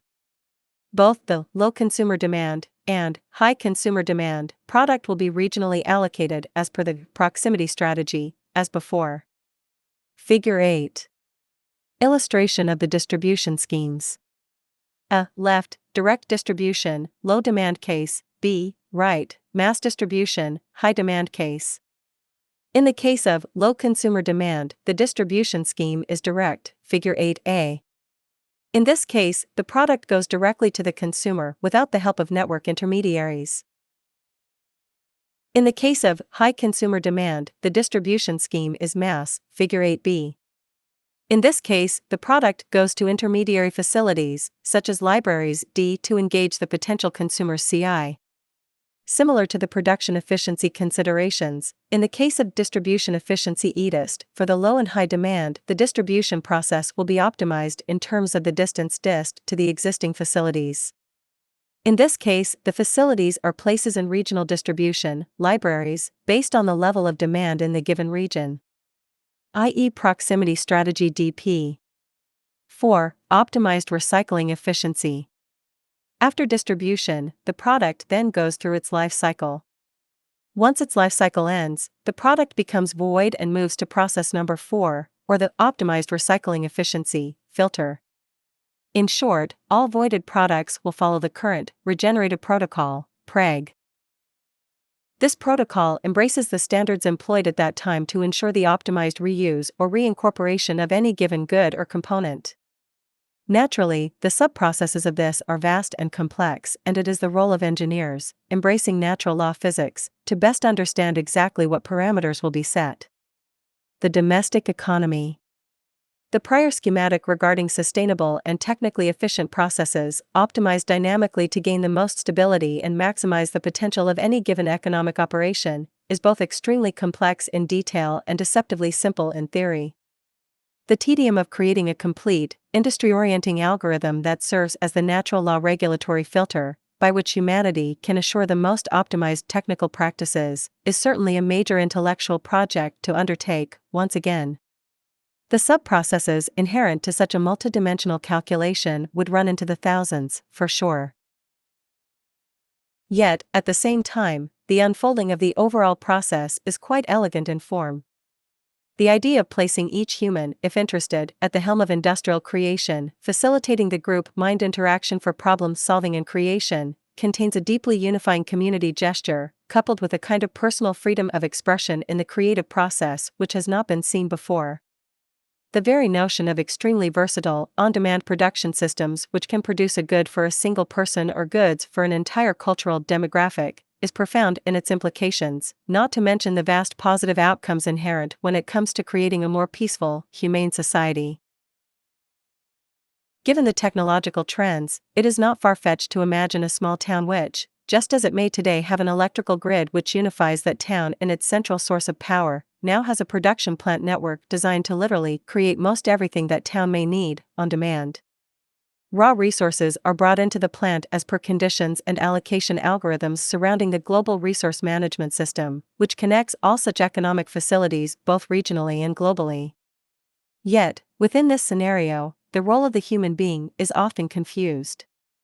While the pursuit of post-scarcity in this way will create a sustainable and abundance-generating paradigm where people can live without the burden of working for a living, the debate over what will people do is a question that often arises, along with another inevitable question: who is running the machines for no pay? The first question gets to the heart of human values. People have always found interesting things to do and explore, and it is severely doubted that an era of boredom would arise, given that people would no longer need to fight just to live a high-quality life. Rather, people might very well be elevated to a new type of existence and engage in higher-order interests that were simply unattainable in the prior model. The second question is more interesting. In an automated economy, which strategically works to remove humans from any kind of monotonous, difficult or unsafe labor, there will still be some basic need for oversight and management. For many who shun post-scarcity rhetoric, this fallback is common, arguing that only in a 100% automated utopia, where people literally have no obligation, would the society be possible. Otherwise, some subculture will be required to do the remaining labor, and hence some kind of stratified oppression would be inherent. The problem with this assumption is that it is deeply locked into a market-oriented worldview where time is equated to money. People today have a knee-jerk reaction to assume that in order for anything to actually get done, money must be in play as an incentive. Yet, statistically, this is simply untrue. In a 1992 Gallup poll, more than 50% of American adults, 94 million Americans, volunteered time for social causes, at an average of 4.2 hours a week, for a total of 20.5 billion hours a year. A more recent poll in December 2013 showed a steady increase in volunteering from 2001 until 2013. Figures from 2008 in the U.S. also showed an increase in non-religious volunteering, underlining the point that social contributions can exist for their own sake, as well as for religious reasons, and during great economic difficulties. The truth of the matter is that human beings, even in the highly competitive and materialistic orientation of the United States, still decide to do a great deal without an interest in monetary reward. Open source programming is another example. Linux, which started in 1991 as a simple experiment, was able to complete its community-driven, almost moneyless programming development in just 3 years. Linux has over 10,000 lines of code, and the vast amount of its creation was done for free by a global community. Wikipedia is yet another example of a non-profit, community-generated creation, research and expression. It has been estimated that Wikipedia took 100 million hours of volunteer time to create, and features a technically advanced and complex backend, demonstrating that well-engineered interrelating systems, when leveraged with large volunteer efforts, can create world-first systems previously considered unrealistic or unfeasible. So, while money still rules the overall motivation in the current society, given some free time, people have proven they will contribute greatly to projects which have no monetary return, and the real issue underlying the motivation of such labor is the satisfaction and the feeling of contribution. Today, most jobs do not generate this feeling. Most people walk into a private dictatorship 5 days a week and are under the control of superiors, knowing they can be fired at any moment. The contribution they make rarely has a direct return to them, and the feeling of accomplishment is diminished. Some jobs might even make one wonder what the point of the occupation even is in the context of social contribution or personal development. Many jobs exist today simply for the sake of generating or moving money and nothing more. Advertising and Wall Street occupations, for example, are examples of high-value occupations which, in truth, do very little to improve society. This perhaps might explain the lazy tendency many feel once off their job at the end of the day, returning home feeling defeated and tired.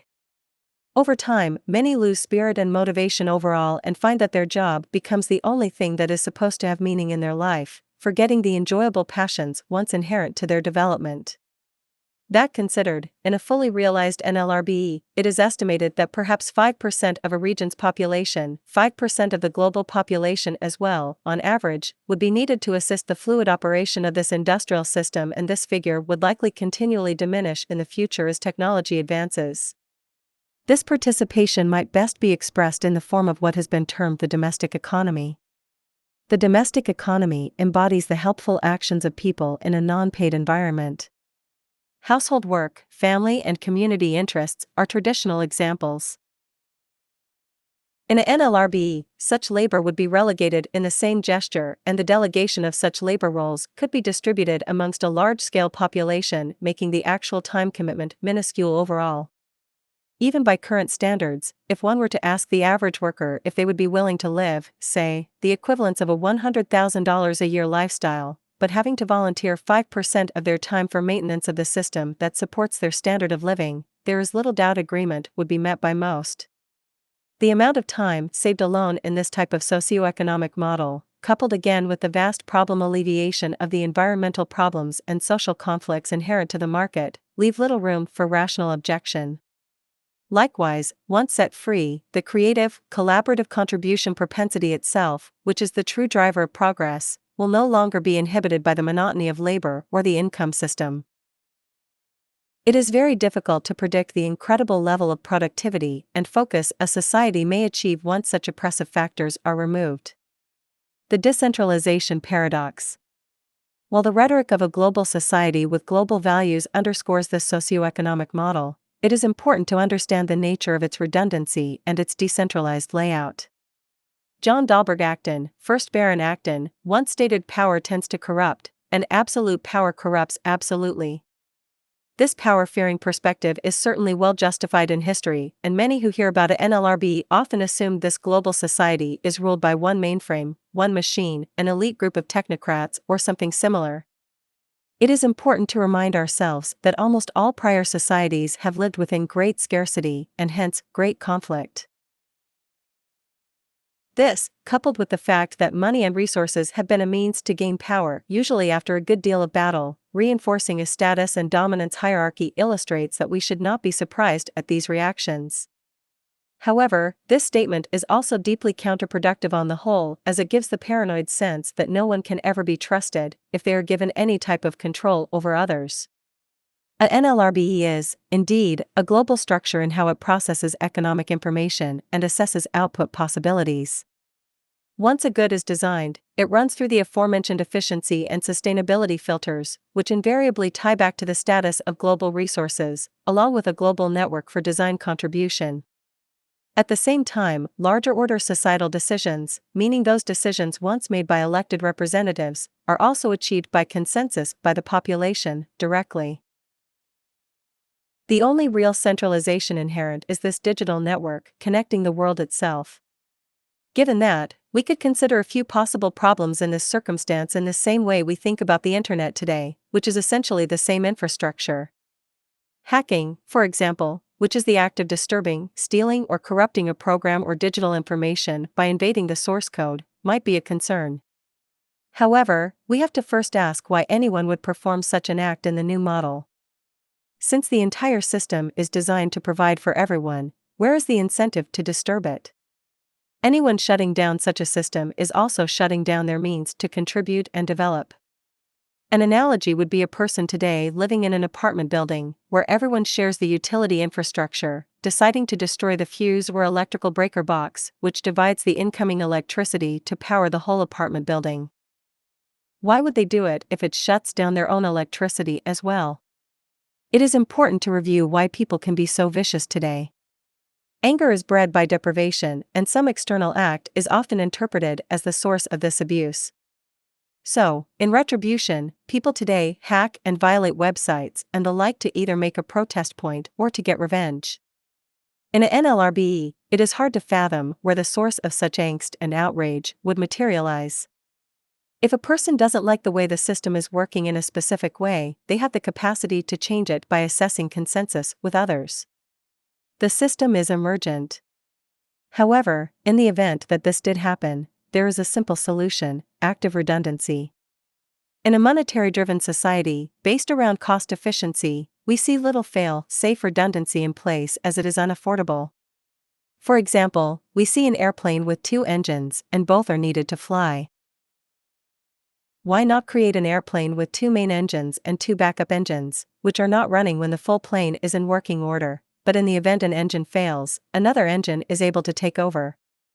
The main server network, which facilitates social connectivity and unification, could have 5, 6, 7, 20 levels of redundancy and automatic backup in the event anything went down. It might not be perfect. Some data may be lost.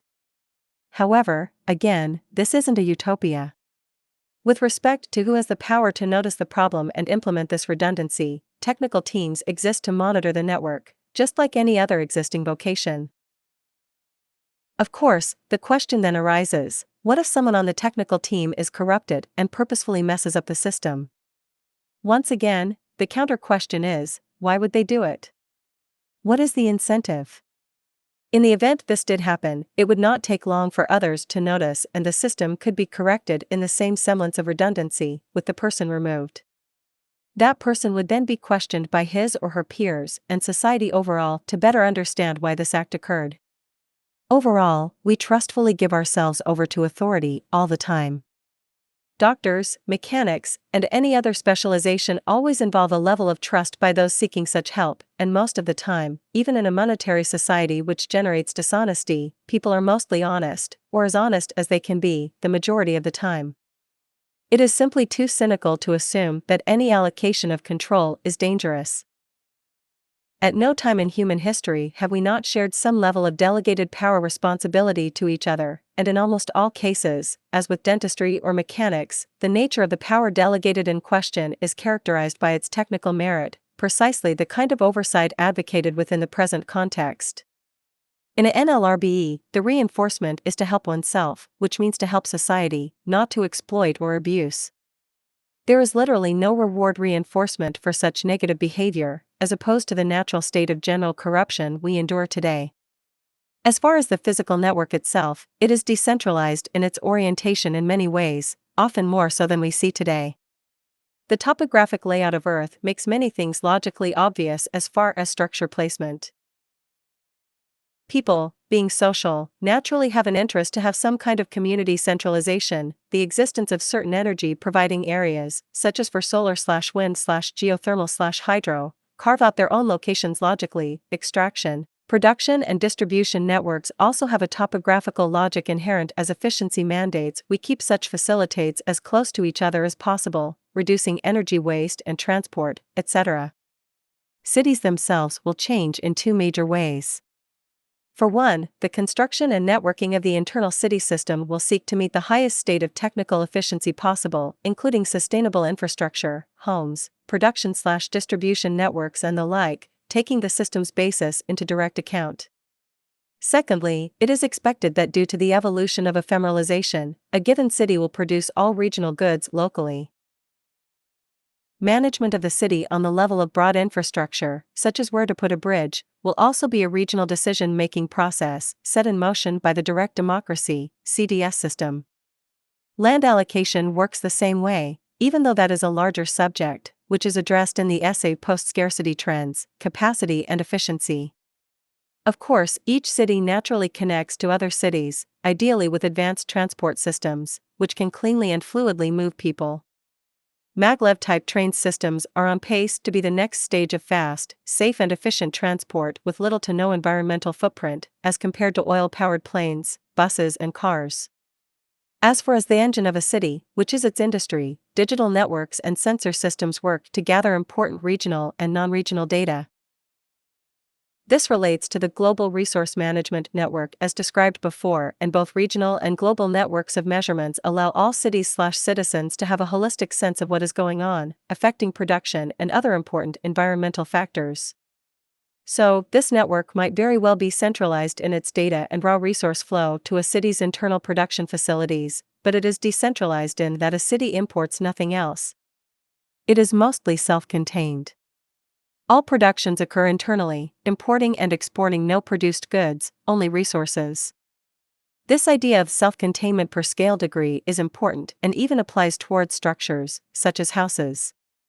The ideal house would be off the grid and self-contained in its energy sourcing and with redundant backup energy sources in place should anything become compromised. Put another way, there is no central off switch in such a natural redundancy-based system. For example, if a baseload providing power grid is being used and that grid goes down, it would have little effect on houses if those houses are also designed to harvest local energy sources, i.e. solar, and hence be self-contained. Likewise, no one thing can upset the international system. Unlike modern monetary finance and currency structures, which are highly centralized and can wreak havoc globally if things go wrong, a problem in one city has little effect on any other city in a NLRBE. So, in truth, a properly organized NLRB is not centralized in any real sense. It is more accurate to say that it is a global decentralized system, with various degrees of inherent redundancy, which, degree by degree, connects itself by information flow and physical channels to acquire proper resources, to be used for each region's local economy. Lifestyle, freedom and the humanity factor.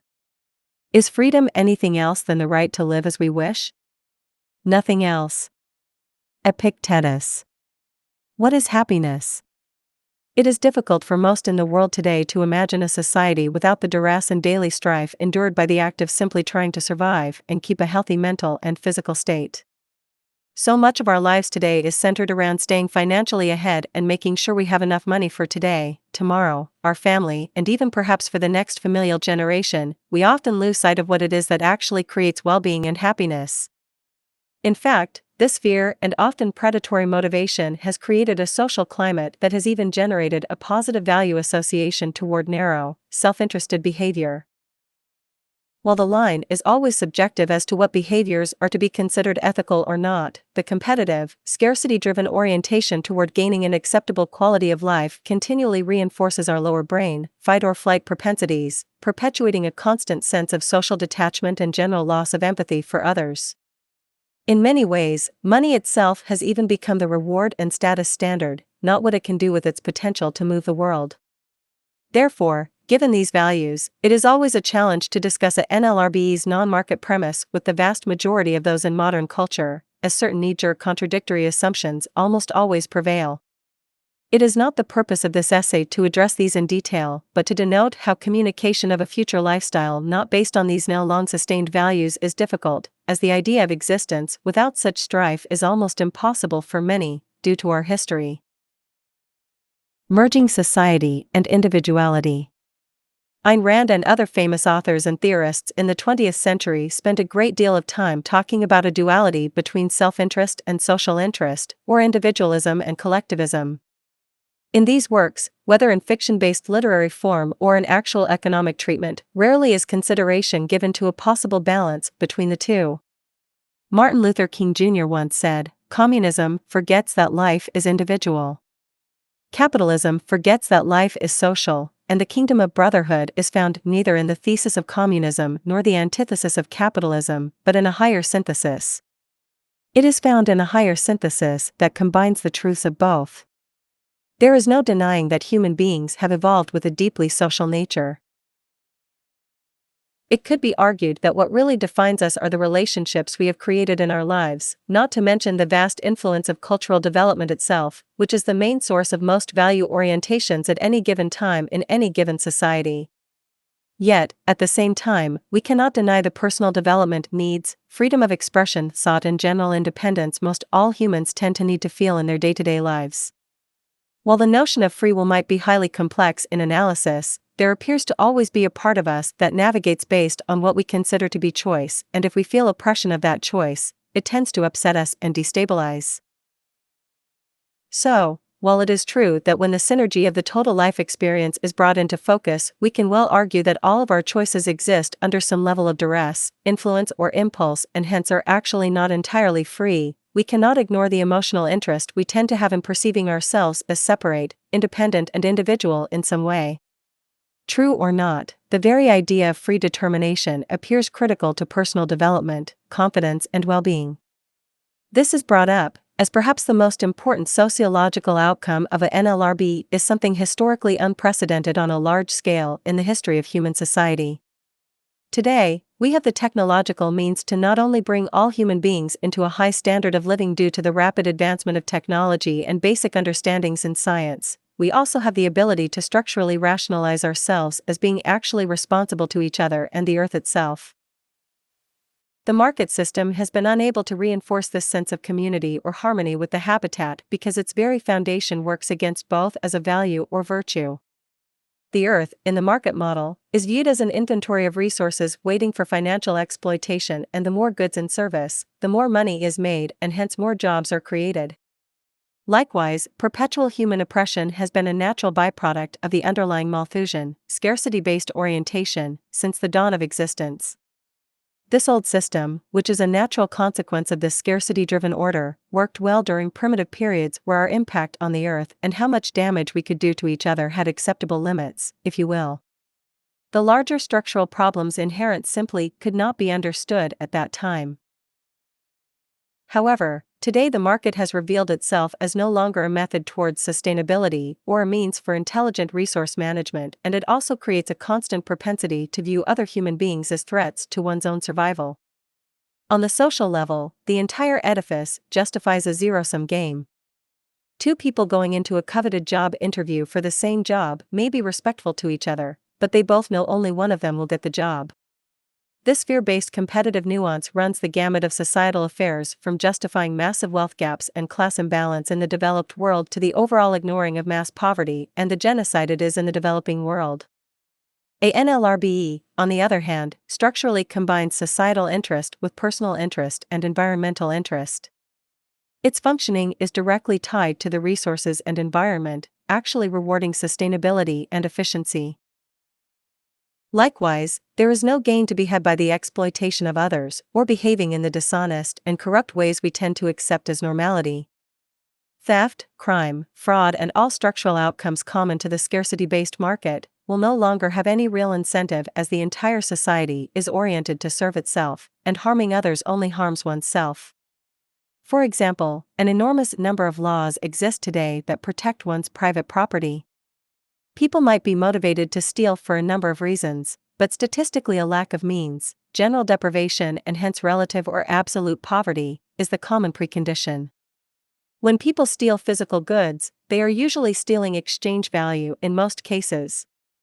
In a NLRB, there is no exchange value, and hence to steal an item that cannot be sold is mostly pointless. Likewise, a common objection is that if goods were available without price, there is no restriction on taking vastly more than one needs. Once again, we need to consider the reason for such an action. Since the same goods cannot be sold, they would simply exist in another place, perhaps even inconveniencing the person who took them. What is one to do with, say, 200 televisions? Why would someone take 5 times the amount of food needed if they cannot eat it all, and it will go to waste? From an ethical standpoint, which is often seen as culturally subjective, we see a great number of customs in society today based upon what is considered appropriate. When a person walks down the street and litters on the ground, anyone watching would likely not applaud such behavior. In regions where water or electricity is paid for with a flat rate, people do not just let the water run all day long or keep lights on constantly, simply because they don't need to care financially. There has always been a general social and environmental sense of responsibility under the surface of the current zeitgeist, and a NLRB will finally amplify these same responsible propensities to a vast degree, rather than incentivize their suppression, which is what the current system does. Humanity factor and access rights. Still, while a NLRB will set in motion, for the first time in history, a kind of economic and social premise that reinforces sustainability, human solidarity, empathy, and sharing on a global scale, working to literally unite the human family with common concern, there will always be problems of some kind, including behavioral. There is an unpredictable element to human development. The great many and complex environmental and biological influences, which create our personalized form, comprehension, and propensities, can be difficult to understand in causality to any degree of absolutism. We simply cannot account for all relevant factors. While a great deal has been learned about human influences and how certain things should and should not happen to a person during development, as they have statistically predictable consequences with respect to behavior, there is always a possibility of things going wrong that are out of a family or society's control. We can call this the humanity factor. The current social order, which is, again, literally built out of the market-oriented, scarcity-driven, competitive premise of economy, has an enormous legal apparatus to control human behavior. In the new approach, we could likely expect a 90 to 95% decrease in such criminal acts, since the vast majority of crime has to do with money, trade, and property. These very ideas are no longer relevant in this post-scarcity model, for there is no basis for those problems in general. They have been designed out. However, this humanity factor can still generate unexpected circumstances and problems that require a socially accepted course of action. A simple example is mental illness, which can develop slowly over time and unexpectedly. It is a medical problem and must be treated as such. A volunteer group working to help those sick in the behavioral context would need to be in place, no different than those who work in any other facet of societal maintenance. However, this team would be a vast departure from the crude idea of police and security we see today. Likewise, there are certainly no prisons existing to incur inhumane treatment and punishment. Even in the case of crimes of passion or the like, the worst scenario is containment if the individual is unable to control destructive actions. Just as we might quarantine a person with a highly contagious, infectious disease if it were a serious threat, the logic to contain people who pose behavioral threats to others would suggest a similar scenario, only this containment would be humane and for the sake of research. Whether biological or developmental, all aberrant behaviors have a source of some kind, and as complex as they may be, only further study can work to source solutions. On a more moderate level, such as the case of adolescent kids who, in the common discovery and rebellious stage of development, act in socially offensive ways in experimentation, a different kind of understanding is culminated where the community can come together to assess the nature of the problem and work to deter the behavior as a community. Just as minors are treated in the Western world today, given non-criminal condemnation in most cases, the same type of community assessment can be provided, which will likely come natural to any family or local region. However, in some cases, there might be a need for a type of rights system when dealing with accessed goods. In other words, a simple rule system of some kind might be useful, centered not on property rights, but access rights. Imagine a scenario where an individual parks his or her bike on a street, without a lock, entering a house. This bike was checked out of a local distribution library for the person's use. Then, a bystander, who is in a hurry, not close to a distribution library, sees this bike and makes an inappropriate decision to take the bike to get where he needs to go. This is a dishonest and rude act. In a property system, this would be called theft. In an access system, it might take a different term, such as an access violation. The severity of the action is very different, and it is more of an annoyance than a crime. In a property system, the bike would likely be sold for money or kept.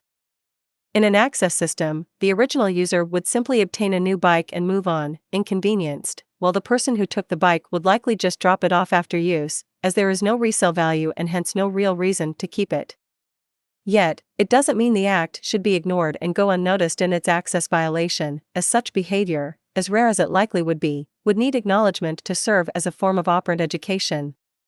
It is no different than how people today learn basic decency, respect, and etiquette. Therefore, rather than property rights, a simple access rights rule could be installed to deter such behavior. In other words, any person obtaining items through the system would have access rights to those items for the duration of use, and if another comes and takes those items, it is an offense. Reinforcement to deter such future acts would first be warnings. If persisted over time, it could mean a temporary limitation of future access in some genre for that offending person. In reality, it could be considered a slap on the wrist for essentially being annoying and rude.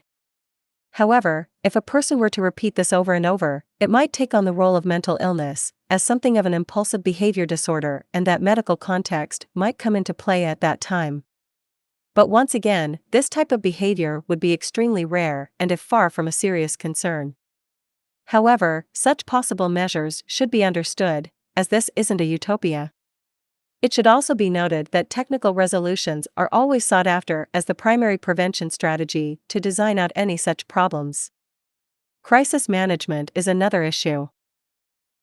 Just as we have a volunteer fire department in most cities in America who live their normal lives until they get the call for an emergency, this same approach can work for natural disasters or acts of extreme behavior, such as behavioral violence. In the case of an earthquake, flood, tornado, or the like, each case would naturally have a plan in place by the society to assure proper handling. This preparation can cross regional lines as well, with contingency plans agreed upon on the global level to know how the rest of the world may help if a given region has a severe problem. This is actually similar to how the international community works to help in crises even today, when such problems occur. Overall, we can speculate on all these ideas and problem-solving measures to a vast degree, but the underlying preconditions set in motion by the NLRB will dramatically reduce the commonality and severity of each issue, and that is important to remember. For example, buildings constructed in regions susceptible to earthquakes will be made to withstand them as best they can. This is very difficult in the current world due to the associated financial costs, as the revisions deeply needed are great. Such impediments will no longer exist, and proper, technically accurate construction and infrastructure can be made to assure the least amount of damage in the event of such a natural disaster. Lifestyle. As technology unfolds and scientific understanding evolves, culture changes. This has been the trend of history. With the exponential development of information-based technologies, and hence the applied technology that then emerges, each generation develops new values, associations, means, and expressions. Let's imagine waking up one morning in a NLRB a day in the life. You rise to a generally quiet hum of mild traffic, with maglev trains whisking about the city. Having a love for high views, you get out of bed on the 20th story of a simple yet elegant, mold-extruded apartment complex that converts all sunlight into energy through photovoltaic paints on its outer shell.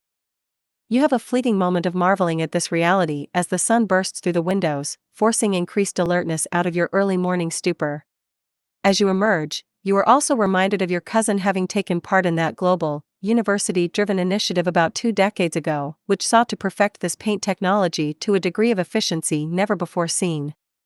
In just a few years of collaboration, this PV paint achieved 90% energy efficiency, making it workable in almost any structure. You remember the joy and satisfaction your cousin felt when his team was on the front lines when this breakthrough for humanity was achieved. It was like the elation felt amongst soccer teammates after a goal has been scored. Slowly gaining focus as your pupils find balance with the invading light, you glance out of the window and notice an enormous machine, suspended from a crane of sorts, slowly adding a new section to the very building structure you are a part of. Almost like magic, the machine is able to form, from what first appears like a kind of liquid plastic, a new apartment configuration and appends that form onto the existing structure. Quietly, safely and oddly with very few parts, there is no technician in sight, even though likely someone is monitoring the process from somewhere. Blinking and scanning sensor lights on the huge machine appear to suggest that it understands everything about the surrounding area and what it needs to do. Glancing further around the city's skyline, there is an immediate sense of synergy with nature. The city has no awkward concentrations or imbalance. The slick transport systems that zoom by, which are high-tech indeed, seem to merge seamlessly with the greenery, lakes and canals. Suddenly, a picture on the wall next to the window catches your eye. It is an old archival shot of almost the same perspective, but taken many, many decades before, during what modern folk now call the last dark age. In this shot a sense of tension, congestion and strife is felt. A long stream of automobiles is seen on a strip of crude concrete highway backing up all the way out of frame. You remember from your history education years ago that back then a monetary practice created great duress and discord, with people piling into cities to gain employment and hence to gain the money, in order to buy things and survive. You then think of how things have changed indeed, feeling rather sorry for that primitive culture and happy you were born when you were. Of course, realizing that you too live in a fleeting era as time marches on, you further try to imagine what aspects of your life today will one day be considered outdated in the future. Feeling hungry, you enter into the apartment's kitchen. It is a fairly new design you hadn't seen before.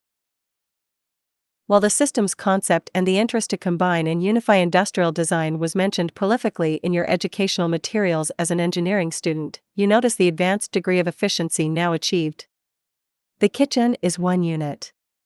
The dishes and ware are designed for the washing and placement process, which is directly built in. Once a plate is dirty, it is set into a compartment that already understands the nature of the pre-designed plate and processes the plate with a kind of cleansing steam and a UV configuration that also sterilizes it. Automatically, the plate is then returned to the proper disperser location in the shelf for the next use. It was as though the kitchen was one big, unified machine.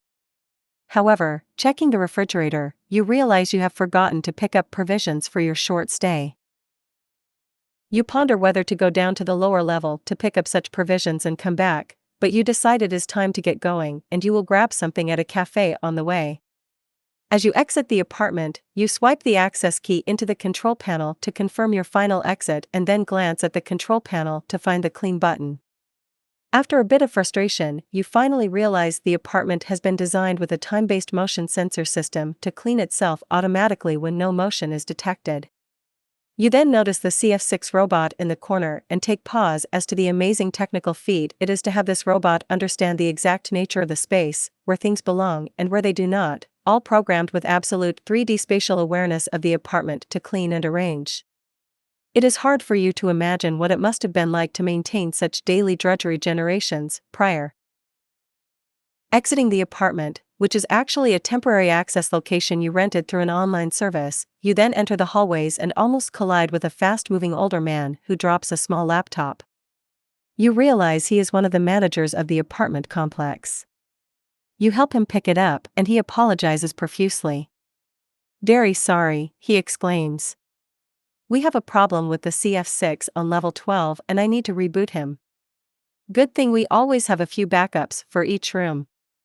You thank him kindly for his well-kept place and continue on your way, with a brief reflection back to that historical photo in the room you just left. Long ago, people's sense of contribution was always associated to money. They had jobs, as they were called. Today, people's vocation is a matter of choice, facilitated also by a basic sense of social responsibility. Our society is designed to take care of us as one, so why should we not take care of society itself in return? the man who passed you maintains that building because he enjoys helping others, and since he, himself, only needs to work a few hours a week at this role, he views his volunteer time as valuable and without burden, happily assisting others who very much appreciate the contribution. It makes him feel like he is more a part of the community. Exiting the building, the street is bustling with motion. You notice an artsy-looking, retro French cafe on the corner and laugh to yourself at the pointless, yet cute nostalgia. You enter and sit at a small corner table, smiling politely at the family across the way. Realizing you are running out of time since you have to catch a train to attend a conference a couple 100 miles away, you tap a simple order into the kiosk menu in the center of the table. Tea and waffles. Once submitted, you can't help but notice a mild vibration occurring behind your head.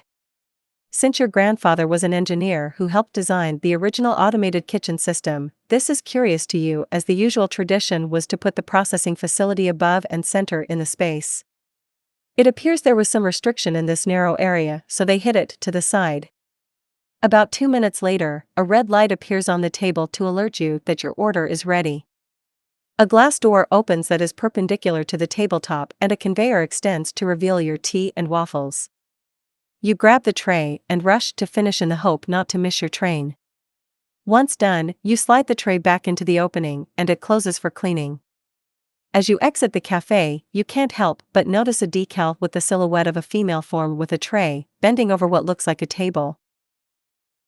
At first, the image confuses you, and then you remember that at one time in history, people were slaves to others in this very way.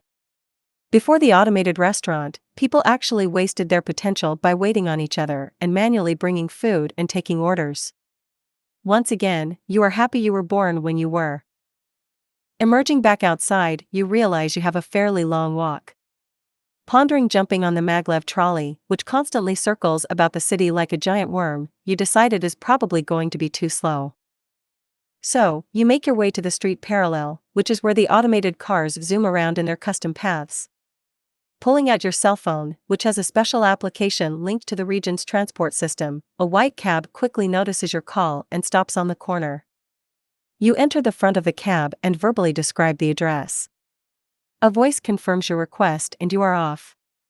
Arriving at the train station, you exit the cab and begin to make your way. Gliding along, you notice a person with a very large bag next to you, strolling it along. This perplexes you. It appears so arduous and unnecessary. You ask yourself why anyone would need such a large bag when the basic things everyone needs can be found in any city in the world, on demand. The idea of luggage seemed awkward and strange. Yet, before you have a moment to ponder this any further, the man in front of you suddenly collapses to the ground. Instantly a large crowd begins to form to see if they can assist. Being the closest to him, you notice the characteristics appear to be of a heart attack. While extremely rare in the world at that time, they still occasionally occur. Pulling out your phone, you text emergency number 331 with the word medical. This sends instant notification of an emergency to a local team of volunteers trained in medical practice, along with the location via GPS. Within minutes, a team arrives and works to save the man's life. With the man still breathing, he is placed into an automated emergency vehicle, which zooms off to the local hospital. Concerned about the fate of the poor man, you collect yourself and continue on, even more late than before. Finally making it to your train, you enter and sit. Within moments, the doors close and you breathe a sigh of relief. In your seat is an entertainment center with has on-demand media. As the train begins to accelerate, you suddenly remember that your nephew produced a feature film about whale migration recently, but you can't remember the name. Given this media center has a link to literally all media ever produced in human history, digitized and contained in one accessible database, you balk at the idea of searching for it amongst the millions of films. Then, it comes to you. So, you enter the title and there it is. However, you remember your trip is only about 275 miles, so you know you won't get far as this maglev train goes about 3,000 miles per hour. You will be lucky if you get 8 minutes into the film. So, rather than spoil the experience, you decide to go over some notes you brought for the conference. The subject of the conference is terraformation. Great interest is being shown by humanity to further explore the idea of inhabiting space, and this conference will address the potentials currently available. However, before too much thought can be done, you arrive at your destination. You exit the train and enter the station. You realize you need some equipment for some program work that will be addressed at the conference, so you make your way to the local technology library. You need a versatile laptop and a series of storage cards to bring your notes and work with you after it is done. You enter the library and feel a buzz on your phone. You pull it out and a curious notification welcomes you to that region's technology center and asks if you need search assistance. This perplexes you at first, but then you remember that the library network in that region has recently been updated to allow for a universal recognition system, facilitated by a phone application you had installed prior, while using another library in the same region years ago. You had forgotten about this. How convenient, you think. You describe the laptop and memory cards and it returns the product profiles. You find that it is correct. Once confirmed, a visual map of the library appears that shows your location and the location of the area with the goods you need. You navigate to that area and check out the items. Then, you exit the library, retrieve an automated cab, and you are off to the conference. A number of hours later, the conference ends. You are inspired, exhausted, and hungry, having forgotten to eat most of the day. You decide an Italian-style meal sounds good. Luckily, you notice just such a restaurant a few blocks down and start walking. Your phone rings. It is an associate from your hometown. He states there is a problem with one of the food production manifolds and he is unable to respond due to his own personal emergency. You state you will go online and check the system status and get back to him. You quickly enter the Italian restaurant and take a seat at a small table. It is a pretty busy night, so it is noisier than you would prefer. You whip out the laptop, which has a satellite-based internet connection at all times, and navigate to your region's technical mainframe to check for status errors. Sure enough, there is a power problem in Sector 5 of the automated vertical farm structure in the Northeast region. You bring up a digital image of the physical layout, which, by a kind of color coding, reveals a severed cable line to a power converter. Having seen this problem before, since you have been overseeing your region's food production for about 8 years, you gain a sense of relief, as the problem is very simple to fix. With a few keystrokes, a CR9 modular robot is now under your control in the farm. Through this remote controllability, you are able to guide the machine to the problem area and explain the issue. This robot, like the one in the apartment rental you had prior, has a complete understanding of all physical and technical systems in the operation. A 3D model of the plant and its infrastructural design is literally programmed into the CR9S, and all it needs is a little orientation from the management team and it quickly goes into action to fix a problem. Once in place, the CR9 quickly understands the problem clearly and moves to replace the bad power cable. In a few minutes, the problem is solved. You call your associate back and he thanks you kindly for the assistance. Now extremely hungry, you whip around the menu kiosk and find the largest plate of pasta you can. You enter your order, along with a strong cocktail and some water, and wait. About 10 minutes later, a mechanism in the table opens from the side, elevating your now ever enticing looking meal to the surface in front of you. You dive in. Eating away, you can't help but notice a gentle-faced woman staring at you from the corner. You smile and she comes over. She asks, "How is everything?" You state, "Quite good."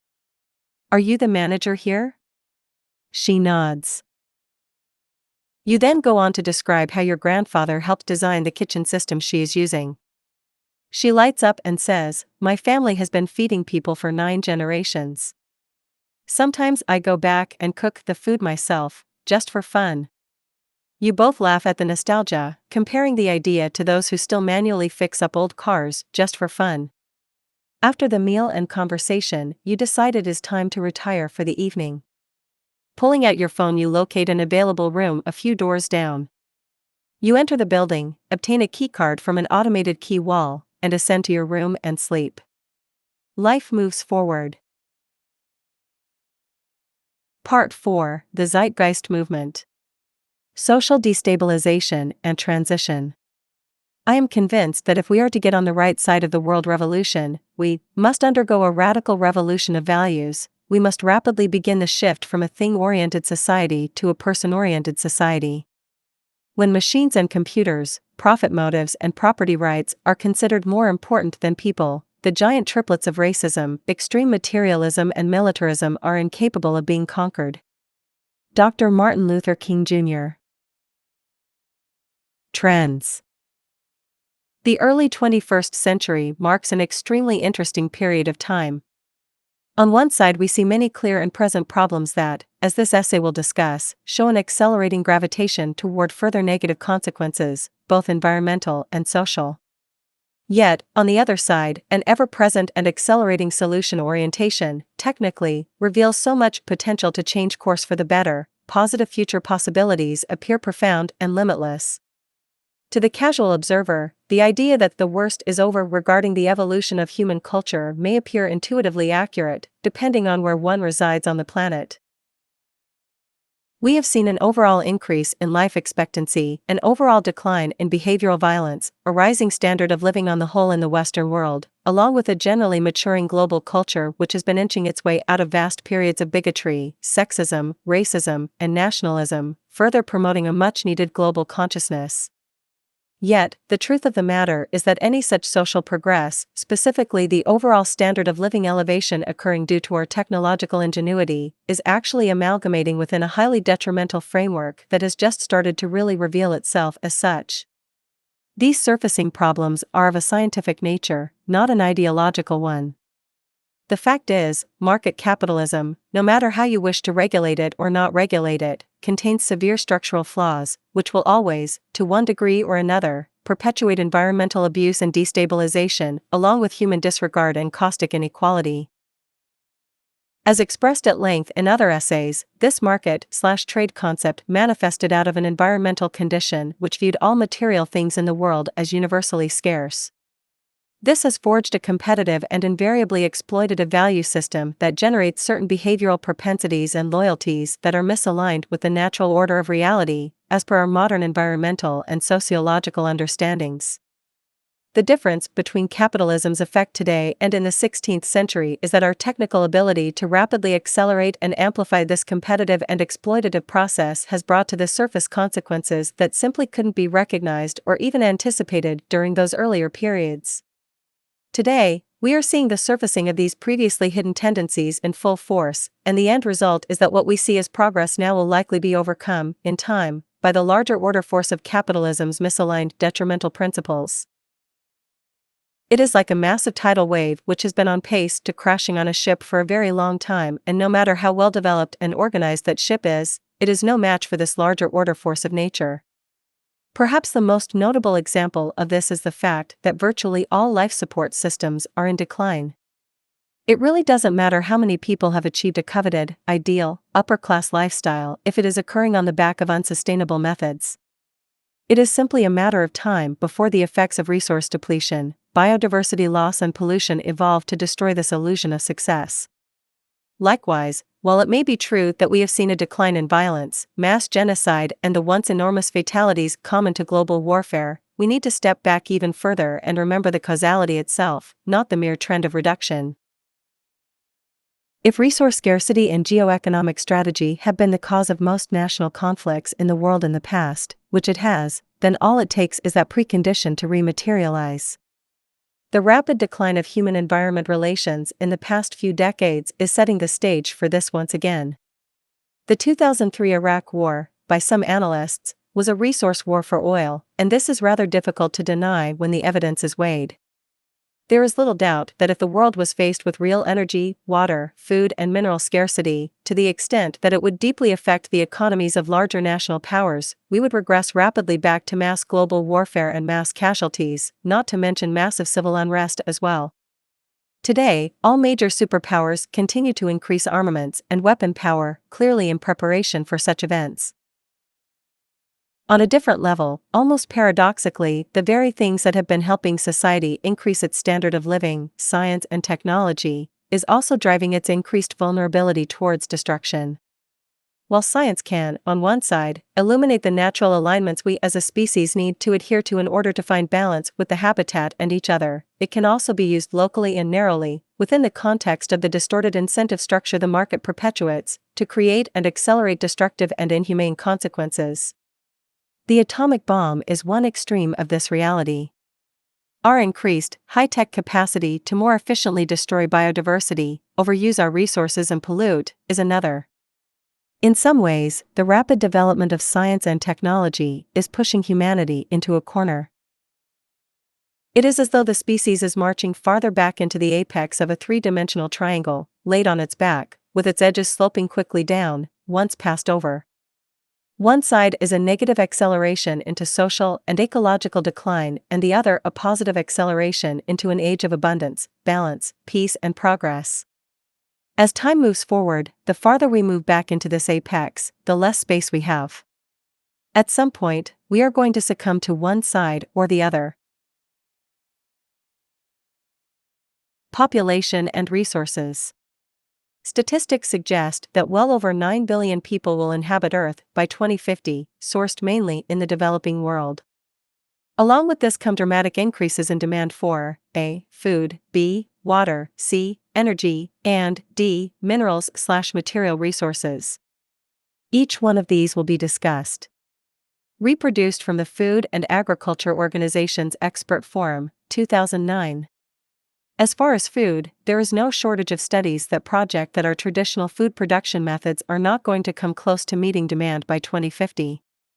Estimates put production needs at a 60 to 110% increase, and given the current industrial climate, which also has an extremely wasteful and inefficient supply chain, wasting 30 to 50% of all food created, the only logical expectation is a worsening of the global poverty and starvation levels in terms of population percentage.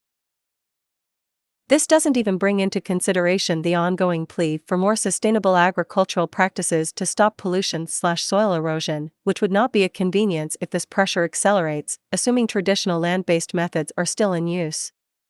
This chart shows yields per acre for the important foundational crops corn, rice, wheat, and soybeans. The solid lines show what would happen if this growth continued.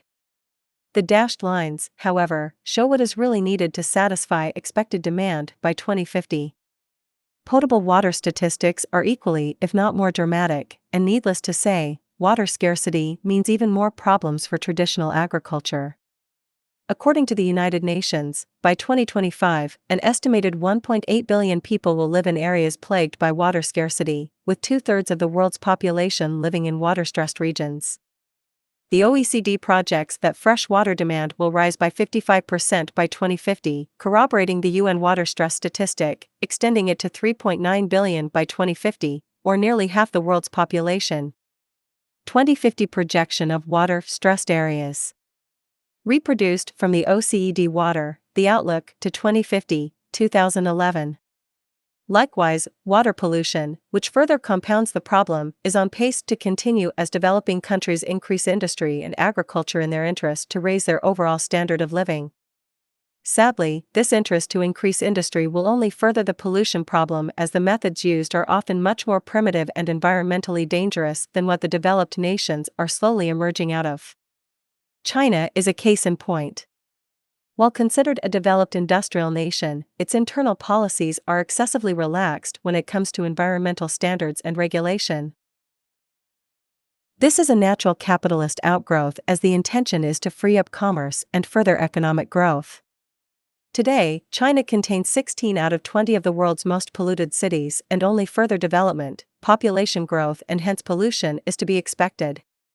As far as water pollution, globally, nitrogen and phosphorus contamination, mostly from agriculture, is now a major problem, creating both dead zones in certain surface bodies, along with making people sick who drink it via groundwater. Likewise, many other pollution sources are ubiquitous. For example, air pollution from coal plants enters the atmosphere and then finds its way into the ocean. The mercury released by the burning of coal then pollutes the fish, and those fish are then caught as a food source, containing this deadly toxin, hurting human health. Given current trends, mercury pollution is expected to rise as well. In short, if all patterns stay the same, water, both in the context of its symbiotic relationship to biodiversity and its direct relationship to human survival, given that humans can only go a few days before dying without it, is on pace for severe shortages and extremely detrimental environmental outcomes overall. This again assumes we conduct ourselves in the same basic ways we have for the past 50 years, embracing market logic, which is life-blind and decoupled from environmental awareness. As far as energy, as alluded to in the prior note about coal, there is literally nothing positive about any fossil fuel combustion process when it comes to environmental sustainability. These means will always have a detrimental footprint, and it can only get worse as population and industry increases. Compounding this is also the fact that such resources are non-renewable and ensuing scarcity is simply a matter of time. Reproduced from Dr. Michael R. S. Smith, CEO of Global Shift Ltd. The issue of peak oil has been looming for many decades. While controversial, what we know today is that conventional oil production, meaning the usual raw crude which used to occur in large vast pockets under the Earth's surface, is in decline on the global scale, with an estimated 37 countries already past their peak of production. According to Dr. Richard G. Miller, who worked for British Petroleum from 1985 to 2008, we need new production equal to a new Saudi Arabia every 3 to 4 years to maintain and grow supply. New discoveries have not matched consumption since 1986. We are drawing down on our reserves, even though reserves are apparently climbing every year. Reserves are growing due to better technology in old fields, raising the amount we can recover, but production is still falling at 4.1% per annum, but. Of course, many others today speculate that the world is still awash in oil, with grand speculations of future capacity.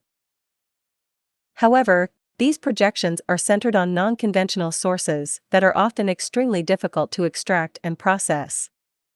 Oil shale and tar sands, along with fracking for natural gas, are currently accelerating methods and, on paper, they can give the sense of abundance. However, there is a great deal of dispute about just how viable these means are to meet growing demand, while the environmental costs of these complex and often destructive practices are vast and counterproductive. According to the Center for Biological Diversity, the development of oil shale and tar sands has been shown to be environmentally destructive and water and energy intensive. Extracting oil from U.S. public lands through oil shale or tar sands would deal a disastrous blow to any hope of reducing atmospheric CO2 levels to below 350 parts per million, the level we need to reach soon to stabilize Earth's climate. Besides helping push us toward global warming catastrophe, oil shale and tar sands development destroys species habitat, wastes enormous volumes of water, pollutes air and water, and degrades and defile vast swaths of land. Likewise, hydraulic fracturing or fracking has been found to be exceptionally polluting and dangerous, with even recorded instances of groundwater being so polluted that home water supplies have become literally flammable. Regardless of such contaminated water supplies, given the dangerous air pollution, destroyed streams, and devastated landscapes, fracking continues to accelerate globally. The bottom line is that the fossil fuel economy is unsustainable. The economic manner by which this will become apparent in the current model will be through extreme price. The visceral problem is how supply and demand will set up a condition where scarcity will raise prices so high that industry and public simply can't afford it. This would severely limit the entire facet of industry itself, since fossil fuels and hence energy are what move agriculture, production, distribution and the like. At the same time, these practices could bring human society in a pollution nightmare that could take generations to overcome. General resource scarcity, embracing both biotic and abiotic resources, is rapidly increasing globally, coupled with a parallel loss of biodiversity.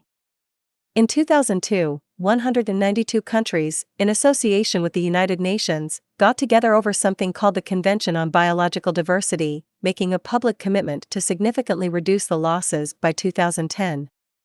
However, when 2010 arrived, no progress has been made.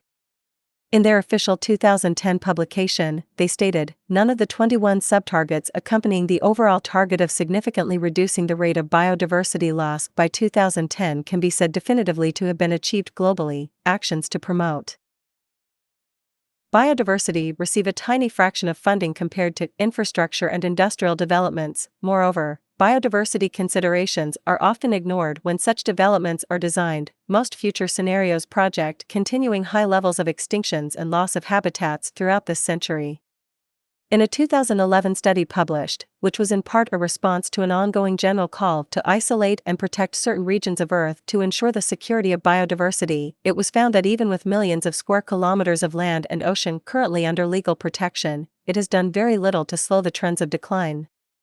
They also made the following highly troubling conclusion with respect to resource consumption: the excess use of the Earth's resources or overshoot is possible because resources can be harvested faster than they can be replaced. The cumulative overshoot from the mid-1980s to 2002 resulted in an ecological debt that would require 2.5 planet Earths to pay.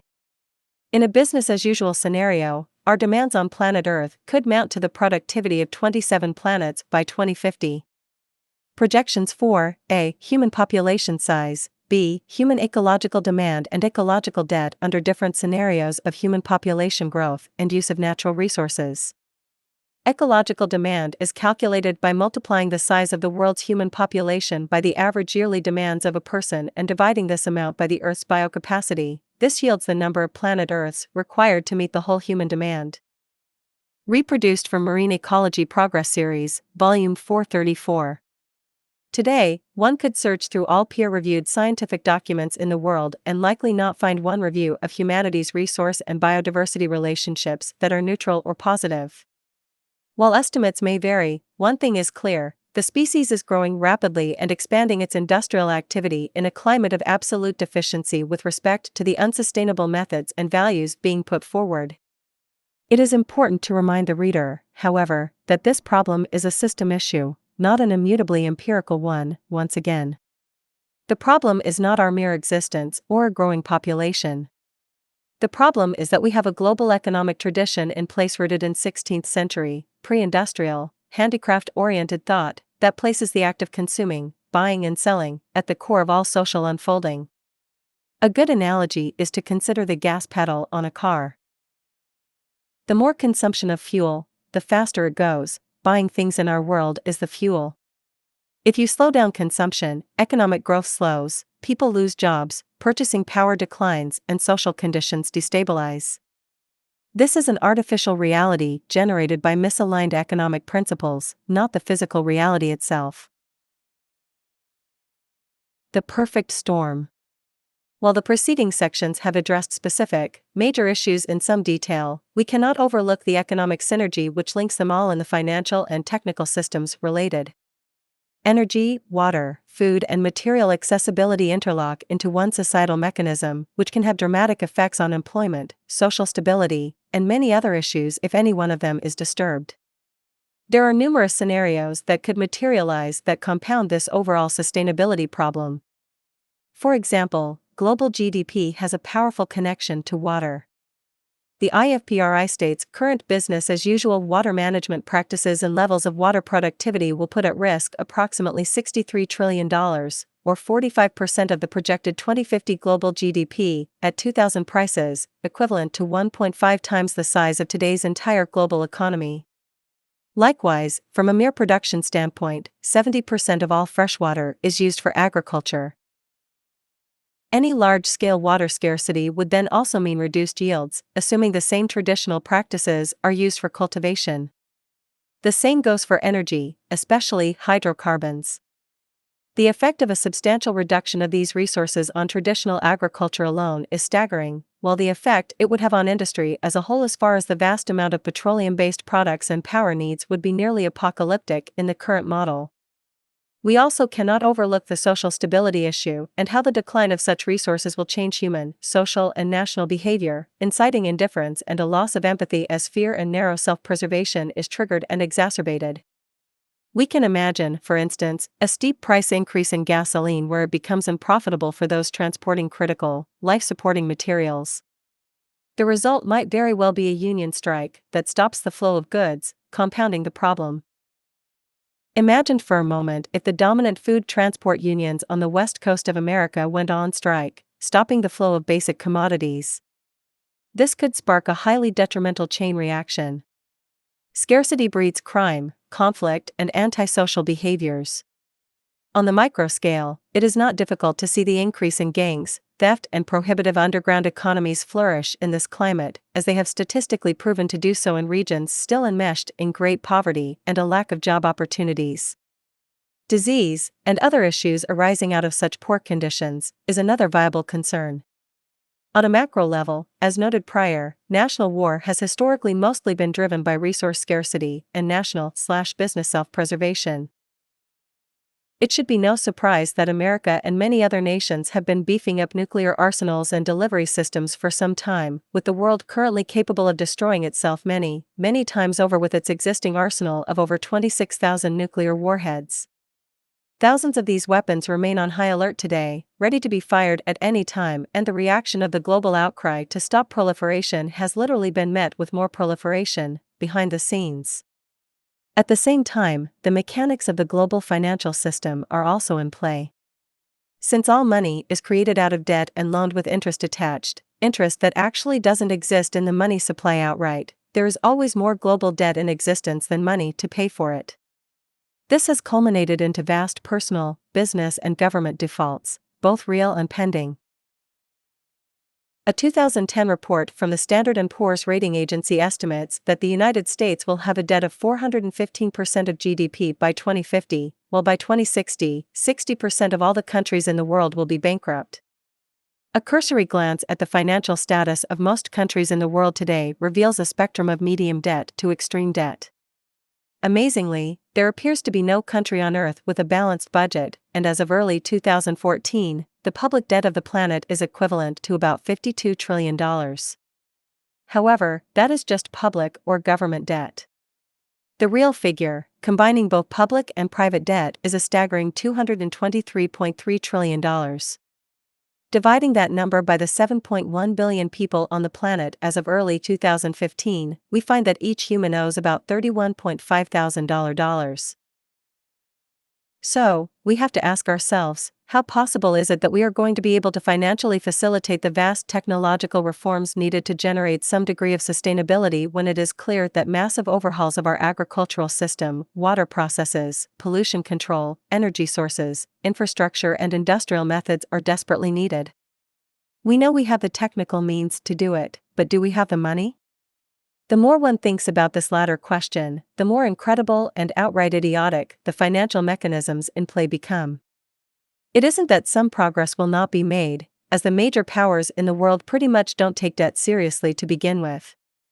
The difference between a $1 trillion deficit and a $100 trillion deficit is only as important as the ability to service it. In truth, the major powers know the full amounts will never be paid back, and the process of alleviation will likely take a political form rather than financial, likely in the context of market incentive negotiations, geopolitical negotiation, and resource acquisition negotiations.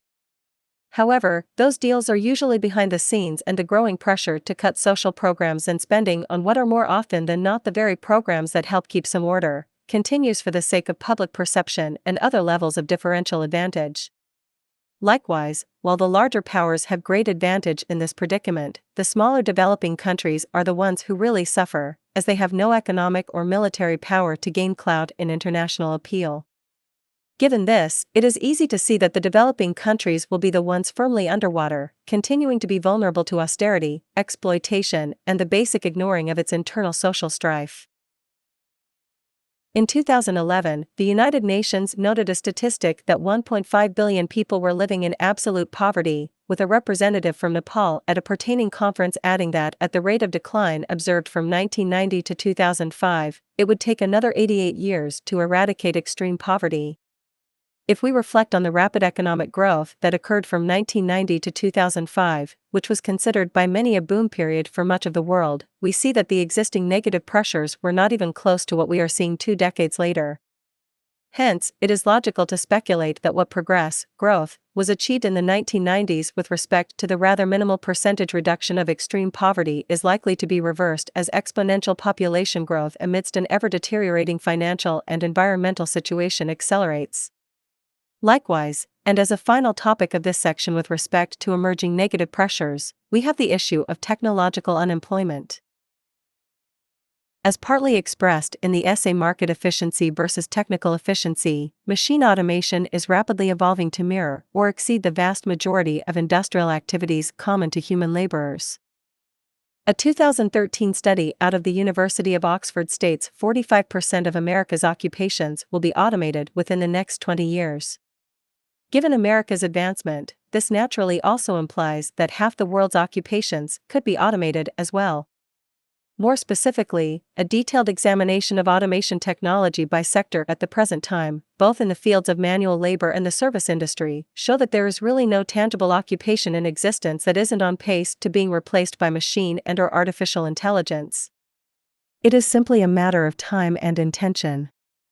Unfortunately, the market economy is predicated on people earning a living and cycling money through the society to maintain economic stability and growth. This, of course, means such a trend is actually economically detrimental in the context of the market system. Likewise, since such automation technology is subject to Moore's law, or more accurately ephemeralization, such machines are getting cheaper and eventually they will become more cost-effective than hiring human beings, who require insurance, vacations, a limited number of hours to work a week, and so forth.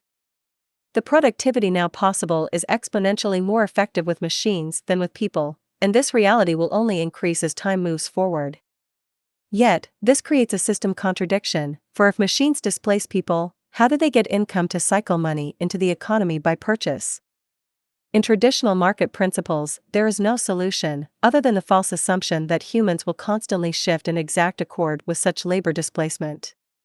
This might have worked in the mid-20th century, but it will no longer work given the rapid, exponential advancement of modern technology today. Even more, it could be well argued that it is socially irresponsible not to pursue this new attribute of our means of production, for it removes humans from unsafe and monotonous, life-wasting roles, possibly freeing them also to do more sensitive, creative, high-order things. Such a transition, however, would require the entire edifice of market capitalism to be uprooted and replaced by a new social approach that does not require labor for income. The fatal incentive: business acumen. Business acumen can be defined as keenness and quickness in understanding and dealing with a business situation in a manner that is likely to lead to a good outcome. Put another way, it is about gauging each situation to best maximize profits in the most strategic way.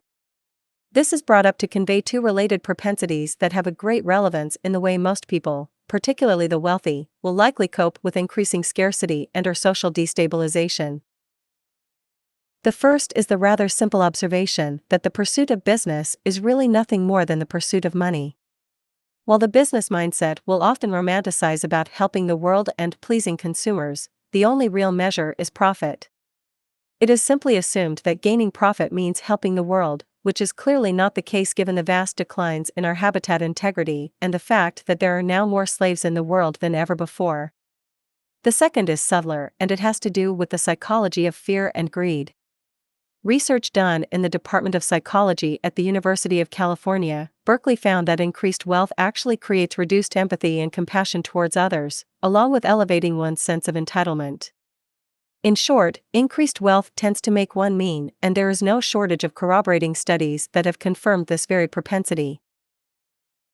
A study done by the University of Michigan titled Higher Social Class Predicts Increased Unethical Behavior states, 7 studies using experimental and naturalistic methods reveal that upper-class individuals behave more unethically than lower-class individuals. In studies 1 and 2, upper-class individuals were more likely to break the law while driving, relative to lower-class individuals. In follow-up laboratory studies, upper-class individuals were more likely to exhibit unethical decision-making tendencies. Study 3, take valued goods from others. Study 4, lie in a negotiation. Study 5, cheat to increase their chances of winning a prize. Study 6, and endorse unethical behavior at work. Study 7, than were lower-class individuals. Mediator and moderator data demonstrated that upper-class individuals' unethical tendencies are accounted for, in part, by their more favorable attitudes toward greed. A study titled Class and Compassion: Socioeconomic Factors Predict Responses to Suffering revealed that lower-class individuals respond with greater compassion to viewing human suffering than upper-class individuals. In a related study titled Social Class, Contextualism and Empathic Accuracy, it was found that individuals of a lower social class are more empathically accurate in judging the emotions of other people. In its 3 studies, lower-class individuals received higher scores than upper-class individuals on a test of empathic accuracy, judging the emotions of an interaction partner, and made more accurate inferences about emotion from static images of muscle movements in the eyes. In a report titled Having Less, Giving More: The Influence of Social Class on Prosocial Behavior, it was found that across 4 studies, lower-class individuals proved to be more generous, charitable, trusting, and helpful, as compared with their upper-class counterparts. A 2012 article in the Chronicle of Philanthropy reports that low-income people give a far bigger share of their discretionary income to charities. People who make $50,000 to $75,000 give an average of 7.6% of their discretionary income to charity, compared with an average of 4.2% for people who make $100,000 or more. Now, such reports are not noted to suggest this is a universal phenomenon. However, there is clearly something going on in the psychology of those who become wealthy, and a heightened sense of protection, indifference, and entitlement seems consistent. With this in mind, let's return to our consideration of how different classes would respond to threatening social circumstances.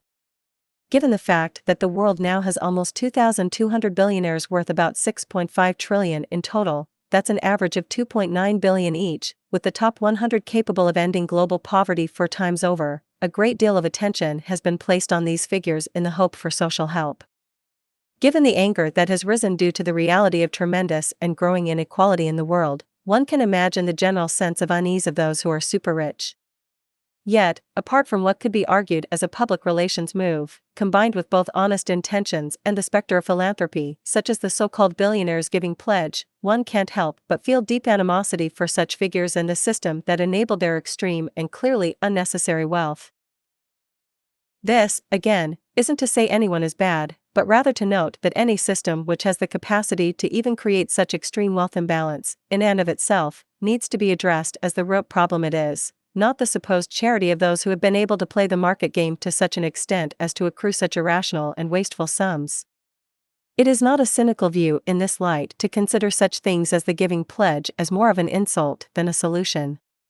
So given the noted psychological studies put forward and the current state of extreme and growing wealth imbalance and destabilization, good intentions by the wealthy aside, there is no evidence that the rich will save us. If current trends remain, as they likely will, the rich will simply isolate themselves more and more in fear and protection as problems continue to emerge. This propensity also applies to the entire chain of social stratification in general, as narrow, short-term self-preservation will always be a knee-jerk tendency when one finds his or herself susceptible to financial loss, and as the studies show, the higher a given person is in class status, the more indifferent they tend to become. This is the signature of class war, and as these trends persist, we can hence expect increased uprisings and anger at the state of affairs and gross imbalance in society. While this may seem like an elusive kind of phenomenon, it should be thought about in the same context of other negative factors, such as resource depletion, unemployment, and the like. An angry population can become a divisive and violent population, and the emergence of large-scale social insurrection can have very negative social consequences if root causes are not clearly understood. Transition. The idea of transitioning fluidly out of the current model into a NLRB can be a daunting and difficult speculation. Perhaps the first consideration is to think more deeply about what it is we are transitioning into exactly. In many ways, this move from a scarcity-preserving economy to a system of direct resource management and scientific application in the pursuit of a post-scarcity or abundance economy to meet the needs of the human species, while securing the integrity of the habitat, is really a transition of values. At the same time, it is also a transition of operant reinforcement, which simply means the new structure actually works to reward conservation, balance, social contribution, and ecological respect, rather than what we reinforce today, which is essentially selfishness, competition, consumption, and exploitation. In fact, the market system could gesturally be viewed as not a social system, per se, but an antisocial system. As far as physical transition itself, it is naturally naive to assume we can predict the future regarding such a vast societal shift, especially given how forceful and present the pressures are that keep the current system in place. All of us are coerced on a daily basis into this market psychology in order to maintain survival, and hence our values are deeply associated to these methods, practices, and general worldview whether we like it or not. It could even be said that these pressures generate a syntax of thought, if you will. Our brains seem to wire themselves as we engage the environment, constantly reinforced by existing pressures and our responsive actions. Just as a person can learn a skill and have that skill become second nature, without much direct conscious thought to execute once learned, we humans perform actions constantly with the same kind of learned, subconscious patterning. For example, we often don't even know we are behaving in so-called narrow selfish ways at times, since everyone around us appears to be working in the exact same manner, creating perceived normality. Therefore, TZM naturally views the shifting of people's values as the most important necessity for transition. How this is done is deeply related, of course, to education, while also attempting to actively create conditions that, again, hopefully reinforce these new, sustainable values, inching out larger order change. That stated, there are perhaps two broad ways to think about transition, with the first giving something of a logical framework for the second. This first scenario assumes that there is the basic sanction of the political/economic power structure and the community overall. It assumes that the human species has definitively decided to make this move in a step-by-step manner on the global scale. Of course, the sad truth is that it would likely never happen this way. Yet, this hypothetical is expressed because the reasoning inherent is relevant with respect to how we think about transition as a general process, and certain attributes noted would likely still come into play in the second scenario. This second scenario is the more realistic scenario as it assumes there is no large-scale public sanction and the transition must originate from activism and influence. This essentially looks at exactly where we are today, taking into account the vast range of divisive opinions, political polarization, national hatred, commercial warfare, etc. So, to conclude this introduction to transition, it is also worth noting, as an aside, that many who criticize the Zeitgeist movement do so not because they disagree with the direction, but because they do not understand how to get there. A relevant analogy to counter this argument is the idea of a very sick person seeking to get well. This person might not even know the cure or the medical path to get there, but given his or her life is at stake, the task to learn and try to realize the proper means toward resolution does not end because of mere ambiguity. Likewise, the difficulty or confusion in transitioning into a NLRB does not remove the necessity for it. The fact is, we are all humans on this planet and we can change the world quite easily if we can find unified, shared common ground to relate. Furthermore, it's also important to note that we are always in transition to one degree or another. There are no utopias, and even if we accomplish only 50% of such a move, as we may define it in theory, it would still be well worth it. Scenario 1: Systematic dismantling. A systematic move from the market economy to a NLRB could theoretically occur through a step-by-step socialization of the core attributes of the societal infrastructure. Essentially, we dismantle one layer while implementing a new one in the most fluid way we can. This term socialization, which is of course a stigmatized notion in the West given the hyperglorification of the market economy and the demonization of anything otherwise, is still technically appropriate to use in this context, bias aside. This simply means that the necessity of money and the market mechanism would no longer apply to the given social attribute, not that a traditionally socialist, in the political and economic sense of the word, structure would replace it. Direct, advanced technical means would produce and distribute without a price tag, meeting these needs directly. As noted in detail in prior essays, a critical component that enables the new social model to produce a high standard of living is the liberal application of modern technology and a systems approach to social organization based on strategic technical efficiency. Since the current model is literally based on a technical inefficiency to keep it going, the more technically efficient the system becomes, the less traditional labor is required. Therefore, in a transition starting from within the market economy, measures to compensate for this financial loss are required. These can consist, in part, of the adjustment of wages to compensate for job losses, along with the shortening and sharing of the workweek to also compensate. The core societal attributes to be discussed for this exercise consist of A. Food production, B. Utilities, C. Basic good production, and D. Transportation. Obviously, these fragments have a synergistic relationship, which require other types of technical evaluation. However, since these core attributes of our day-to-day lives are essentially what maintain our general health and basic standard of living, these abstractions should suffice for the sake of simple reasoning exemplification. It is also worth noting that the post-scarcity relationships denoted in each subject can be explored more so in the essay Post-Scarcity Trends, Capacity and Efficiency. A. Food production. The technology for high-efficiency, automated food production is now a reality today, with vertical farm technology and low-energy/low-impact cultivation methods such as hydroponics, aquaponics and aeroponics. Desalination processes, for example, could enable the building of these vertical farm facilities along most major coastlines, producing organic food in quantities to meet and exceed the needs of the regional population.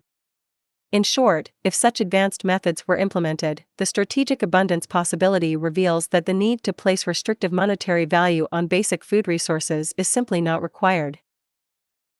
There is no legitimate technical reason, even within an existing monetary economy, grocery stores today cannot provide the same produce resources to a given regional population without the need for financial exchange.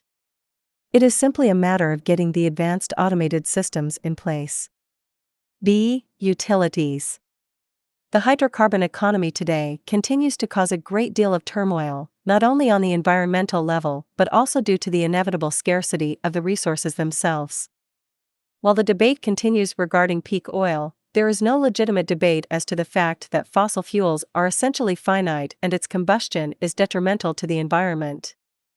Given the advanced state of renewable energy means such as solar, tide, wind, geothermal and the like, coupled with advanced localization means, there is no reason any of us would need to pay for energy if the system was properly designed. Advanced solar systems alone applied to every existing structure, even feeding excess energy back into a community's redundant baseload grid, would eliminate electricity needs immediately based on current statistics. The same phenomenon also assists with natural gas and water utilities. Since electricity can be used to replace gas for heating and most other utility purposes, its use can simply be designed out in this context. Water, which is of a generally nominal financial expense today in the West, can be made dramatically more abundant via further industrial efficiency to reseed pollution and maintain a regional surplus by strategic use. Those who do have water shortages in the world have had technical resolutions for years via desalination and other purification systems, both on the large scale and small scale. It has been, again, the lack of financial resources that have caused the problems, not the lack of technical ability. C. Basic good production. The spectrum of basic good production is wide, ranging from core staples such as household items, clothes and communication technology, to specific tools for specialized tasks, such as musical instruments and other increasingly less demanded items. The best way to think about this is as a spectrum of demand, with daily needs on one side and specialized, or luxury-type goods on the other. While the advancement of automation technology will likely facilitate a vast amount of variation in production once the revolution in modular robotics and nanotechnology comes to fruition, for the sake of transition in the immediate future, we can think about industry in the more established context. Overall, each industry or sub-industry could be unified in operations to enable the highest level of production and output efficiency possible as a deliberate whole. In other words, the corporate structures would combine based on genre or sector, using that collaborative capacity to increase efficiency, while reducing waste and competitive multiplicity. This would set the stage for the creation of a fully synergistic industrial system, applying advanced, ideally simplifying automation processes liberally at every turn to remove human labor and inevitably increase efficiency. In this, primitive versions of the collaborative design system, as described at length in the essay The Industrial Government, could also gain traction. While certain limitations would occur given the absence of larger order cooperation, the inching in of this process would set the stage for larger incorporation while also increasing sustainability. Now, returning to the prior point about compensation for the loss of paid work hours, the loss of sales naturally means a loss of growth and hence a loss of jobs. In the current model, this is structurally a negative thing, of course. However, in this hypothetical transition proposal, wages would shift in proportion to the resulting job losses and/or with the shifting of workday hours. In other words, assuming an initial average workday need of 8 hours per person, incurring a loss of jobs by 50% due to the application of automation and new levels of technical efficiency, the workday would then be cut by 50% and spread across the existing workforce, keeping everyone employed, but for a shorter period. So, if we had a hypothetical economy with 1,000 people and 50% of them were displaced by this deliberate technological unemployment, the workday is then divided between them so everyone now works only 4 hours, instead of 8. Again, the fact that these goods and services are becoming free in the economy means that there is less of a need for prior levels of purchasing power. Therefore, a 50% cut in wages is calculated to be directly compensated for. Overall, we are phasing the monetary system out in this process. In cases where this isn't feasible, there would be an increase in hourly wage rates in the same basic proportion, compensating for the average losses incurred. In theory, this hourly reduction of the total workforce, assuming 100% employment through these standards, coupled with the compensating increase in now free resources, would fluidly move the society out of the labor market over time. Again, this is the abstract hypothetical. D. Transportation. The next social staple is transportation. The production of vehicles, which is already largely automated today, is one consideration, and this isn't much of a problem to perfect. This issue here is access, application, and necessity. Of course, this thought exercise could be quite elaborate. If we were to calculate the vast amount of energy and resources used on a daily basis today for all of us to travel to centralized offices, usually participating in occupations with questionable relevance in the broad view, we would be amazed at the inefficiency apparent on the whole. While there are certainly exceptions, there are very few occupations today that really require direct location interaction anymore, given the vast power of the internet and such communication tools. Even industrial production facilities, once further automated, would only require a small number of people on location, with most processes administered remotely. So, with a strategic move to simply stop from wasteful 9-to-5, 5-day workweek, traditional travel to work and back would create a great alleviation of pressure on many levels. Having everyone equipped by whatever means needed to operate their business function from their homes is a logical and sustainable idea for energy reduction, reduced accidents, reduced pollution, reduced stress, and the like. Beyond that, as far as infrastructure, systems of sharing, such as the currently existing rental street bicycles and the like, should be applied to vehicles, and everything else we can, coupled with the liberal incorporation of mass transit. This, again, is to be a step-by-step process of improvement where different regions are purposefully reorganized to favor the highest level of technical travel efficiency possible. In short, localizing labor locations/remote access to limit travel needs, coupled with sharing systems for vehicles and liberal mass transit, would profoundly change the nature of transport infrastructure, easing into the foundation of a NLRBE, even if some of those services still need money to pay for them. Scenario 2, the real world. Now, with the following truncated yet logically purposeful train of thought towards a hypothetical breakdown of the current system and a systematic implementation of attributes of the new one in mind, let's now take a realistic look at what a transition to this new society may hold given the complex and dichotomous reality we endure today. It's first important to understand that the intention of social and environmental sustainability has been developing under the surface of culture for a long time. For example, the now common notion of the green economy, which is being pushed forward by environmentalists, coupled with periodic outbursts by civil rights groups such as Occupy Wall Street, reveals a deep-seated interest to aspire for a world that is more equal, humane, and sustainable. While our current social system, as argued, often reinforces the opposite of those values, it still seems that deep down most of our core historical philosophies still suggest an interest in social equality and sustainable balance. So again, it is important to acknowledge that in order to really create a more sustainable, humane world, a complete move out of the current social architecture is required. Otherwise, the same basic problems will persist, even if reduced to some degree by half measures. To do this, global social movement tactics become critical to put pressure on the existing system, along with helping change the intents and values of the culture itself by vast education and communication projects. However, before such ideas are addressed, it is worth revisiting the issue of societal collapse, this time in the context of what we could term eco-biosocial pressures. A backdrop to our cultural evolution are pressures that can take both a positive and negative form. Positive pressures of this nature could include the development and expression of life-advancing technologies where the viewing public is so impressed by the possibilities, the social demand for that feature or implementation becomes unwavering. On the other side are the negative pressures, such as the dramatic failure of a social edifice that shocks the culture and creates unease, loss of confidence, and a dire interest in problem resolution by new methods.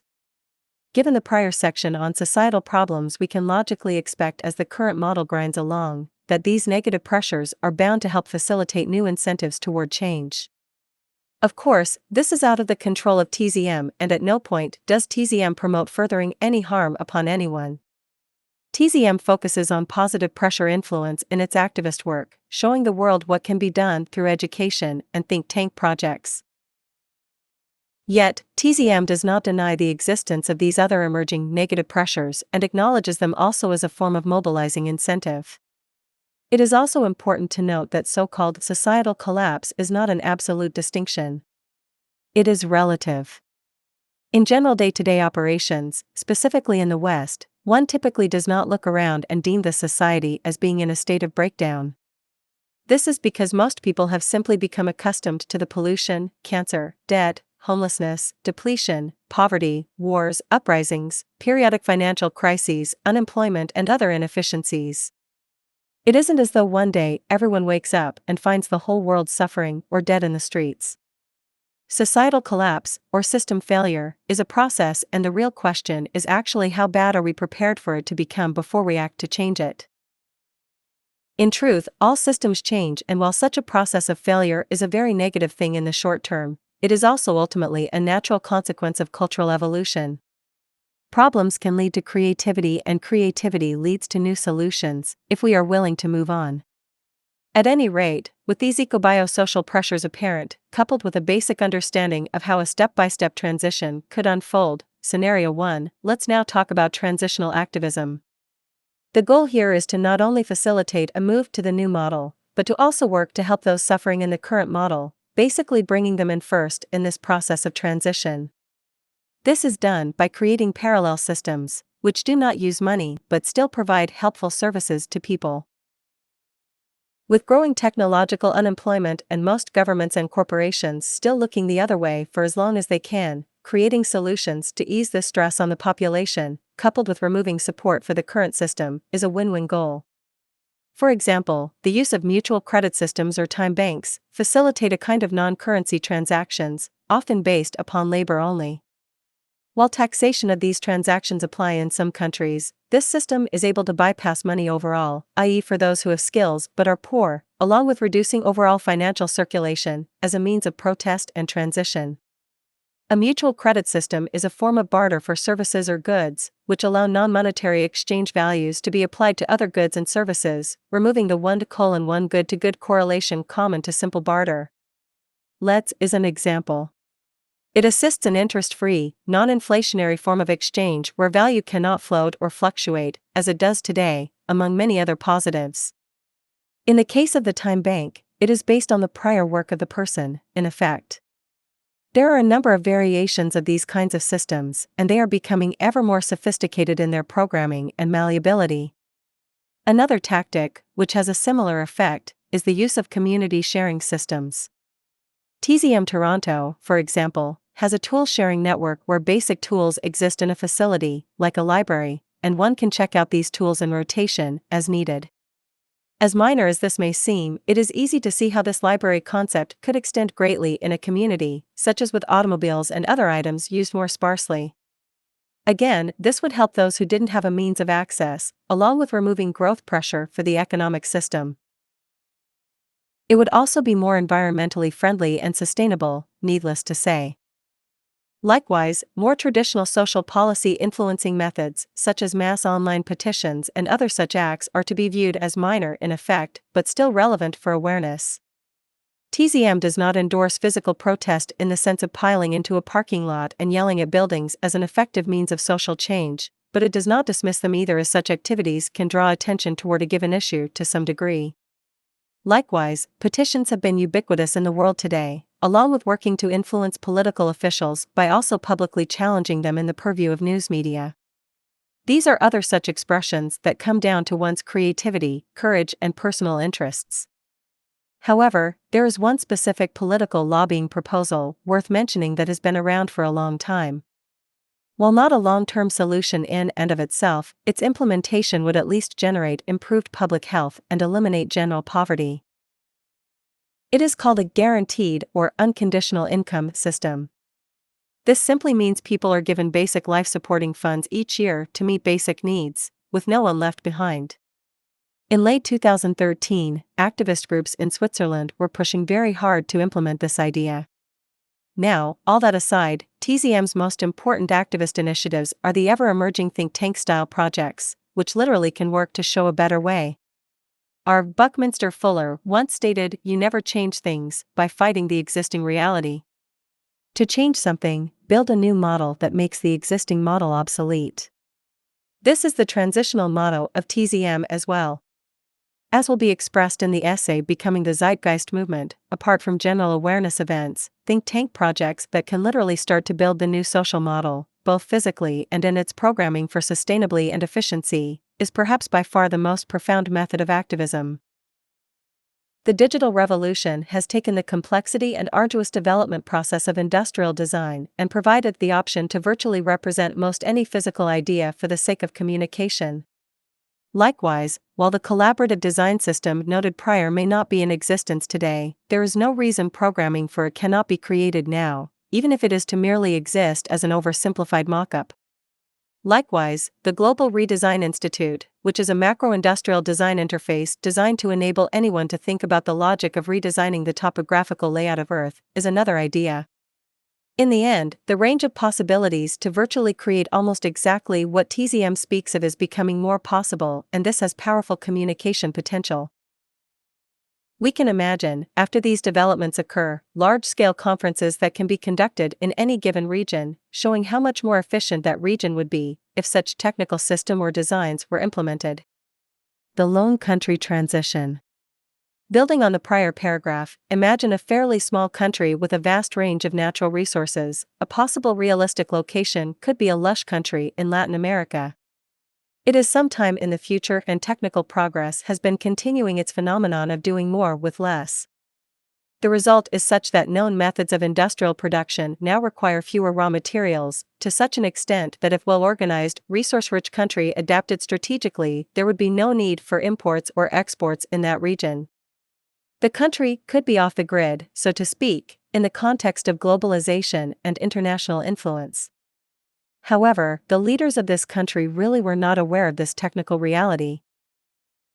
So, one day a relative of one of the leaders finds his or herself at a TZM conference, talking about those very design initiatives and advancements in production methods. This person notifies the leaders of the country, and the government takes notice. This hypothetical government is perhaps impoverished, as many Latin American countries are, mostly due to international trade dealings, corruption, debt problems, unemployment problems, and the like. This government, enlightened by what they have learned, decides to take the initiative to incorporate a localized NLRBE as best they can. They understand that a true NLRBE is global, with a total earthly resource management system. However, knowing this will not occur anytime soon in the current global climate, they calculate that with a number of adjustments, they can still utilize the model to a limited but powerful degree, solving most all of its country's material/financial woes. So, the country then adjusts its industrial methods in accord, creates a domestic sensor system and management network to understand its resources and keep equilibrium, fully digests the new industrial capacity to do more with less, also installing the sustainability and efficiency protocol algorithms inherent to the CDS, and they proceed with the new model in full force. Literally stopping all trade with foreign nations, being self-contained and 100% sustainable in their region, once established. After a period of this success, the world slowly begins to see the incredible result of their moneyless economy. The population, which had a very low standard of living prior, is elevated to an economic abundance they have never seen. It helps greatly that the people's values in that country consist of conservation and modest living, furthering balanced progress of the nation. So, given this evidence of feasibility and fruitfulness, other adjacent nations begin to understand the vast merit of the new model and decide to take part. This process of joining expands the resource network greatly, and the more it expands, the more other countries' people also see the merit and the more they demand it, and so on. In time, the world unites. Now, while this example might be oversimplified, also clearly ignoring the international political pressures that most certainly would cause conflict, the reader should be able to understand that it is still a possibility. In truth, we don't really know what exactly will start such a move, but we do know that planting as many seeds of possibility as possible is the key, coupled with the increasingly negative eco-biosocial pressures that will appear to have no end in sight. Becoming the Zeitgeist movement. Sometimes the slightest things change the directions of our lives, the merest breath of a circumstance, a random moment that connects like a meteorite striking the earth. Lives have swiveled and changed direction on the strength of chance remark. Bryce Courtney. Responsibility. While on the surface, the following proposition may seem like a mere poetic gesture, the truth of the matter is that it is absolutely true and inescapable. We are all in the Zeitgeist movement, whether we like it or not. Every day of our lives, we make decisions in social and environmental contexts that create influence on the well-being and perception of others. It doesn't matter what one's political, religious, or overall ideological disposition may be specifically, if you live on this planet you are influencing it and the culture spawned from it. What this also means is that you are responsible. You are responsible for what you set in motion and hence responsible for the state of the habitat and your response for the balance or imbalance of the human species itself, to one degree or another. Each act of empathy or indifference resonates with those who receive those effects, and due to the basic, evolutionary laws of human adaptation we adjust our expectations and propensities as we experience the environment around us. Naturally, early childhood is the most sensitive period to our species, as we try to figure out if this new world we have come into is safe and supportive or if the world is unsafe and indifferent. This type of programming, while established in early childhood most dominantly, still continues throughout our lives, and the effect it has on the larger order cultural perception is also profound. Yet, while our capabilities are truly powerful, particularly when it comes to human society's recent capacity to build technological tools, which can change the societal construct rapidly, it is easy to forget that at the root core of this existence is a kind of subservience and acceptance of factors that we will never have control of.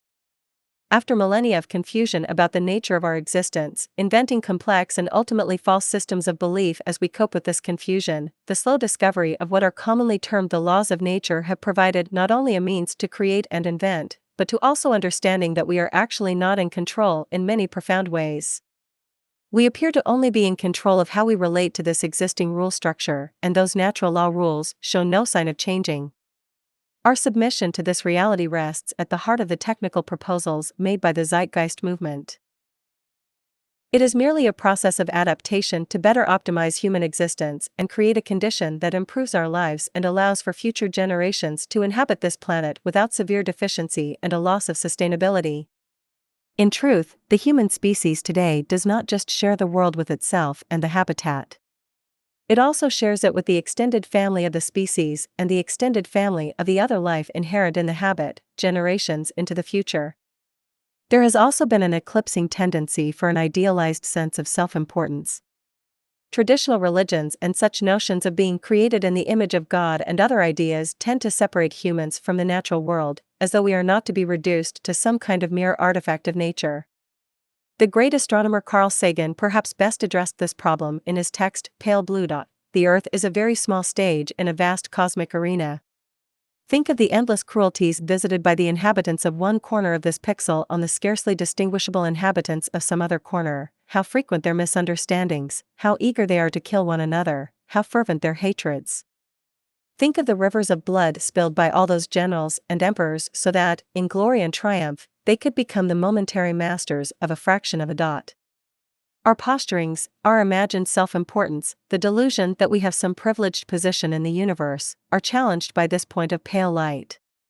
Our planet is a lonely speck in the great enveloping cosmic dark.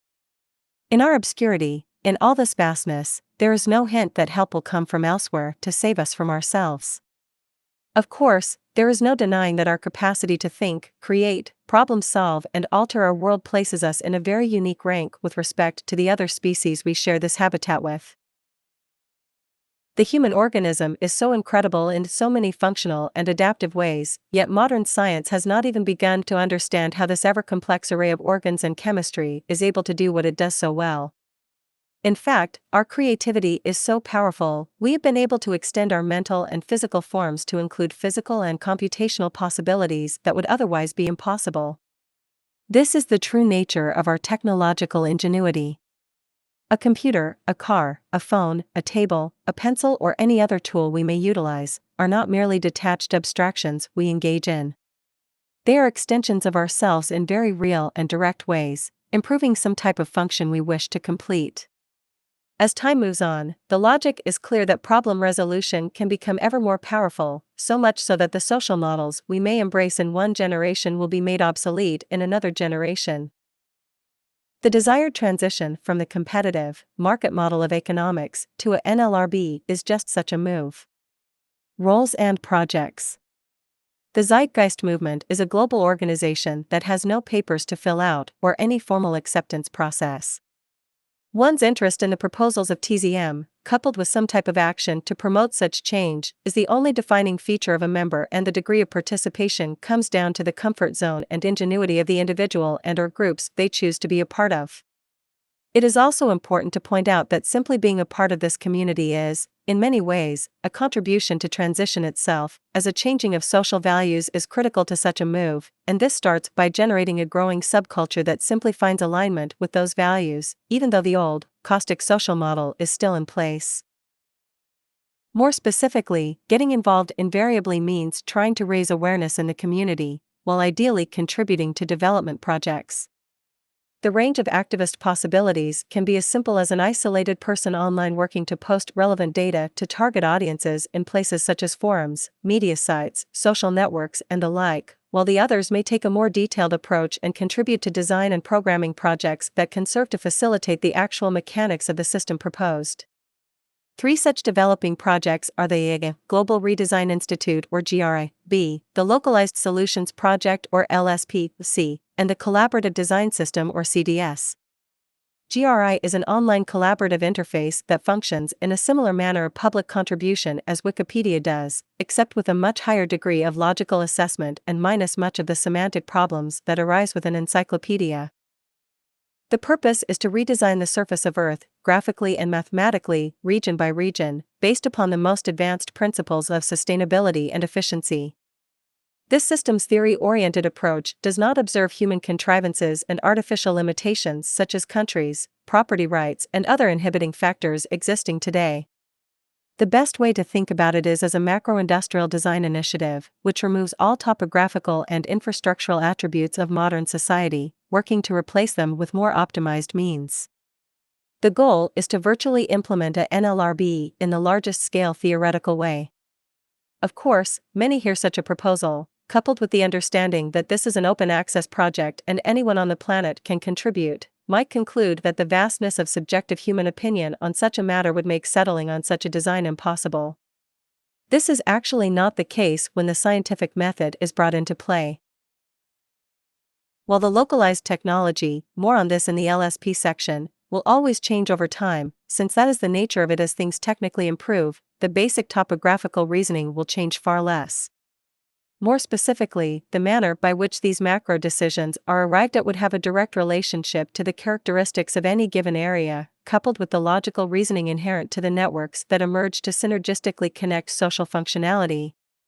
For example, different terrains have different propensities for settlement, while the location of renewable energy sources demands that harvesting exist in certain places. If production of a particular genre of goods requires certain materials and those materials happen to be local, it is logical to construct production facilities as close as possible to the extraction source. Likewise, any other attributes of the supply chain are best allocated using the same logic, including the means of distribution. Distribution centers would naturally be close to large city centers where the population has easy access within short distances. Furthermore, the creation of parks, recreation and the like becomes self-evident as well, finding conducive placement in areas that fit such a given profile, such as large flat expanses for games and the like. In short, this process of logically deducing topographical placement to maximize efficiency and sustainability is a technical process overall. This isn't to say one can push a button and the entirety of a given region can be deduced automatically with no human consensus or interfering values.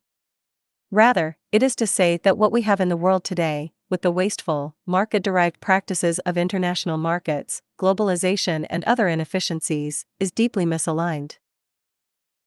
Through this basic natural law reasoning, we can further create ease, safety, and abundance and hence increase our quality of life, while reducing our environmental footprint dramatically. As far as communication and education, which are ultimately the points of any such project, in part, the task once a certain area has been updated is to then show the world what has been made possible. The statistics that would accompany these end design proposals would likely relay mathematically derived feedback, such as how much less energy and fewer resources are being used, the overall ecological footprint reduction, the ease of transport, the efficient increase in production and distribution, the statistical creation of a material abundance based on population, and so forth. The Localized Solutions Project or LSP can be thought about as a micro-industrial initiative, as compared to the macro one just discussed with the GRI. This is simply a good design project where people can think about smaller order systems that could be a part of the larger order, macro context. For example, a house design that is lightweight, off-the-grid and easily constructed or prefabricated out of earth-friendly and abundant materials, could be one such project. Once such a design is found to be most versatile, sustainable and optimized by the community through the online collaborative system, it can then go into a database for both general reference and even incorporation in the GRI as a subsystem. Likewise, related to the LSP, the CDS or Collaborative Design System is a programming project that would seek to produce the actual regulatory and network-aware source code that facilitates the process discussed in the essay The Industrial Government. This system could be coded in the exact same open source and open access manner by which the prior two projects are, utilizing the group mind and the scientific method to help maximize potential. As a communication tool, this project would not have to be complete to be effective. Even if only a small set of parameters were utilized that relay the calculation of a theoretical design evaluation, the educational value alone has great potential. In time, primitive versions of the CDS could be directly incorporated into the LSP and GRI, since they are connected in purpose. Such expressions could be demonstrated at movement conferences. Chapters and events. A TZM activist almost always has a relationship to a regional chapter. As of 2014, there are many chapters across dozens of countries. A chapter can be a few people or thousands, and those in regions currently without local chapters are encouraged to start one. It is a very easy process, and the time commitment needed comes down to the degree of dedication and one's time availability. Chapters are organized by local and international tiers. For example, there is national chapter coordination for the entire United States, while each U.S. state has its own chapter, or subchapter. Likewise, each city in any given state can also have its own chapter. This network creates a multidimensional information flow, and while it may appear hierarchical, the ethic of the movement is not a top-down power system. Chapters often hold meetings about their work in each tier, and the ideas talked about are brought up the chain as much and they are brought down the chain. As far as events, since the inception of TZM in 2008, certain periodic events have emerged as staples of the movement, with two occurring annually. These two are called Zeitgeist Day, or Z-Day, and the Zeitgeist Media Festival. 2013, for example, marked the 5th annual Z-Day and the 3rd annual Media Festival. Z-Day is the movement's flagship public awareness event, which is intellectually driven, describing progress in the movement and expanding relevant research. It is also a public media activism event, always trying to entice media outlets to cover it in order to further spread awareness of TZM's mission. In contrast, the Zeitgeist Media Festival is a multimedia arts event, which works to bypass the intellectual side and use art for the sake of personal transformation. The arts have an emotional and experimental capacity to inspire change and generate new ideas, and TZM views the arts as an underpinning of scientific development itself. This event is also a means to express the creative and exciting capacity and potential of the human condition and to remind ourselves that we should also celebrate humanity as we work to improve it. Each of these events has the same basic format. There is a main event and there are sympathetic chapter events. In the case of Z-Day, the global main event tends to focus on the most dominant global issues and projects for the movement each year, usually featuring well-known speakers and contributors to the movement. Mirrored sympathetic events, which are regionally targeted, occur the same day or weekend around the world via the chapters. In 2009, for example, there were over 400 sympathetic events, along with the main event in New York City. Likewise, very often chapters conduct food and resource charity drives for the suffering in their community. Other events, such as town halls, which can be monthly or bi-monthly, are also common. It is up to a given group/chapters to decide the frequency of these public meetings. Beyond these core ideas, many other possibilities are out there, and it is, again, up to any chapter to be creative in how it conducts its activism. Mission Statement. In conclusion, the official mission statement of TZM will be stated in full. Founded in 2008, the Zeitgeist movement is a sustainability advocacy organization which conducts community-based activism and awareness actions through a network of global/regional chapters, project teams, annual events, media and charity work. The movement's principal focus includes the recognition that the majority of the social problems that plague the human species at this time are not the sole result of some institutional corruption, absolute scarcity, a political policy, a flaw of human nature or other commonly held assumptions of causality. Rather, the movement recognizes that issues such as poverty, corruption, pollution, homelessness, war, starvation and the like appear to be symptoms born out of an outdated social structure. While intermediate reform steps and temporal community support are of interest to the movement, the defining goal is the installation of a new socioeconomic model based upon technically responsible resource management, allocation and design through what would be considered the scientific method of reasoning problems and finding optimized solutions. This natural law/resource-based economy, NLRBE, is about taking a direct technical approach to social management as opposed to a monetary or even political one. It is about updating the workings of society to the most advanced and proven methods known, leaving behind the damaging consequences and limiting inhibitions that are generated by our current system of monetary exchange, profit, business, and other structural and motivational issues. The movement is loyal to a train of thought, not figures or institutions. The view held is that through the use of socially targeted research and tested understandings in science and technology, we are now able to logically arrive at societal applications that could be profoundly more effective in meeting the needs of the human population, increasing public health. There is little reason to assume war, poverty, most crime and many other monetarily based scarcity effects common in our current model cannot be resolved over time. The range of the movement's activism and awareness campaigns extend from short to long term, with methods based explicitly on nonviolent methods of communication. The Zeitgeist movement has no allegiance to country or traditional political platforms. It views the world as a single system and the human species as a single family and recognizes that all countries must disarm and learn to share resources and ideas if we expect to survive in the long run. Hence, the solutions arrived at and promoted are in the interest to help everyone on Earth, not a select group. Join us, www.thezeitgeistmovement.com.